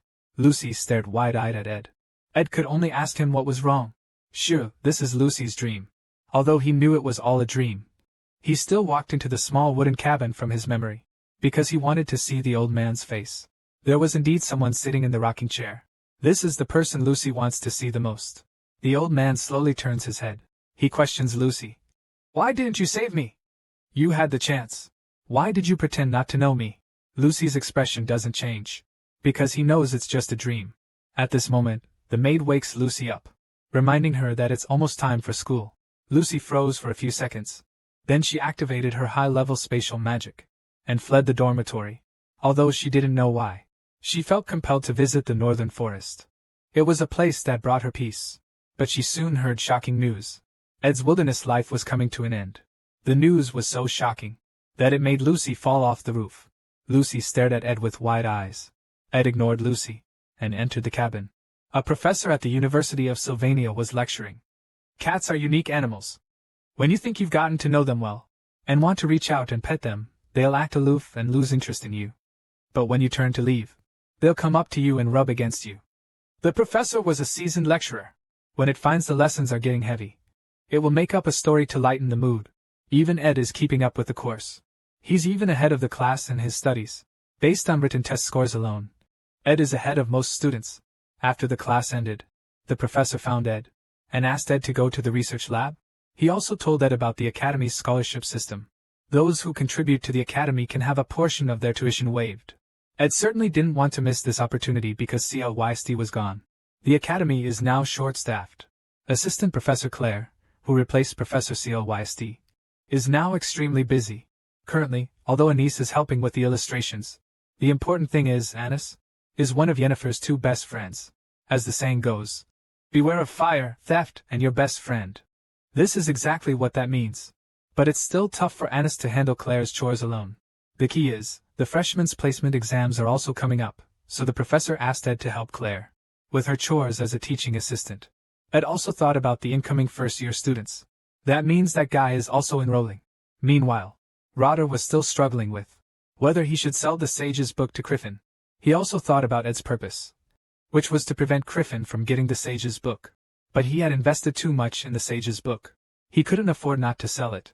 Thinking of this, Rotter decided to stop dwelling on it. As long as he had the receipt for the Philosopher's Stone, Ed should agree to his request. At this thought, Rotter felt a surge of joy. Because of the end of the semester, Rotter was incredibly busy. He figured if he was this busy, then Yennefer wouldn't have time to bother Ed. So, I don't have to worry about what will happen between him and Ed for now. Lucy shouldn't have changed much either. Thinking of this, Rotter felt a sense of unease in his heart. Meanwhile, on the other side, Shay told Ed that they were running out of firewood, and asked him why he hadn't been hunting lately. Ed hasn't really been taking care of the cabin lately, because he's planning to move into the Dex dorm. If that happens, he and Lucy will see each other less and less, and the game's storyline will become more stable. Just then, Yennefer came looking for him. Yennefer mentioned that today's class had been cancelled, so she came over to relax.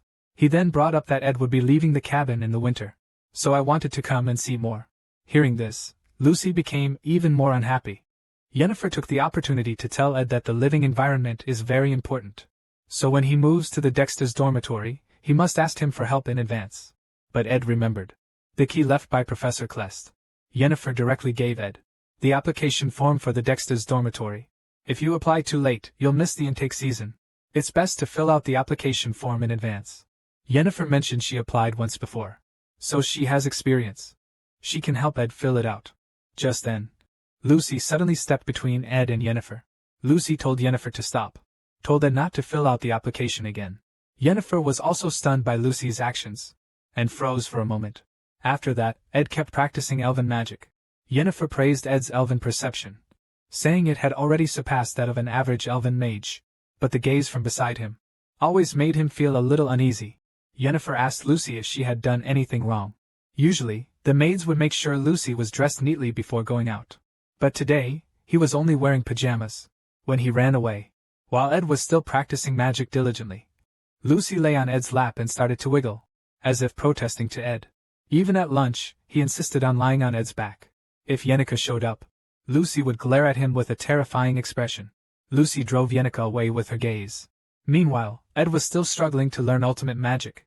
He had been practicing all day and couldn't even grasp the basics. Then Lucy said she was hungry. Ed told Lucy to go eat. Lucy asked if there was anything else she needed to do. Ed took out his key and said he was going somewhere. He also needs to check the bonfire and fireplace. If left unattended, the temperature will drop to below 0 at night. We might actually freeze to death. At this moment, Lucy suddenly came closer. Let's go to that place together now. Lucy offered to do something with Ed. At the edge of the forest, you can see the cave Lucy blasted open with her magic last time. Ed climbs down a rope into the cave. Lucy asks Ed why he doesn't just ride her magic down. Ed explains that he needs to go up and down many times, so he needs to make sure if he can get up and down with just this rope. The key is that the magic tools here can't be taken all at once either. So, Ed and Lucy successfully entered the Soul Library. Ed pushed the table in the center of the library aside. He discovered a floor with a keyhole. Ed took out the key he had obtained from Professor Crest. He inserted the key into the keyhole. Then a gust of wind swept through. Ed didn't expect that. The Soul Library even has something like this. Having obtained the item, Ed was also preparing to leave. Climbing out of the cave using the rope consumed a lot of his energy. Although Lucy offered to help, Ed still refused. Ed thought that the next time he saw Rotter, he would definitely ask him for a ladder. Lucy also asked what that thing was just now. The legendary demonic tool, the Golden Phoenix Ring. It can warp time. It sends the magic power I'll have in the future to the present. Simply put, it draws on my future magic power. Theoretically, with this ring, Ed can use advanced magic now, but doing so rashly will likely come at a great cost. Borrowing magic power, depending on how much the ring provides, could even leave him unable to fight for a long time. If used in battle, it can only be a last resort. Even if it's not used in battle, it can still have a significant effect. For example, the reason why Yenica can sign contracts with so many elves is that he has a lot of magic power. Ed plans to overdraft his future magic power to sign a contract with a high-level elf. Lucy thinks it's a waste of time to make this kind of thing. It's better to just explain Ed's talent. The entire Soul Library. There's nothing more valuable than this. Professor Kleist isn't one to waste time. Professor Kleist is researching the Megangshu cave. He hasn't told anyone about this ring. It's a gift for his resurrected daughter. Ed, exhausted, finally crawled out of the cave. Lucy then mentioned that she had lost a button from her sleeve once. She didn't even know when it happened. But after he lost it. So often, inconspicuous things are actually very important. Lucy then reveals she has something important to ask Ed. She asks him directly if he's going to Dex's place. Then Lucy asks if he could please not go. Ed can't believe Lucy would say such a thing. If he goes to live and study at Dex's, things should be easier. School will be more convenient too. If he continues camping, life will probably be more difficult and much busier. But it will also help him build physical strength and learn life skills. Ed told Lucy winter was coming. Living in the wild would be impossible. Lucy pulled her hat down lower, agreeing with Ed. Feeling the dampness in the air, Lucy murmured, "Is it going to rain?" "No," Ed replied. "It's not the rainy season. It won't rain." After a long rainy season, people subconsciously think it's going to rain, even though the rainy season has passed. They still habitually think it will rain. At this time, in the sky, something similar to rain has already fallen. That is the falling snow. Rain is cold, and makes people feel depressed. Snow makes people feel comfortable. Ed's sudden words attracted Lucy, who was gazing at the snowflakes. Ed mentioned that he had too many things to do recently, and hadn't prepared any firewood for the winter. He was already too busy to do it all by himself. So he asked Lucy to help him out. Lucy immediately hugged Ed, and tackled him to the ground. She kept asking him if it was true. Ed explained that he had adapted to camping life. It would be better to stay in the camp after the environment improves. The second act ended like this. The scale of the trial became larger. The third act has officially begun. Just close your eyes, and you can recall the plot of the third act. The confrontation between Princess Penia and Lothar, the freshman St. Claris, and the final boss of the third act, Lucy Merrill. Ed thought even if the next arc ended, they would be alright. Because no matter the scene or route, he had never seen the expression Lucy had now. Winter arrived. After Ed cleared the snow, the sun rose. Ed also decided to assist Professor Claire with her work, to earn a scholarship. Before that, I need to finish all the piled-up work, and prepare firewood and food. Because I gave up the dorm, the academy decided to reduce my tuition. I looked at Lucy, who was sleeping, and in the end, I didn't throw him outside. Lucy even cast a cold protection spell on himself. I don't know if he'll still feel cold. When will I have free time like this again? He took out the gold ring he got from the Soul Library, and decided to take a gamble. If he was going to take a risk, now was the only time. Ed decided to overdraw his magic power, and make a contract with the High Elf, Melilda. This is the best pastry shop in Sylvania Academy. Laplace Patisserie. Even with reservations, it's extremely difficult to get a table. For their premium pastry set, I prepared such an elaborate bait. Just to lure out my best friend, Yenica. Clara solemnly told Yenica that she was in grave danger. Completely bewitched by Ed Rothsteiler. Yenica was surprised that Clara knew. Clara started to explain. Eskel's reputation at the academy is improving. He also asked Yennefer if she couldn't look him in the eye. When she was with Eskel, Yennefer didn't feel any of that at all. Instead, she felt a sense of warmth and relaxation. Clara warned Yennefer that she's headed for the worst possible ending in a relationship, becoming the comfortable female friend. He also told Yennefer that her romantic feelings for Dandelion were completely meaningless. The bird-like sylph and Taken completely agreed with this. Clara also told Yennefer that winter break was approaching, and that Eskel was handsome, and that too many women liked him. Instead of playing hard to get, she needed to evoke his protective instincts. Although Clara also learned these things from romance novels, Anis also thought she had a point. Clara deserves a lot of credit for the rapid shift in Ed's reputation at the academy, because Ed is the man Yennefer likes. Clara also frequently spoke well of Ed to her teachers and friends. That's how everyone gradually changed their stereotypical impressions of him. Anis also decided to test Ed out. Meanwhile, Assistant Professor Claire hadn't returned her library books on time, and was being scolded by Elka, the librarian. He often falls when there's nothing to hold on to. Although he lacks the dignity of a professor, his students are very close to him. He was recognized by Professor Kleist and Professor Faraband, so he became an assistant professor at a young age. Helping the careless Claire is his job. He is Yennefer's best friend. Anis, Claire's chief assistant. He's very capable at his job. Many professors have tried to recruit him for their own research labs. He's always the one organizing Assistant Professor Claire's personal research lab. Today, he's going back and forth between the library, Triss Hall's administrative office, and the dorm duty room, gathering intel on someone. No one knows his true face except Yennefer and Clara. For Anis, relationships are based on need. Something I can borrow at any time. Go buy some cookies. Teaching assistant Claire will be here in 20 minutes. Anis plans to use these 20 minutes to check all of Ed's information. Background: the Rothsteiler family is a powerful family in the Empire. The head of the family has one son and two daughters, and Ed is the second son. The year Ed was born, Griffin Rothsteiler usurped the position of head of the family. Ed became the official heir at the age of 2, but his aristocratic privilege made him arrogant. He was baptized by the order at the age of 5. He learned etiquette at the age of 8. He received other education at the age of 12. But his grades were always at the bottom, so Ed has no talent. When Anis just entered school, his family had problems and he could only rely on himself. Anis has always been a hard worker. He relies on scholarships to cover his basic living expenses. For him, Lothar, who climbed from the bottom, is the best role model. Anis took another look at the history of the Rothsteiler family. He believes that Ed was instilled with high-pressure thinking in an oppressive environment. Although he is financially wealthy, he lacks academic talent and may not be very confident in himself. Anis judged that Ed should like gentle and cheerful women. Although she was expelled from the family, it may have caused subtle changes in her way of thinking.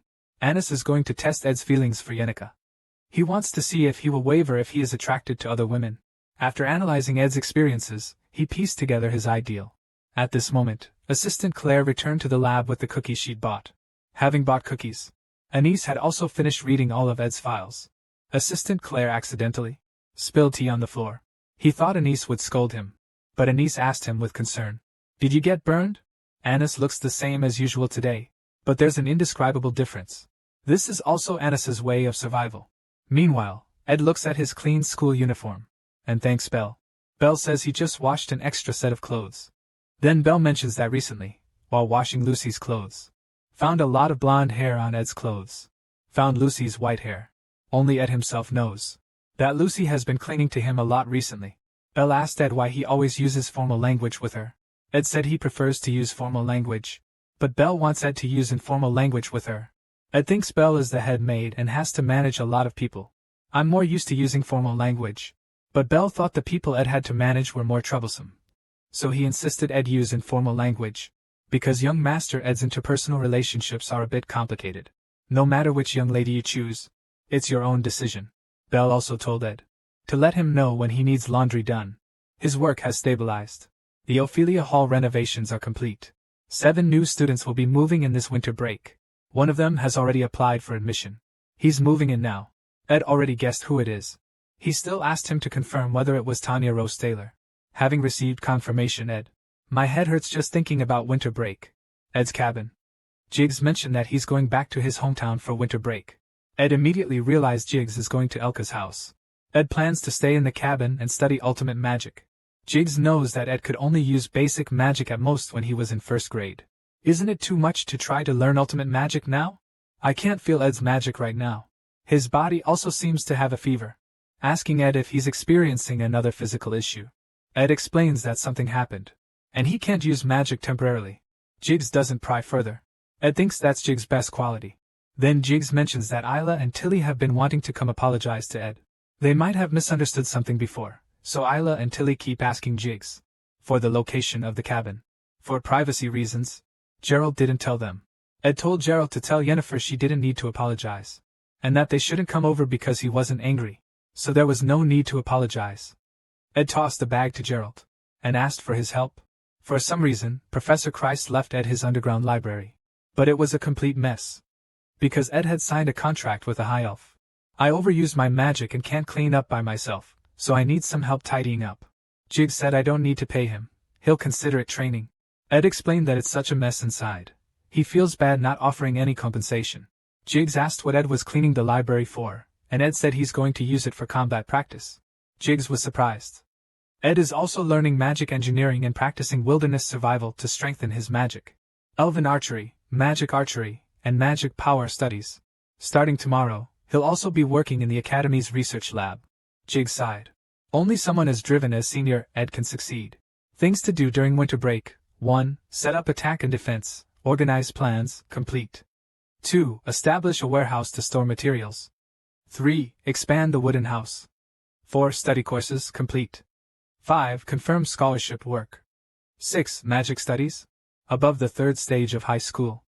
7. Learn special skills in archery. 8. Learn ultimate magic theory. 9. Sign a contract with a high-level spirit. Completion date, Claire's assistant's research room. Exhausted assistant Claire seems to be muttering something. Ed came here to confirm the work. Clavers was surprised that Ed was here to get the scholarship. Thank you all for coming. Annis briefly relayed a message from teaching assistant Claire. He said that TA Claire is currently unable to communicate with everyone normally, because he's been working non-stop for 44 hours. Important matters will be handled by him, the chief assistant, in his stead. TA Claire informs everyone that the freshman placement exam, which was previously handled by Professor Clister every year, will be overseen by TA Claire this year. Annis kindly distributes work materials to everyone. He assigned work to another student, but not to Ed. Arns thought Ed was surrounded by too many women, and had the face of a playboy. He decided to take this opportunity to test him.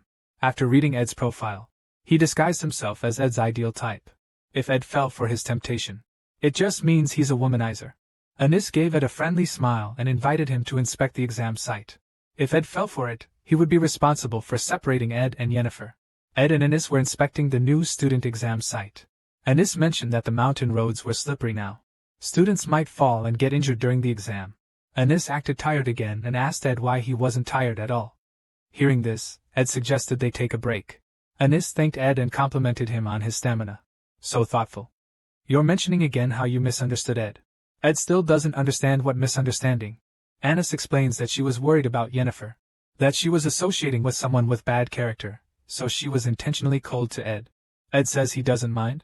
He starts to review the field trip precautions written by Assistant Claire. Ed just wants to finish work early and go back to the cabin. Ed mentions that being the sole head assistant might be too much for her. You've worked hard. At this moment, Annis stepped forward and took Ed's hand. She immediately said that although the other two helped, it was mainly because you were by my side that I felt at ease. Annis then said with a sad face that talking about this now might reopen your wounds. Were you kicked out of your family, Ed? Because I had a similar experience. When I first entered the school, my family had problems. But I wanted to continue my studies, so I've been working hard on my own all along. Arnie's expression was gloomy, as if she was reminiscing about the past. In Ed's eyes, Arnie seemed very capable, able to perfectly handle everything, financially and otherwise. Ed comforted Arnie, saying that she had done well enough. Ed thought Arnie had a very expressive face. Her smile held the charm of an adult, but also the friendliness of a peer. Arnie then mentioned that they had a lot in common. Oh, Ed also realized something was off. Because they weren't that close. He shouldn't be acting so sentimental. Anise, who was walking in front, tripped and fell. She fell in Ed's direction. And she just happened to fall into Ed's arms. Ed thought Anise had tripped over a rock, and was about to go clear it away. But the ground was flat. A blushing Anise said she was a little hot, and needed to go rest for a bit. Then she started fanning herself. Dodging the wind, I quickly hid behind a large tree. Ed suspected that Anise's dependable image was a facade. Anise executed the plan perfectly. Both struggling to survive in the academy, they should easily find common ground. He also left Ed with the impression of a soft heart. Because I don't know if Ed likes mature types, or innocent types. So I just mixed the two together, and then added some physical contact. I think everything is going according to plan. But I also think I might be getting too into it. Thinking back to when I hugged Ed just now, I realized he has a great body. Ed looks like a dork, but he's surprisingly fit. I thought he was just some clueless noble, but he's efficient and handsome. No wonder Yennefer likes him. But Ed's a rosteller. That thought made Anise. This must be Ed's way of seducing women. Arness thinks she's different from other women. Ed looked at the endless snow-capped mountains. The scenery is so beautiful. It even made him forget his troubles for a short time. But some troubles cannot be ignored. For example, the issue regarding the villainous, Cania Rosteller.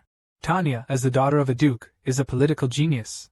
He also has an instinctive mastery of politics and deception, skills he used to become the first freshman in Sylvania Academy's history to challenge the student council president. He'll immediately start gathering the school's most influential figures. Belle said that Tanya would be moving into the dorms early. Ed knows. He plans to expand his vision as much as possible before the new semester begins. Tanya Ross Taylor isn't a minor character. He's a villain with a lot of story. Ed doesn't know how Tanya will affect him. He also doesn't know what Tanya will do, because Ed Ross Taylor is just a minor villain who appears briefly at the beginning of the game. The game doesn't even have detailed settings for Ed. So Ed is just a minor character. Now, what Ed wants to know most is what Tanya thinks of him. The truth is, to Tanya, Ed Rothsteller is nothing but trash. Sylvia Academy has many shining stars. There's the Imperial Princess, the true power behind the Edo Trading Company, and a teenage spirit summoner who can already control high-level spirits. A student alchemist capable of crafting imprinted elixirs. The cursed Nortondale family. A warrior who awakened as a sword saint. And even an unparalleled genius blessed by the Archmage Grot. Armed with this knowledge, Tanya arrived early at the Savinia Academy. She was determined to infiltrate their ranks and live a fulfilling academy life. Maid Belmaya welcomes Tanya and tells her that her room is the second room from the inside on the third floor. Tanya says the Lakers will help her with the check-in procedures, but she needs to go somewhere first. She arrives at Vicenia. Her top priority is, of course, to deal with her family, supporting that trashy villainous Ederstyler. Tanya Rothstyler is the second daughter of the Duke's family, also the heir to the Roth-Taylor family. Before I came to Zivia Academy, my father Cliven praised my will. I conveyed 2 resolutions to my father. The first was to become the youngest student council president. The second was to completely erase the family disgrace, Ed Roth-Taylor. As a noble I attend Zivia Academy, and am naturally afforded the appropriate treatment. My father warned me that the academy is full of important people. If I want to become student council president, I mustn't do anything disrespectful. Because of the previous partnership between him and my father, the first person I, Tanya, met at the Sylvania Academy was him. I thanked him for taking the time to see me. I mentioned I'd heard he knew that man very well, so I won't elaborate. He's the disgrace and the sore spot of my family. I grew up with him, so I know him very well. He's all surface, a shallow man with no real substance. He only became the family heir because he's older. Tanya thinks bad-mouthing others is a quick way to bond. She then went on about how he lacks perseverance, and only has a 3-minute attention span. And he's also full of himself, refusing to admit his incompetence. He awakened a bit of magic and acts like he's about to become a great mage. So arrogant. He barely managed to get into Savinia, and then caused a huge disaster. At this point, Ed had no idea someone was talking about him behind his back. And Tanya didn't expect that guy's bad reviews will help him. Soon, Tanya discovered a strong sense of dissonance, because he had been talking the whole time. He then remembered his father's reminder, when meeting the person he introduced. He must respect the other party, especially during negotiations and transactions. He must never underestimate his father, because of the Sage's Tome incident before. He'd met him a few times. Tanya suddenly shivered. The other person asked him what was wrong, and told him to continue. At this moment Tanya felt like she was being watched. She quickly asked if he was angry. He asked Tanya in return if he looked angry. And this person was Rotter. I'm halfway through my 9 winter break goals. I also brought back 2 ultimate magic books from Professor Clister's library to study anytime. Ed's first day of scholarship work is also over. I feel like Ennis is working even harder than me. I always use fire magic to light the yellow fire. But then I remember I can't use magic for a while. I look around but can't find Lucy. I head straight into the cabin. Lucy always used to pop up in unexpected places. Now Ed is used to his routine. He lifts the covers and sees Lucy sleeping. To get Lucy's help to light the fire, Ed has to carry him to the tinder. With Lucy's help, the tinder quickly ignites. As Ed is about to carry Lucy into the cabin, Lucy says he wants to stay outside too. Lucy took a deep breath of Ed. She noticed a perfume scent on him. Ed claimed it was the scent of flowers he picked up while working with Ennis. Ennis. Lucy asked Ed if he had a fever or was feeling sick. Ed didn't deny it. Lucy told Ed not to get sick, he might die. She thought his magic was acting up again and offered to help him soothe it. But it had no effect at all. Lucy then realized that Ed's magic power had completely disappeared. She knew Ed had done something dangerous again. Ed explained that he could handle this small matter. Lucy told Ed that he might become stronger after winter. Lucy then asked Ed if he could pat her head. Lucy lay on Ed's lap, enjoying herself. She fell asleep as Ed stroked her hair. Ed heard a sound coming from the bushes. It turned out to be Lothar. Ed asked him if it was about what he asked him last time. He just needed to be notified to go to the Chamber of Commerce. Lothar explained that he wanted to talk to Ed about something in person. He rested his chin in his hand and stared blankly at Lucy for a while. Meanwhile, Sylvie, Nia Academy. Tanya tells them that as long as they help deal with that man, she's willing to pay them. For example, by letting them see the Roth-Taylor family's premium artwork. Elka wears an expectant expression. Jiggs, standing beside her, casually replies. He asks if her name is Tanya Roth-Taylor. From Jiggs's well-trained physique, Tanya senses surging magical power. She decides she must bring him over to her side. Giggs asked Tanya again if she was Senior Ed's younger sister. He was slurring his words. Tanya still admitted it. Giggs suddenly laughed and told Elta that this was Senior Ed's sister. He then handed Tanya a round magic tool and told her it was a magic engineering item needed for a required freshman course. This will be very useful for magic sensing training. Jiggs also asked if Tanya brought the materials for Professor Alka Delop's Elemental Studies class, and if she still had the flower crown Professor Hellion used in class. Jiggs and Alka stuffed Tanya with a bunch of things like that, and only then were they satisfied. Tanya, who was stuffed full of things, asked if they had heard her proposal clearly. Jiggs then remembered it was about helping her deal with Senior Ed. He told Tanya that the relationship between siblings is usually not very good. However, Senior Ed's personality is often misunderstood. Elka reminds Giggs that the ship is about to leave. Giggs replies that he's happy to meet Ed's younger sister and introduces himself as Ed's junior. Giggs tells Tanya that he and Ed help each other out and have a good relationship. He says she's a lot like her brother, very decisive, and that she has a bright future. Elka and Giggs offer words of encouragement and then leave. Overwhelmed, Tanya collapses. I have absolutely no idea what's going on. Professor Kleist's laboratory. Exhausted, Assistant Professor Claire stares at her reflection. It's like looking at a corpse. Arnie said after the freshman placement exams next week. I can finally relax for the rest of winter break. I really admire Arnie for working 2 days straight. He's like a machine. Anise sighed. Relying on scholarship students for work is unreliable after all. Third-year Anise and first-year Clavis are careless with their work.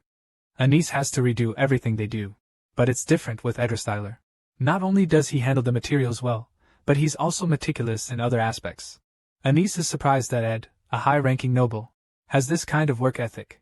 At this moment, Assistant Claire approaches and asks Anise, "Did you work with Ed before? How was it? Wasn't it great?" When Assistant Professor Claire was talking about the Orphis incident, she mentioned that she followed him to investigate something. She discovered that Ed built a silver coin bigger than the research lab. He even made all kinds of daily necessities and living facilities himself. Even Professor Kleist acknowledges him. Ed also made a contract with an elf. Although I don't know how he did it, but he must work very hard. He's completely different from those nobles raised in a greenhouse. Teaching Assistant Claire mentioned again that Anise and Ed have a lot in common. Anise thanked the professor for his high praise. He also knew that Ed was a decent person. If he blindly believed the changed public opinion about Ed, and encouraged Yenica, it would be irresponsible to her. But after actually interacting with Ed, he found him to be flawless. A hardworking and handsome man, without a trace of arrogance. Even Assistant Professor Claire speaks highly of him. He's gentlemanly, well-built, and doesn't have the typical body odor of someone engaged in manual labor. You can tell he's very disciplined in his self-care. Assistant Professor Claire asks Anise if she's spacing out. Startled, Anise mutters that she's a bit hot. She immediately pushes open the window. Claire asks Anise what's wrong. Anise realizes something is off with herself. Such a big thing happened. What should I do now? He seemed to think of something and covered his mouth. Assistant Professor Claire just said that Ed signed a contract with an elf. Yennefer has been by Ed's side, helping him sense the elf. If Ed's contracted elf has been following him, it probably saw her with Ed. That is to say, all of this could reach Yennefer's ears at any moment. The thought made Anise tremble all over. Clueless Claire, the teaching assistant, cheerfully asked Anise if he wanted to get some snacks. By the time he realized what was happening, Anise had vanished. Yennefer's family motto was harmonious coexistence and understanding others. This kind heart always made him shine. Thanks to this sincerity, he found many friends who were truly there for him. Next time on Mog, the Fire Spirit. Mog is reporting daily events to Yenica. Yenica, in tears, mutters about Anise and Ed. Then Tanya finds Yenica, ready to have a good talk with her. Rather previously told Tanya that Yenica Pelova, a third-year student, is among the elite in both theoretical popularity and strength. To achieve your goal, you must get her on your side. But the scene before her stunned Tanya. The burning high fire elf Taken appeared. Rotel had told Tanya that Yennefer, his senior, was kind by nature, and very considerate. She was willing to listen to anyone, no matter who they were. Having obtained the money, Rotel found Ed. He came to tell Ed that he had found most of the materials he had asked him to find, leaving only a few legendary and hard-to-find materials. Seeing Lothar run so far, Ed, who didn't inform him of one thing, told Lothar to hurry up and rest. Lothar told Ed not to worry, saying that he came here to rest. The moon hung like a crescent bow in the night sky, and even the river had fallen into hibernation. For Ed, this winter break was too busy. Lothar had a lot to say. He acted calm again. He still asked Ed why Lucy was here. Yes, Lucy was sleeping on Ed's lap now. Ed could only answer. Because it's winter, Roder questioned. What kind of reason is that? After saying that, he felt that his previous behavior was a bit of an overreaction. He immediately changed the subject, and said that he actually came over for something. Ed asked, "Is there anything else?" Roder saw that Ed was still pretending not to know. He summoned the Book of Sages directly. Ed could only say, "So you got it after all." Roder then took out the receipt. He then revealed a foxy smile and said, "It's an interesting story, isn't it?" After Ed collapsed from overwork, he asked Roder for a favor. He even said he would fulfill any of Roder's requests, and that he must buy the Book of Sages. Ed was bewildered. What important matter is Lothar about to bring up? Lothar brings up his request. It won't put any pressure on Ed. It's also something Ed can do. That is, to ask him to be on his side. Now it's Act 3. The confrontation between Princess Paina and Lothar begins. She is Lothar's nemesis. According to the source material, Penia will become the student council president. He will control the school, and cultivate his influence. Then, using this power as a foundation, he will expose the dark secrets of the Rosteller family in the fourth act. Most of the students in the academy will choose their sides. Roder hopes that by then Ed will be on his side. Ed knows that between Penia and Roder, it's the game's protagonist, Terry, who chooses the victor. Ed explains that even if he sides with Roder, it won't make much difference. Roder, of course, knows this too. He reiterates that it's not about political significance, but about having a dissenting voice. Ed agrees to his request. He always smiles, while trying to figure out what others are thinking. This was the first time Ed had seen such a genuine smile on Roder's face. The next day was the start of winter break. Ed, having no classes, had planned to sleep in, but he woke up early out of habit. Lucy was still drowsy. Ed even had Lucy light the fire. He recalled what Lothar had told him last night, that his sister, Tanya, seemed to be hostile towards him. Lothar mentioned that he had thoughtfully introduced Tanya to many acquaintances. Lothar also told Ed that Tanya would be coming to see him today. She is Ed's biological sister in this body. Tanya found Ed with her servant. Ed's gaze fell upon his sister, whom he was meeting for the first time. Tanya seemed to deliberately avoid Ed's gaze. Ed felt like she was in a difficult position. "I'm still a little nervous, like I'm afraid of something. At least for now, I don't sense any hostility." Ed scared Tanya just by standing up. It brought back bad memories for Tanya. The plate shattered. Ed, with a fierce look in his eyes, pinned the maid to the ground. Look at that thinly veiled look of contempt in your eyes. You're really good at holding it in. Have you always treated me like trash? Or do you want to kill me? I, Tanya, can't stand this behavior anymore. Back then, Ed said this. Are you pitying these servants who are like tools, Tanya? You're still not a perfect noble. But now, Ed was smiling. He even accepted the gift Tanya had prepared for him. He thanked Tanya and asked her to wait a moment. Tanya found Lucy, who was still drowsy. Ed told her not to mind. Ed, preparing tea, asked Tanya if she had toured the academy and met everyone. Tanya nervously replied that she had heard about everyone. Ed said that he didn't know many people. Did she meet Gerald or Yennefer? Hearing Yennefer's name, Tanya, my face immediately fell. Ed also mentioned how kind Yennefer is. The kindest person he knows. Tanya hurriedly got up and agreed. Really kind. Really, really kind. And a high fire elf is super strong. He didn't dare mention that after Yennefer summoned the Salamandra. She also sent the servants flying like toys. Tanya was afraid that if she didn't answer properly, Yennefer wouldn't let her off the hook. Tanya could only explain that Yennefer was very kind and told her to settle in. Ed also found it strange. The Tanya in his memory wasn't this timid. Ed thought that anyone who had met Edrose Taylor had a bad impression of him. Ed said that he was trying to live a good life now. I hope Tanya doesn't think too badly of me. And as punishment, I've been kicked out of the family. I did some really awful things back when I was at home. I heard you're running for student council president. I'll be rooting for you. Although I say that, I know Tanya is just trying to make Penia look like the villain. Judging by Tanya's expression, I don't know how our relationship will develop in the future. Tanya, the god of the net, believed that only he knew the true nature of that scum, Ed. The other day, he just bad-mouthed Ed a little and almost got burned alive. Tanya also discovered that Senior Yenneker really liked that guy. He, Tanya, still found it strange. Sylvania Academy was a gathering place for elites, even boasting the Academy's top genius mage, Lucy Muriel. Even if Ed Rothstaler was good at pretending, it should have been exposed. A young girl appeared in front of Tanya. It was the person who was close to Ed just now. However, she looked foolish and vulgar. Tanya thought this was normal because there are imperfect people everywhere. The girl also noticed Tanya's gaze and glanced at him. Are you his younger sister? Tanya still didn't know what was going on. The young woman stood on tiptoe and patted Tanya on the shoulder. Let me know if you have any trouble. The young woman left with a carefree air. Wanting to know her name, Tanya forgot to look at the nameplate on the door. It read, 302 Lucy Muriel. Tanya froze. She realized that adjusting to Savinia might take some time. This wasn't really Tanya's fault. Anna sought out the head maid Belmea, asking her to introduce her to a good man. Belmea was puzzled, as Annis wasn't a frivolous girl.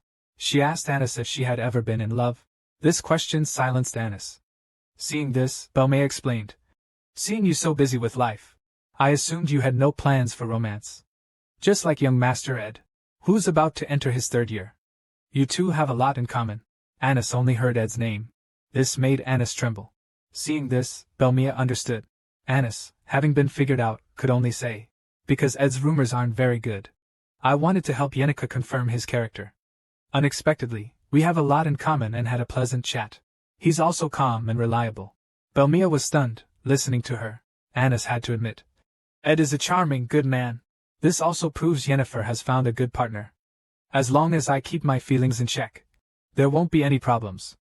Annis sighed. Thankfully, I realized it early on. Otherwise, it would have been uncontrollable. So he wants to find a man to replace Ed, and spread rumors that they're a couple.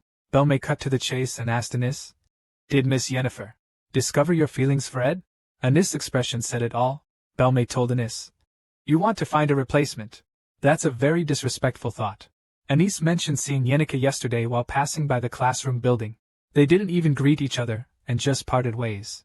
And her expression wasn't good. The most crucial thing is that next week during the placement exams, I have to proctor with Ed.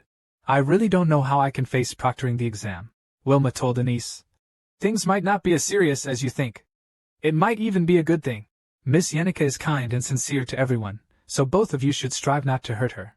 The biggest problem is, Miss Yennefer is expected by everyone to always act perfect. But if she doesn't vent her negative emotions, there might be problems. Yennefer might lose her temper, even complain or feel down. She might be suffering internally, but occasionally showing her imperfect side makes her even more charming. Annis also remembered what Clara said. to arouse their protective instincts. Being comforted like this, Anis calmed down. After he reorganized his thoughts, he felt at ease. Belmir knew from the beginning that when Yennefer was upset, she would go to a certain place. Ed's cabin. Ed asked Yennefer when she arrived. While Ed was preparing to expand the warehouse, he also wanted to make the living room bigger. I saw Yennefer with a gloomy face as soon as I arrived. Ed poured Yennefer a cup of tea. He sighed about how it's been snowing every other day recently. He then asked if Yennefer had been troubled lately, and that she could talk to him about it. Yennefer explained that she didn't want to talk about it. Ed said that she didn't have to say it out loud then. He looked at Yennefer's helpless expression, like a small animal trapped in distress. She stirred a strange protectiveness in Ed. Ed draped the blanket over Yennefer. Seeing her like this, he couldn't simply ignore her. After a while, Yennefer buried her head on Ed's shoulder. The two relied on a single blanket and the bonfire to ward off the cold. Spring was slowly approaching. The Rosteller mansion was always quiet, because my father was often at the royal palace, and rarely home. But after the eldest heir, Arwen Rosteller, died, the next heir became Ed Rosteller. When someone gains power, you can see their ugly side. He just gained the right of inheritance, and he's already acting like he owns the world. What's with that look? What can you do? Are you going to kill me? Kill me and the heir's position will be yours. What are you doing? Just grant me death. Come on, stab me. My daily life back then felt suffocating. When he looked down at me with those eyes again, it felt like I would be suppressed by him for my entire life. Because I am his younger sister. Because I'm his sister, he didn't use violence against me. I couldn't protect my family and everyone. When I was living quietly like a dead person. That guy, Ed Rosteller, was kicked out of the house. Now I just need to prove myself. The upcoming student council election is a golden opportunity. The placement test is the first step of Tanya's plan. On the day of the placement test, Arnis acted aloof. Ed thought Arnis was smart and capable. He must have a reason for acting like that. Assistant teacher Claire announced that everyone should prepare for the exam site immediately. Unlike the test in the North Forest that Pena took last time, this placement exam will be conducted while climbing a mountain. Since Professor Cylsd is absent, Assistant teacher Claire is in charge of the exam. The content of the exam has also been changed. The previous exam required finding magic pearls in the mountains. This time, the difficult-to-find magic pearls have been replaced with easier-to-find magic stones. Furthermore, the magic stones haven't been particularly hidden. Just place the magic stone you found into the prepared altar, and you can enter. It seems easy, but Assistant Professor Claire, being Professor Crest's apprentice, makes it actually very difficult. After battling monsters and achieving victory, only surviving freshmen have the opportunity to enter the enclosed classes. In the original game, this placement test is considered hellish. In the end, among this year's freshmen at Savinia Academy, none of the students made it into the enclosed classes. The fact that not a single student made it into any class is related to an important plot point later on. It has to develop according to the original plot. So Ed didn't tell Assistant Claire that the test was too difficult. Ed was somewhat relieved that among the new students who took the placement test, there were no casualties, because they only interacted with the magic engineering department. Fight monsters using the Phantom Disc. The Phantom Disc can summon phantoms of low-level monsters and beasts. Everyone just needs to install the device and manage it safely. It's also because of this purple Phantom Disc that there are no ordinary students here. This Phantom Disc can be said to be the most important item in this exam. That's why Anis wants to be responsible for the most important item himself. Although his spirit is commendable, he looks like he's struggling. A voice offered to help him share the burden. Exhausted, Anis agreed without a second thought. But he found out that the person was actually Ed. Anis was so scared that he took a step back. He accidentally missed his footing. Just as he was about to fall, Ed rushed forward and caught him. But the Phantom Disc still rolled down the mountain. Luckily, someone caught it. The person who caught it was Clavers. Ed breathed a sigh of relief. As expected of the chief, the plot at the beginning of this semester was almost ruined. But at this moment, the Phantom Disc in Clavis's hand cracked. It shattered with a snap. Everyone who saw this was stunned. Clavis anxiously asked what they should do. Everyone was troubled about how to solve it. Schneid proposed an alternative. In that practice battle, the freshman Terry, who held a sword for the first time, was supposed to defeat Lucy. Because of Ed, Terry lost. The change in the original plot accelerated Yennika's rampage. This year's practice battle has begun again. The new elite first-year students challenged the party. Led by the game's protagonist, Tali, the first-year students resorted to any means necessary to win. But Terry single-handedly defeated them all. Over the past year, Terry's continuous growth has left a deep impression on everyone. Hidden within the crowd, Saint Clarice. Watch Terry. The Saint, one of the 4 main heroines, has a very important connection with Terry. I need her for the 3rd multi-subjugation battle. The Saint's power is essential in the battles to come. She is a very important character. The content of this chapter must follow the original story. In the original story, an elite first-year student goes berserk. The reason the first-year students go berserk is because no one made it into Class A in the freshman placement exam. They couldn't get into Class A because Assistant Instructor Claire's Phantom Disc was too difficult. But now the Phantom Disc is damaged. Assistant Professor Claire pointed out that the entire circuit of the Phantom Disc is broken and needs to be repaired separately. Everyone is worried about how to solve this problem. Arnis apologized to everyone. "It's all my fault," Ed told Arnis. "Blaming yourself won't fix the Phantom Disc. The top priority now is to solve the exam problem." Ed approached Clevis again. Before Clevis could refuse, Ed offered a solution. Meanwhile, Tanya was receiving a visitor. The students bowed to this person. While princesses, prime ministers, and the like are treated equally at the Sylvania Academy, there are exceptions. He is the spiritual pillar of millions of followers of the Talos faith. Saint Clarice. Even though the saint told everyone not to be so formal, the students still couldn't relax. Tanya stepped forward to greet her, expressing her respect to the saint, and introduced herself as the next head of the Rosteller family. Tanya Rosteller then continued to speak. "I will be baptized when I become an adult." The saint welcomes Tanya's arrival. Tanya thinks meeting the saint in front of her classmates will give her an edge in the student council election. A signal flare explodes in the sky. The freshman placement exam officially begins. The combat department, head to the student plaza. Magic department, go to the right mountain entrance. Alchemy department, to the Ophelia Hall basement. Tanya rushes towards the right mountain entrance. The exam location is determined by your department. The exam details are different, but the goal is the same, to get into Class A. Because Class A is tuition-free. And you get to live in the Ophelia Hall. All you have to do is find the magic stone and place it on the altar. Then you can enter Class A. Everyone is frantically competing for a spot in Class A. Tanya, having obtained a magic stone, suspected that passing the exam wasn't as simple as just placing the stone on the altar. He decided to conserve his energy, cautiously searching for his destination. Tanya heard a strange noise. He saw a girl who had taken off her shoes, lying on the ground. Tanya thought the girl must have sprained her ankle, and asked with concern if she was okay and if she needed help calling a teacher. The girl immediately refused. She explained that she just wanted to try what it felt like to walk barefoot in the snow. Tanya then asked why she chose this particular spot. The girl said this was one of the things on her bucket list. She had only dared to imagine it before. She never thought snow would be so soft. Tanya suspected that the other person must have suffered a head injury after the exam. She still introduced herself, saying she was the second daughter of the Rostelerga family. They should be classmates. He could just call her Tanya. The girl remarked that the members of the Rostelerga family were not only of noble status, but also very kind people.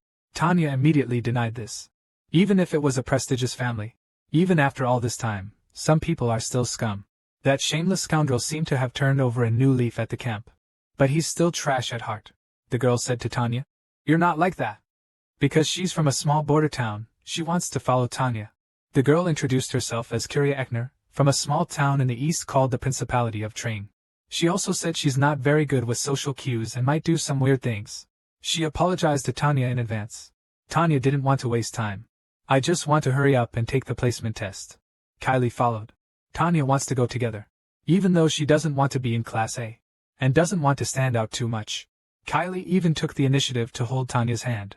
Although she has no interest in the exam, she can help Miss Tanya with it because it's her first time having a friend her own age. Tanya made Kylie a little nervous.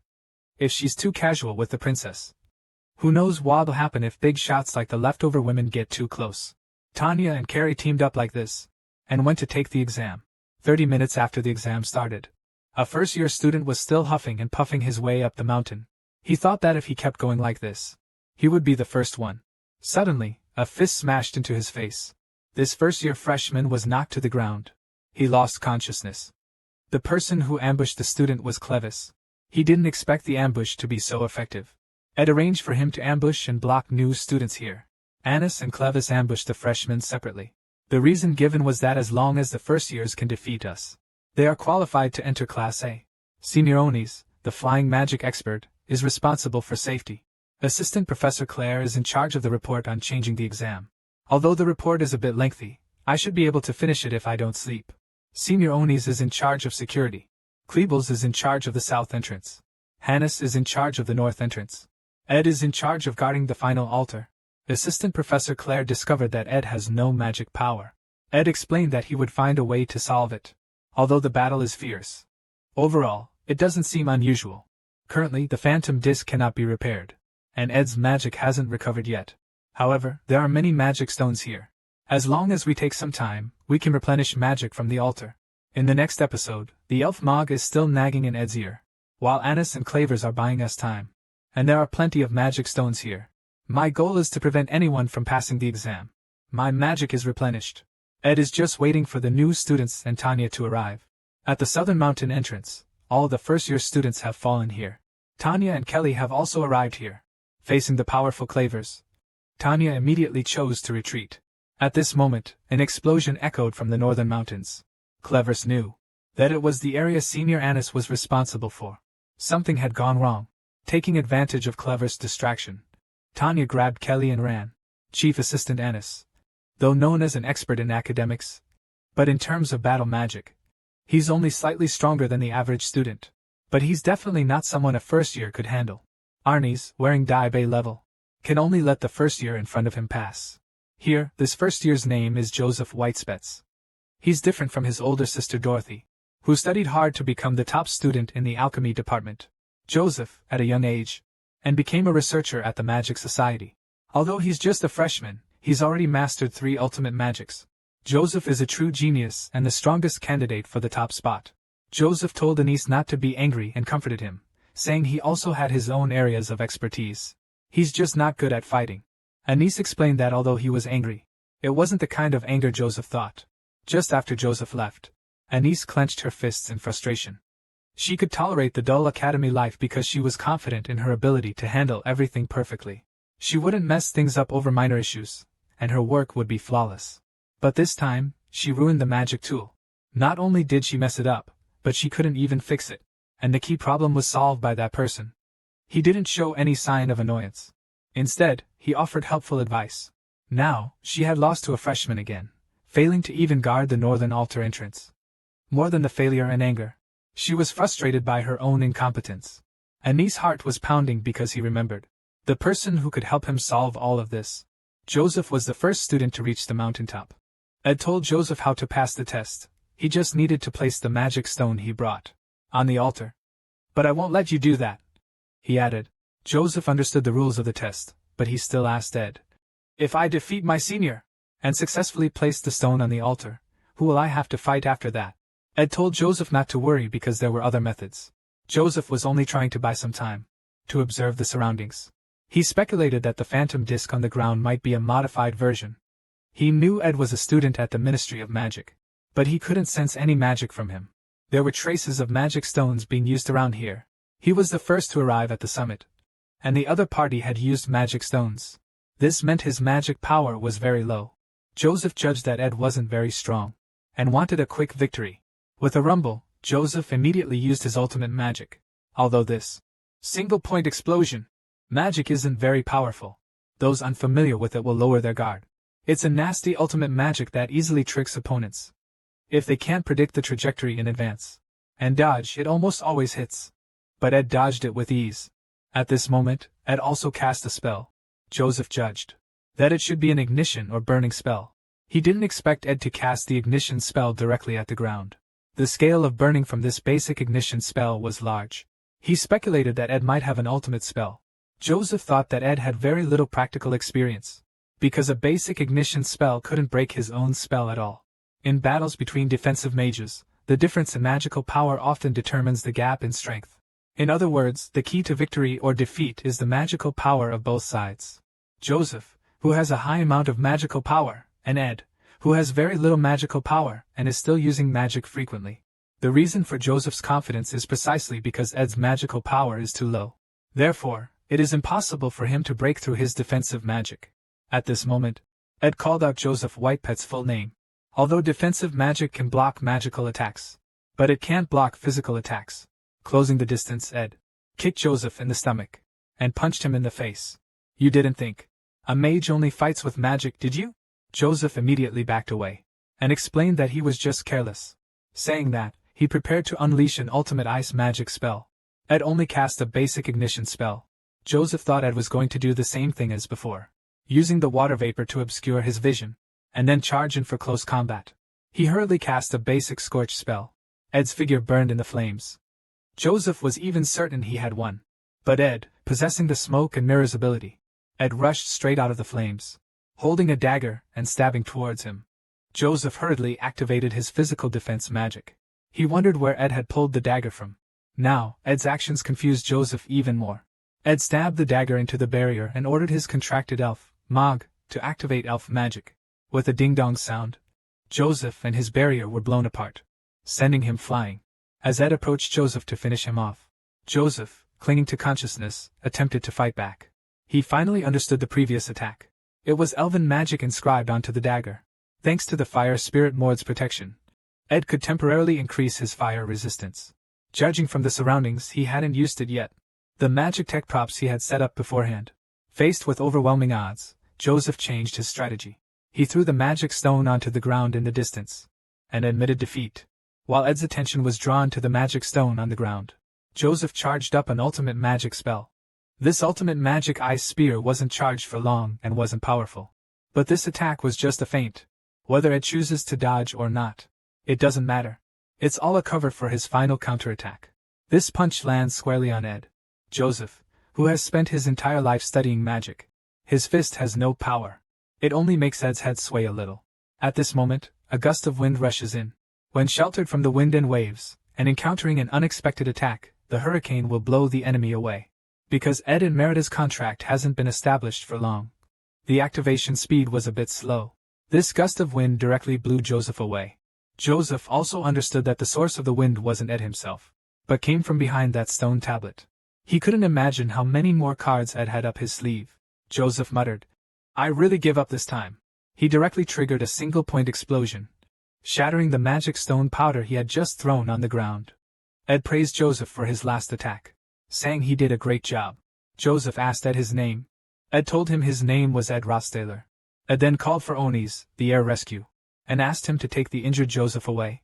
Meanwhile, Elka asked Giggs why he chose the Ministry of Magic instead of the Combat Department or the Alchemy Department. If he had gone to either of those, he would likely have become the chief. Elka felt guilty that Giggs gave up the chief position for him. Giggs explained that if he had gone to the Alchemy Department, he might have become the chief. But if he had gone to the Combat Department, he couldn't have become the chief. This second-year chief of the Combat Department, the formidable Cleaver Snoutendale. But at this moment, Cleaver is getting pummeled. He doesn't even know what's happening. He vaguely hears the girl still asking, "Are you okay? Is my holy magic too strong? You're not hurt, are you?" Cleaver didn't even have a chance to fight back. Before he was beaten like this, before losing consciousness, Cleaver was still marveling. My life, shrouded in darkness, is worthless. Tanya brought Carrie to the finish line. The person guarding here was someone he once feared, and someone he once hated, Ed Rostaler. Because this was the final part of the placement exam, Ed didn't hold back on the magic stones. He directly manifested the high-ranking spirit, Meridol,